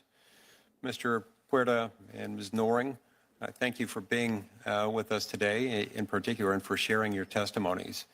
And deeply sorry for your loss. No parent should ever have to face that heartbreak, and heartbroken for you that you have. President Trump has prioritized securing our borders and prosecuting violent gang members, traffic fentanyl into our country and throughout our communities. And in Congress, I hope we can stand with him in his effort to make America safe again. Sheriff Barnes, I'd like to start with you. From October 2023 to October 2024, officials seized roughly 22,000 pounds of fentanyl at U.S. ports of entry, equaling nearly 1.1 million doses. Now, according to the DEA, ingesting just 2 milligrams of fentanyl can be fatal. Federal officials estimate that at most 10% of fentanyl crossing from Mexico is actually caught. Do you believe the Biden administration's open border policies contributed to that rapid increase of fentanyl entering the United States illegally? And if so, what can be done to reverse that now? Senator, unequivocally, the crisis at the border that allowed the drug trafficking organizations, cartels, opened a gateway, and they exposed our weaknesses and used it against us. So yes, the open border policy undoubtedly resulted in harms to this country through the trafficking of not just fentanyl, but human trafficking and other things that put us at risk. Not to mention the 1.4 million gotaways that we have no idea who they are. There's so much greater risk beyond fentanyl that were created as a result of the open border policies. I appreciate what you've done in Orange County. It's sparked the creation of all kinds of memes that are in fact flattering of your county and the efforts that you have undertaken there. Memes suggesting, for example, that when people cross into your county, they're sometimes shocked to learn at the extent to which you're willing to enforce the law. And yet, California law in some meaningful ways has impeded your ability to enforce the law and make Californians safer. What can you tell us about that and how sanctuary jurisdictions are adversely affecting your work? Well, first, as far as laws, in 2014, we had Prop 47 passed. We had Prop 36 passed, which reversed a lot of the Prop 47 impacts. We're already seeing incarceration rates go up, which is on repetitive crime. So we're seeing some positive results there with accountability being restored back into California. Regarding the issues, your second question was specific to immigration Sanctuary policy. jurisdictions in California law. Whether I can speak for myself. I cooperate with our federal partners to the extent allowable by law. I believe those are creating harms by restricting our ability to communicate. I have to release people back into our communities that reoffend to come right back. I do not believe they should be allowed to do that. I would support changing that, challenge that law, and give us the ability to cooperate with our federal partners. Senator Blumenthal. Thank you. Thank you, Mr. Chairman, and I want to thank you for having this hearing and the ranking member as well. This cause should unite us across the aisle, and I think today's hearing reflects that kind of bipartisan support for stronger measures to stop social media from spreading and selling and distributing fentanyl and other toxic chemicals. And I've been pleased to work across the aisle with Senator Blackburn on the Kids Online Safety Bill, which would dramatically and significantly reduce the threat of these drugs. And we're going to be reintroducing that bill, I hope, again, with the kind of support that was reflected in the 91-3 vote in the United States Senate supporting that bill. Been pleased to work with Senator Cruz and Senator Graham on measures that would reduce that threat of social media and others on the committee, the ranking member and yourself. I want to raise an issue first that I think is tremendously relevant to this topic because it indicates a diminution, an undercutting of law enforcement, which is the mass purges that are taking place among the ranks of our FBI. There's no denying that FBI agents have been fired, have been suspended, and otherwise disciplined for assignments that they took on orders in connection with certain criminal investigations. Those massive purges are directly contrary to the assurances we were given by Kash Patel. He said to us, when I asked him directly, pointedly, all FBI employees will be protected against political retribution. This retribution undermines enforcement by the FBI of drug cases and terrorism and other criminal cases. I asked, Mr. Chairman, that we call back Kash Patel to explain how he could deny that there would be political retribution when the next day, in fact, these massive purges began. Likewise, Mr. Chairman, I'm asking questions about the reassignment, apparently, of AUSAs, assistant U.S. attorneys, from drug cases to immigration cases. We need them on the front lines prosecuting drug cases. We need FBI agents on the front lines. We can all agree, I think, on a bipartisan basis, that assistant U.S. attorneys and other federal prosecutors ought to be at the tip of the spear, and that this reassignment poses a threat to law enforcement of exactly the prohibitions and the dangers that bring us here today. And I hope that we can unite around that cause, bring back Kash Patel for a second hearing, and jointly do our oversight, which we are mandated to do on this topic.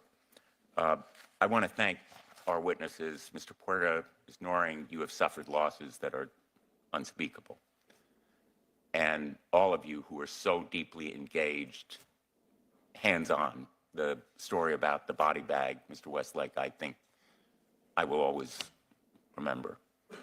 I would like to ask Mr. Noring, Mr. Puerta, about the Kids Online Safety Bill and whether you believe that our leadership here in the Senate, and most important in the House, which was responsible for stopping it after the 91-3 vote here in the Senate, should support this legislation, the Kids Online Safety Act, which had such strong bipartisan backing here in the United States Senate. Will it make a difference? Do you think the House leadership ought to support it? Thank you for that question, Senator Blumenthal. I firmly believe that the House should support it. 91-3 coming out of this Senate body is something that is so unheard of. And it happened on my birthday last year. It was the first time in years I'd ever felt some sort of peace. I finally felt hopeful that something was going to be done to protect our children. And to see it fail in the House, not even get out of the committee, it's absurd because it's putting more children at harm, not just from fentanyl, but all the other harms that are out there. So I thank you for your continued support on this bill. Thank you. Mr. Puerta? A lot of these social media companies are driving these harmful algorithms to our children, and many nefarious actors are taking advantage of that. And the act does exactly that. The Kids Online Safety Act is to try to protect them from all of this nefarious activity and these harmful algorithms that are reaching them on a daily basis. So yes, I absolutely back that bill and back you in anything that we can do to try to get it over the finish line. Thank you. Before I call on Senator Cruz, when Cruz is done, I'm going to leave for another meeting. Senator Britt is going to take over, so if you come over here and sit now, I'd appreciate it. Senator Cruz. Thank you, Mr. Chairman, soon to be Madam Chairman. Thank you for hosting this very important debate and this very important hearing. The American people in November issued a clear and unequivocal mandate. The open borders we've had for the last 4 years must be closed. We can no longer allow criminals and cartels and gang members and deadly drugs to stream across our border. And President Trump has been working every day since he was sworn in to keep his promise to secure the border. He declared a national emergency on the southern border. He reinstated the Remain in Mexico policy.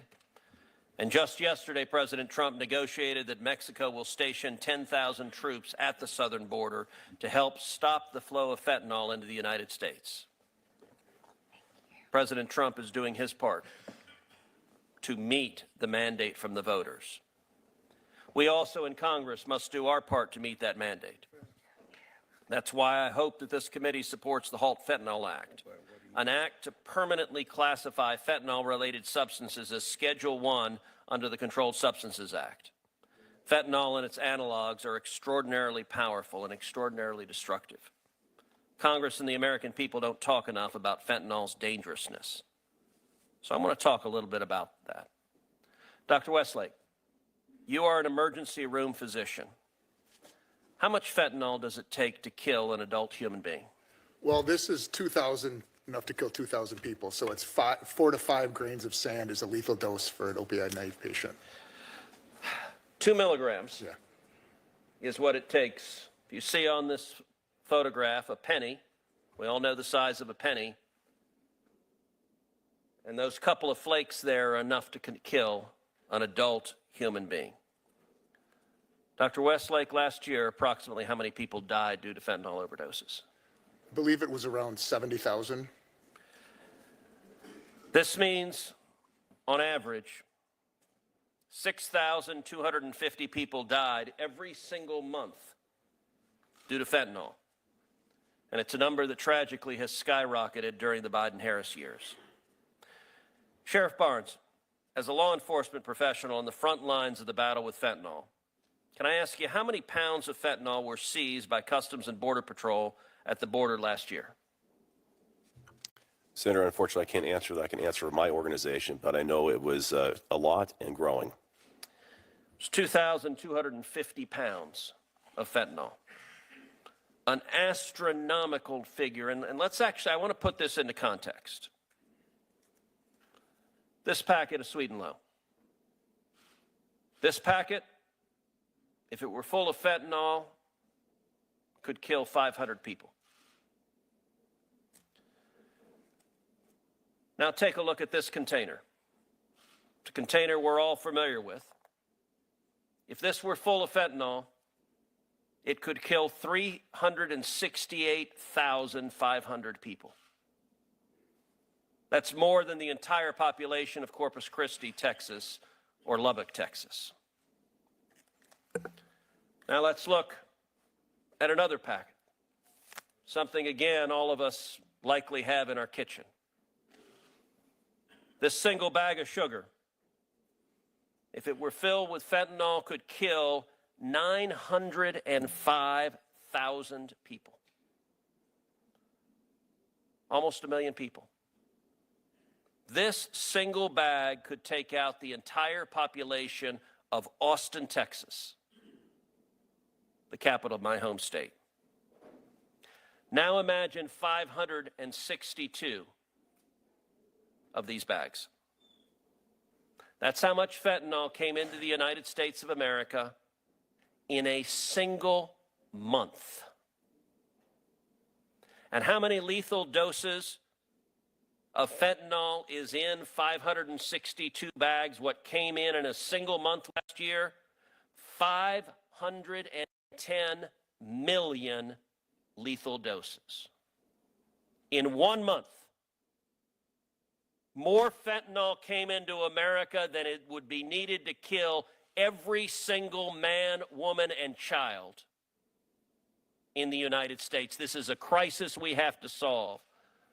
Mr. Puerta, Ms. Noring, thank you both for being here. Thank you for your courage. I will say, as the father of 2 teenage girls, you've lived a nightmare that every parent is terrified of. What I would ask is, what would you say to parents at home? What do parents at home need to know about this? What do teenagers and kids at home need to know about the dangers of fentanyl? If you don't think this can happen to you, I'm very sorry, but you're very sorely mistaken. This is taking everybody by storm. That's what I would tell every single parent. Due to the stigma of addiction and overdose, though, most people think that this could not affect their family because either they don't have somebody who's addicted to drugs in their family or somebody who's using drugs on a recreational basis. But children make mistakes. I do not condone my son Daniel wanting to self-medicate during the height of the pandemic for his whatever was happening in his head. I do not condone it. He made a mistake, and the price that he paid was his life. Children are supposed to make mistakes but not die from them, period. And that's what's happening every single day, 22 times a week in the United States of America. We have to stop this. Amen. Ms. Noring? I echo the same thing. You know, that whole saying, not my kid, take that out of your vocabulary because it could very well be your kid. We had every conversation with our children about addiction because unfortunately on both sides of our family, we have members that suffer from STD. But nobody at the time was talking about this crisis. So I feel robbed of a conversation I could have had with my son that could have saved his life. So take that out of your vocabulary. This very well could happen. And it can very well happen. These dealers are on Snapchat, all platforms, every single one of them. And we've reported them. I know Mr. Puerta's reported them. And I shouldn't put a number out there, but majority of the time it comes back as this does not violate our standards. So monitor your children's social media accounts. Have the conversation. It could save your child's life. Thank you for your courage. Senator. Thank you. Mr. Schiff. Thank you all for being here, and I just want to express my heartbreak at hearing about the loss of your sons. I can't imagine what you've gone through, and like every parent of college-age kids or high school-age kids, I've had those conversations with my kids, and I'm grateful that you're here and willing to share your experience, which is so important for us to hear. I have a couple questions. Doctor, I want to ask you, because one of the concerns I heard about the bill when it was in the House was a concern that it could inhibit research. You made a comment, but you made it too quickly for me to catch, about NIH's view or others. Is there a need to have language to make sure that the research can go on? Or do you feel that is a non-issue for some reason? No, so this is a compromise bill. The initial language that came out was just pure scheduling language. And then when there was concerns that it could impact research negatively, the scheduling component, or the research component, was added. And that was supported through the first Trump ONDCP and then through the Biden ONDCP. The research accommodations that were reached significantly open up all Schedule I research, not just into fentanyl-related substances, but into all Schedule I. So then that's why they support it. NIH, HHS, FDA, NIDA. So that's been incorporated into a new version of the bill? Correct, in the halt fentanyl version. Yeah, it is in the halt fentanyl bill. Okay, thank you. That's very helpful. And if I could ask you, Mr. Puerta and Ms. Noring, what do you think is working in terms of trying to educate families, young people,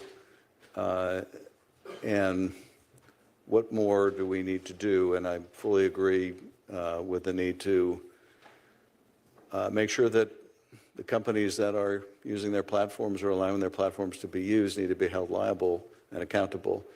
But what do you think is working in terms of educating both families but also schools and others about how they should incorporate this into their teaching and to have the supplies on hand necessary to deal with emergencies? At Stop the Void, our organization, along with the Project Facing Fentanyl, we have a documentary called Dead on Arrival. You can find it at stopthevoid.org. It's a 22-minute documentary that we use in junior high schools and in high schools across this nation. In California, all of Orange County high schools have done it, with Amy Neville presenting the documentary. I think the education awareness is key in abating these senseless drug deaths, because these kids just don't know. They don't know what they're ingesting. They're dying because they've been deceptively sold a counterfeit pill that they think is a pharmaceutical grade oxycodone, for example, and it turns out that it's a fake pill and they end up dying. First time use. Education awareness is working, but we're just a small organization. We need to do this nationwide. Mr. Steve Hilson says it all the time. With COVID-19, we all knew that we had to wash our hands and have a mask over our faces. Why on the national or on the federal level, why have we not had a PSA campaign of sorts of warning all parents and children of the impending danger of illicit, or should I say recreational drug use? I think that's very key, because again, due to the stigma of addiction and overdose, most kids and most parents don't understand the problem of what it is. I also feel that interdiction is helping a lot, as well as naloxone. So the three-pronged approach: education and awareness, interdiction, and naloxone. Widely available naloxone on college campuses and high schools, I think, is really helping out the situation a little bit, but we need to do a lot more. Thank you. Ms. Norris? I agree. The education and awareness piece is huge, but we face roadblocks all the time with schools that don't want us to come into their schools because they feel that we may basically, in a sense, give kids the idea that it's okay to go do these drugs. And it's so ridiculous. We've shown Dead on Arrival. I'm a former member of Void. So we do that oftentimes. We also show the Come Back Home film that the Alexander Neville Foundation produced, which is told from the youth preventative side of things. And I think when you hear from the youth directly on this crisis, that is so impactful. We also pride ourselves on going out into the community, doing community events, bringing the community together, doing naloxone trainings, getting that information out there, really reducing the stigma of this crisis, because I say poisoning while so many say overdose. You will never hear me say that my son overdosed, because my son was poisoned. I know that if my son knew that that pill was going to take his life, he would have never have taken it. Like Senator Klobuchar said, all of my hopes and dreams for him and his future are gone. But not only that, his dreams erased in the blink of an eye. So, and I mirror your sentiment. Our government really needs to step up and start taking the handle on this, because we're just parents out there. We're spending a lot of money out of our pockets. Most of us don't qualify for public grants or anything like that. Why don't we have the campaign? Kids are dying. You would think that that would be a priority. And yet it's us out there doing the work, and we will do it because that means potentially a child's life is saved. Thank you both again for your testimony, and to all the parents who are here representing their children. I want to thank you for your advocacy. Really important for us to see you and to hear you, and thank you for your testimony. Yield back. Couldn't agree more. I'd like to enter into the record a letter of support from 9 organizations that represent the medical community led by the American Society of Neurosurgeons. Their letter commends our bipartisan leadership in addressing the fentanyl epidemic and notes that the temporary schedule classification is not sustainable. They note that, quote, continually revisiting its classification creates confusion about the dangers of these substances and hampers efforts to address the crisis comprehensively, end quote. I ask unanimous consent that the entirety of their letter be entered into the record. Thank you. Thank you. Senator Hawley. Thank you, Madam Chair. Thanks to all of the witnesses for being here. Ms. Nori, Mr. Puerta, I want to particularly thank you and thank other parents who I think are in the room today. You've highlighted the true crisis that we're facing. You know, my home state of Missouri in 2022 alone, child fatalities from fentanyl doubled just in 2022. Deaths for children under the age of 5 increased by more than 500% in my state, and fentanyl is our leading cause of death now in the state of Missouri. So the fates that your families have endured are being replicated all over my state as well. And that's really a wake-up call, I think, for this body to do something. And we absolutely do need to seal the border against those who would traffic illicit drugs into this country, and we need to prosecute those who are doing it. But I want to zero in on something that you both talked about, and you in particular, Ms. Nori, where your own children and your child was exposed to these illegal drugs, namely Snapchat and the social media platforms. You said a second ago that you have repeatedly reported drug dealers and other illicit posts on social media platforms using the platform's own reporting rules. And I think what you said is that most of the time, the vast majority of the time, the answer you get back is, well, this is a valid account or they otherwise can't do anything. Did I hear that correctly, Ms. Nori? That is correct, Senator Hawley. So here you're trying to follow the rules that these companies have set up. They say, oh, well, we'll deal with the problem if you just report it. You and other parents, and I see parents behind you who are nodding, you're out there reporting. They're not doing anything. And I noticed that you also, I've read your written testimony, you had a meeting with Snapchat executives. I think you were there for that too, Mr. Porter, in the spring of 2021. That's correct. And they told you, just walk us through that, Ms. Noring, if you would. You reported to them what was going on their own platform. And they told you what exactly? The first 3 things out of their mouth was, we had no idea this was happening on our platform. You can't sue us because we're protected under Section 230.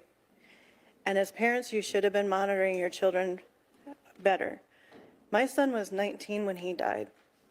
Number 1, how do you monitor an adult? Number 2, how do you monitor a child on an app in which the whole allure to these kids is the fact that the messages disappear? And that was something that I brought up to their attention, and they really had no response. They don't care. They don't care, and I think it's interesting they pointed out to you that you can't sue them. Mm-hmm. What do you think one of the reasons is that they don't really change? I mean, here you are, you're meeting with them, you're reporting these incidents, you're reporting this illicit activity on their platform. They're not doing anything about it. I mean, do you speculate, do you have a guess as to why they don't really ever change their behavior? There's no incentive to. And even with the in-app reporting feature, that was something that they pointed out to us, like we should have known that this existed.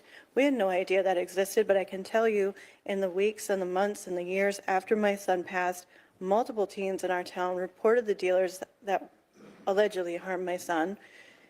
And all that would happen is they would take down the account.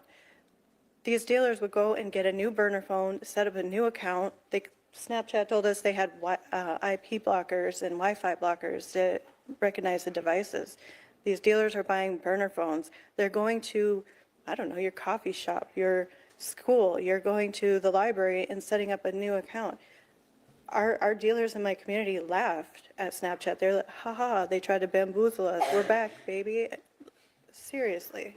I want to just highlight what you just said, because I think I want everybody who's watching this, and I want every member of this committee and every member of the Senate to understand what you just said, which is that the social media platforms don't change because they don't have any incentive, which is a very polite way of saying there's no hammer on these people. They do whatever they want to do because they know nobody can effectively hold them accountable. And they really let the mask slip when you two walked into their offices and told them that they had participated in the killing of your children, because that's what happened. They made money off of it effectively because they're making billions of dollars on their social media platforms. They're killing our kids. They're exposing them to all kinds of ungodly material, and they won't do anything about it because we can't hold them accountable. And I just want to say to members of this body, that has got to change. It is time to give parents the right to sue these platforms. No company in America has the liability shield that these companies have. They can do whatever they want to our kids, and we can't do anything about it. And I say that as the father of 3 young children. I'm terrified of what my kids might find on social media for the reasons that you've given today. But as a parent, I can't do a thing about it if these companies decide to exploit my children. And it is time for that to change. And we know how to change it.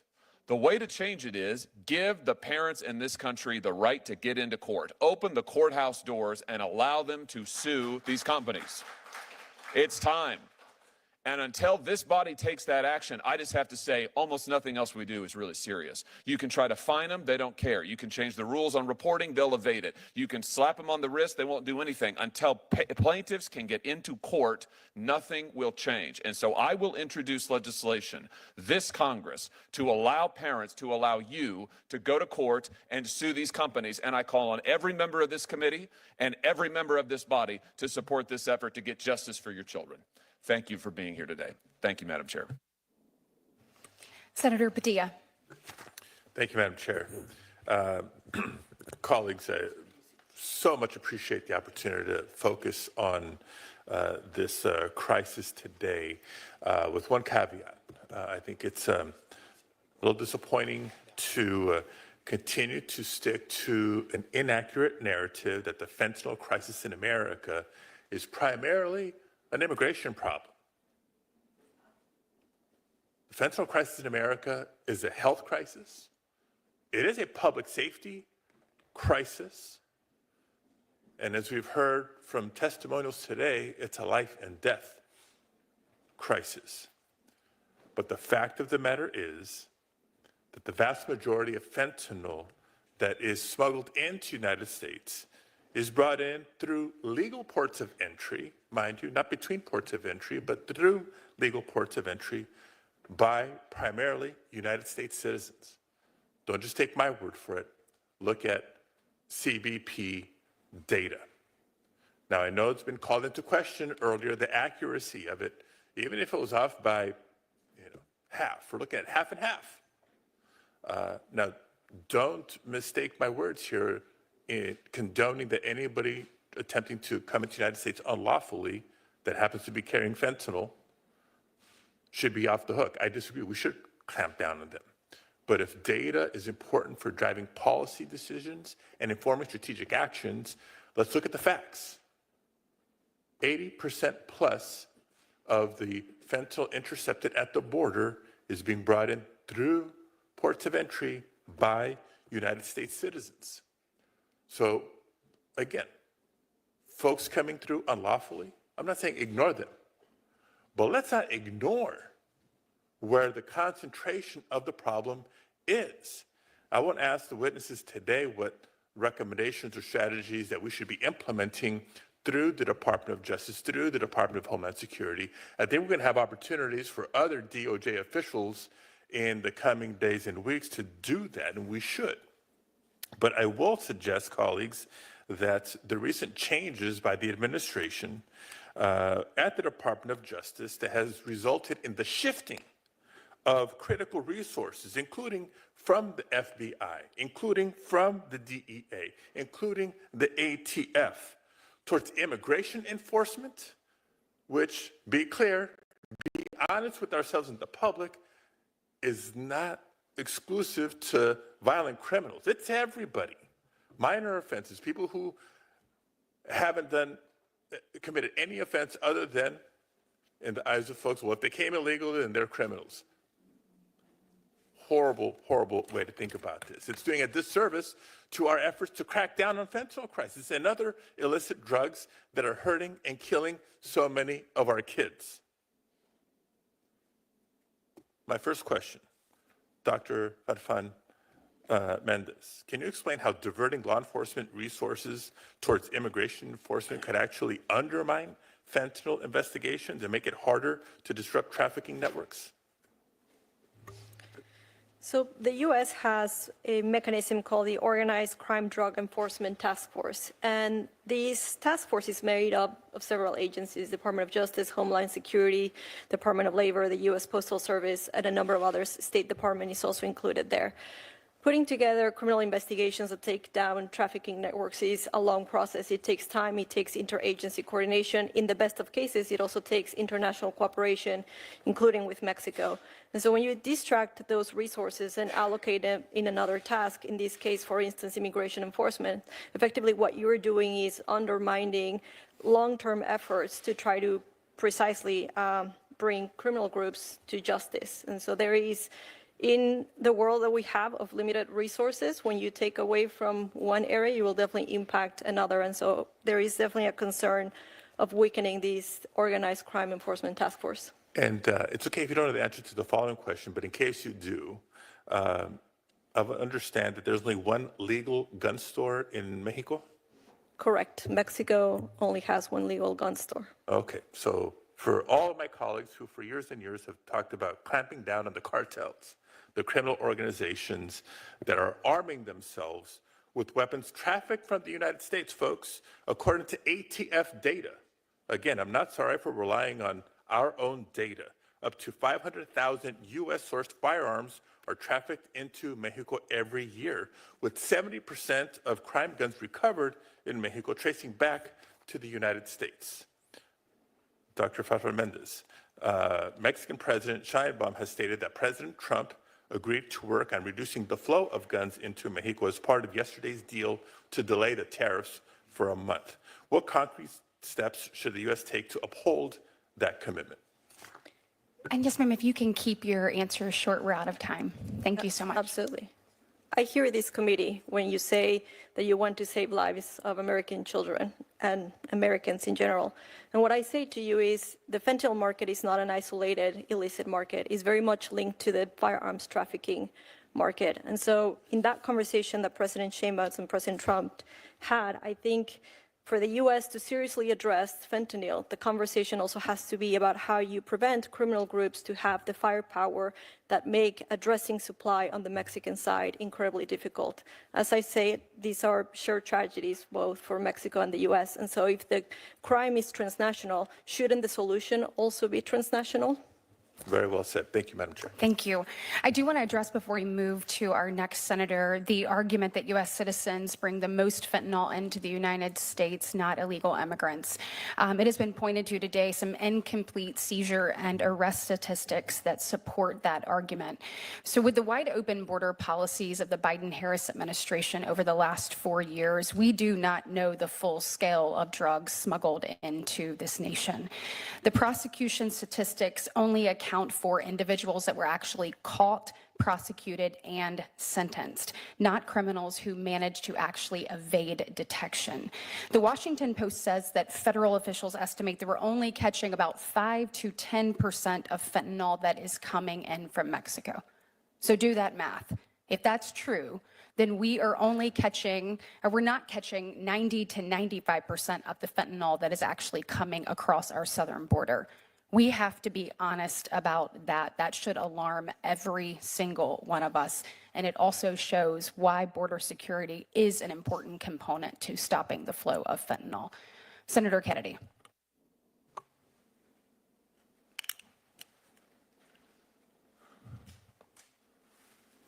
Dr. Farfan, the president of Mexico until 2024 was President Lopez Obrador. Is that right? And he ran for president with respect to the cartels on the slogan, hugs, not bullets. Is that right? Well, no, he did not run on his campaign Yes, he with that did. slogan. Yes, he did. Now, his hand-picked successor is President Steinbaum. Is that correct? Sheinbaum. Is that correct? Gloria Sheinbaum. Right. Am I right? Yes. Okay. I love the people of Mexico, and the people of Mexico are good friends. But isn't a big part of the problem that President Lopez Obrador and now President Sheinbaum, thank you for correcting me, by the way, live in the right front pocket of the Mexican drug cartels? I disagree with that statement. I thought you might. You want more task forces. Dr. Westlake, this represents 400 grams of fentanyl. Kill every person in Providence, Rhode Island. If you're a dealer and you get caught with this, you get 10 years minimum.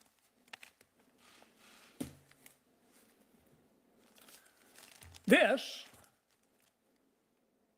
represents 40 grams of fentanyl. Would kill every single man, woman, and child in Culpeper, Virginia. If you get caught with this amount, as a dealer, you get a 5-year minimum sentence. This is where it gets special. This represents 10 grams of PCP. If you get caught with it, as a dealer, you get 5 years minimum. Is fentanyl more dangerous than PCP?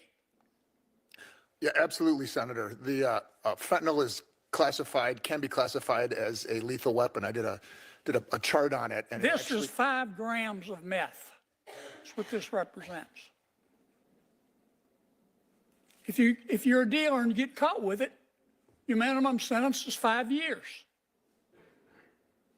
Is fentanyl, you get caught with this much fentanyl, 5 years or 10 years. Get caught with this much fentanyl, 5 years. Get caught with this much meth, you can hardly see it, you get 5 years. Does that make any sense to you? No, sir. It's like cell deep stupid, isn't it? You don't need a task force to see the logic of that. I've got a bill, it's called the Fairness in Fentanyl Sentencing, I've reintroduced. This bill will lower the 5-year mandatory minimum for 40 grams of fentanyl to 2 grams of fentanyl. It'll lower the 10-year mandatory minimum from 400 grams of fentanyl to 20 grams of fentanyl. This bill won't punish addicts. It'll help. It's not going to help until President Lopez Obrador and President Sheinbaum get out of the pockets of the drug cartels. But it's a start. This bill will punish dealers. Thank you, Madam Chairman.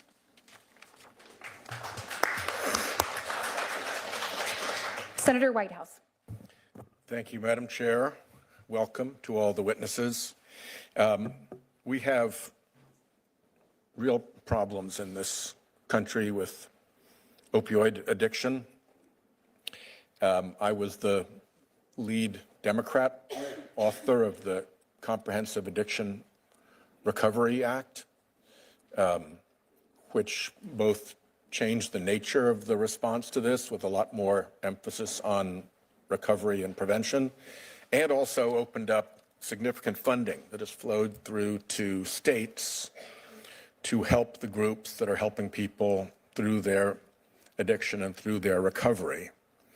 At this point, as best I can tell, the Trump funding freeze is blocking dollars that would otherwise be flowing to treatment and recovery groups around the country. In some cases, it's not so much that they're being told no, it's that they can't get a straight answer. And the confusion could well be just a deliberate fog to obscure the freeze. The lawsuits that are proceeding will help clarify that.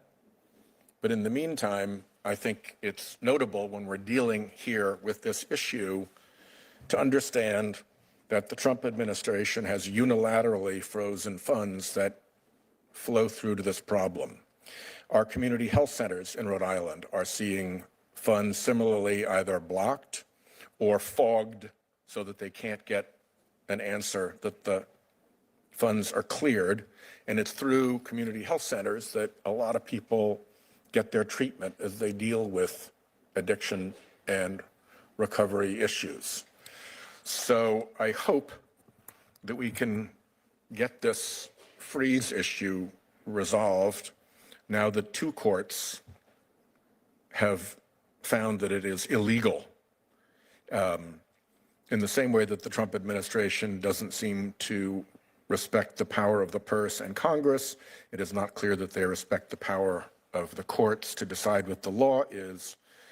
So we will have to see, but we are clearly outside of constitutional bounds at this point, and people who count on addiction and recovery services are in the target hairs of this. We have agreed, I think, as a committee, and we've done some pretty good work together as a committee, Republicans and Democrats alike, to try to put pressure on drug sales that come via the internet and through social media. So it's disturbing to me that President Trump pardoned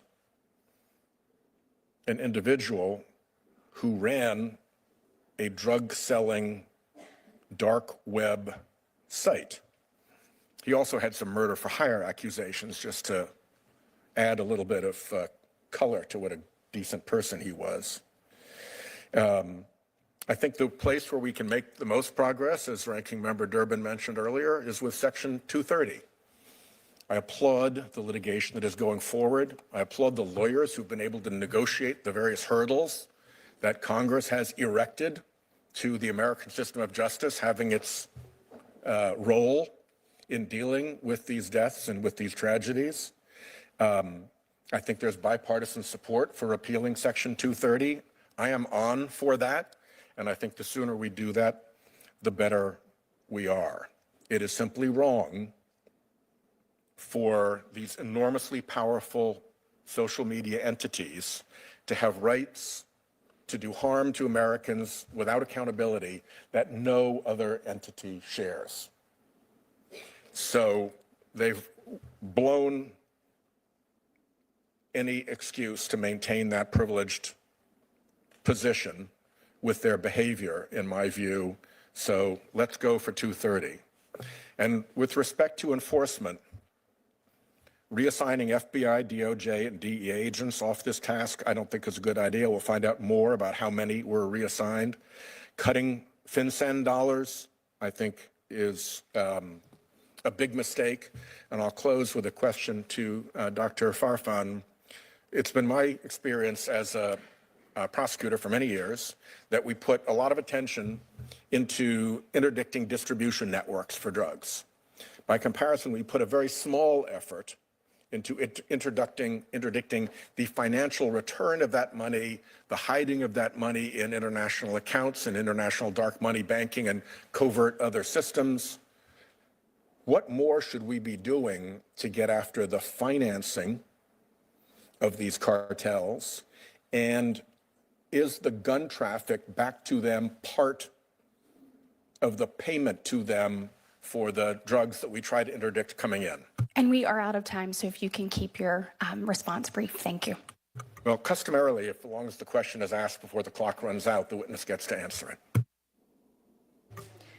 Thank you. So in terms of the illicit flows, certainly there's, because money laundering takes place across jurisdictions, it requires also cooperation. So the best cases that we have seen between, for instance, Mexico and the United States of dismantling money laundering operations had to do with working together between the two governments. Now, I understand this is not easily done, but these are the most effective cases of money laundering. Certainly, firearms trafficking is part of that. There's a clear notion that drugs normally come from the South and firearms and money flow from the United States to Mexico. And again, there's a linkage between these criminal markets. And if we want to save lives by tackling the fentanyl supply, then there should also be paying attention to money and firearms. Thank you, Chairman. I appreciate your courtesy. With regards to social media, I appreciate the work that's been done on this committee, and certainly Senator Blumenthal and Senator Blackburn and the work that they have done in a bipartisan way to address this. As a mom of a 14 and a 15-year-old who knows that Snapchat is used to tell people which color uniform they're supposed to wear that day, or they use it to figure out where friends are going to meet. You think that this can happen, to your point, to anyone, anywhere. And I am so grateful for you both using your voice to speak up and speak directly into this issue. So thank you. I do want to address complaints about the brief pause on grant funding.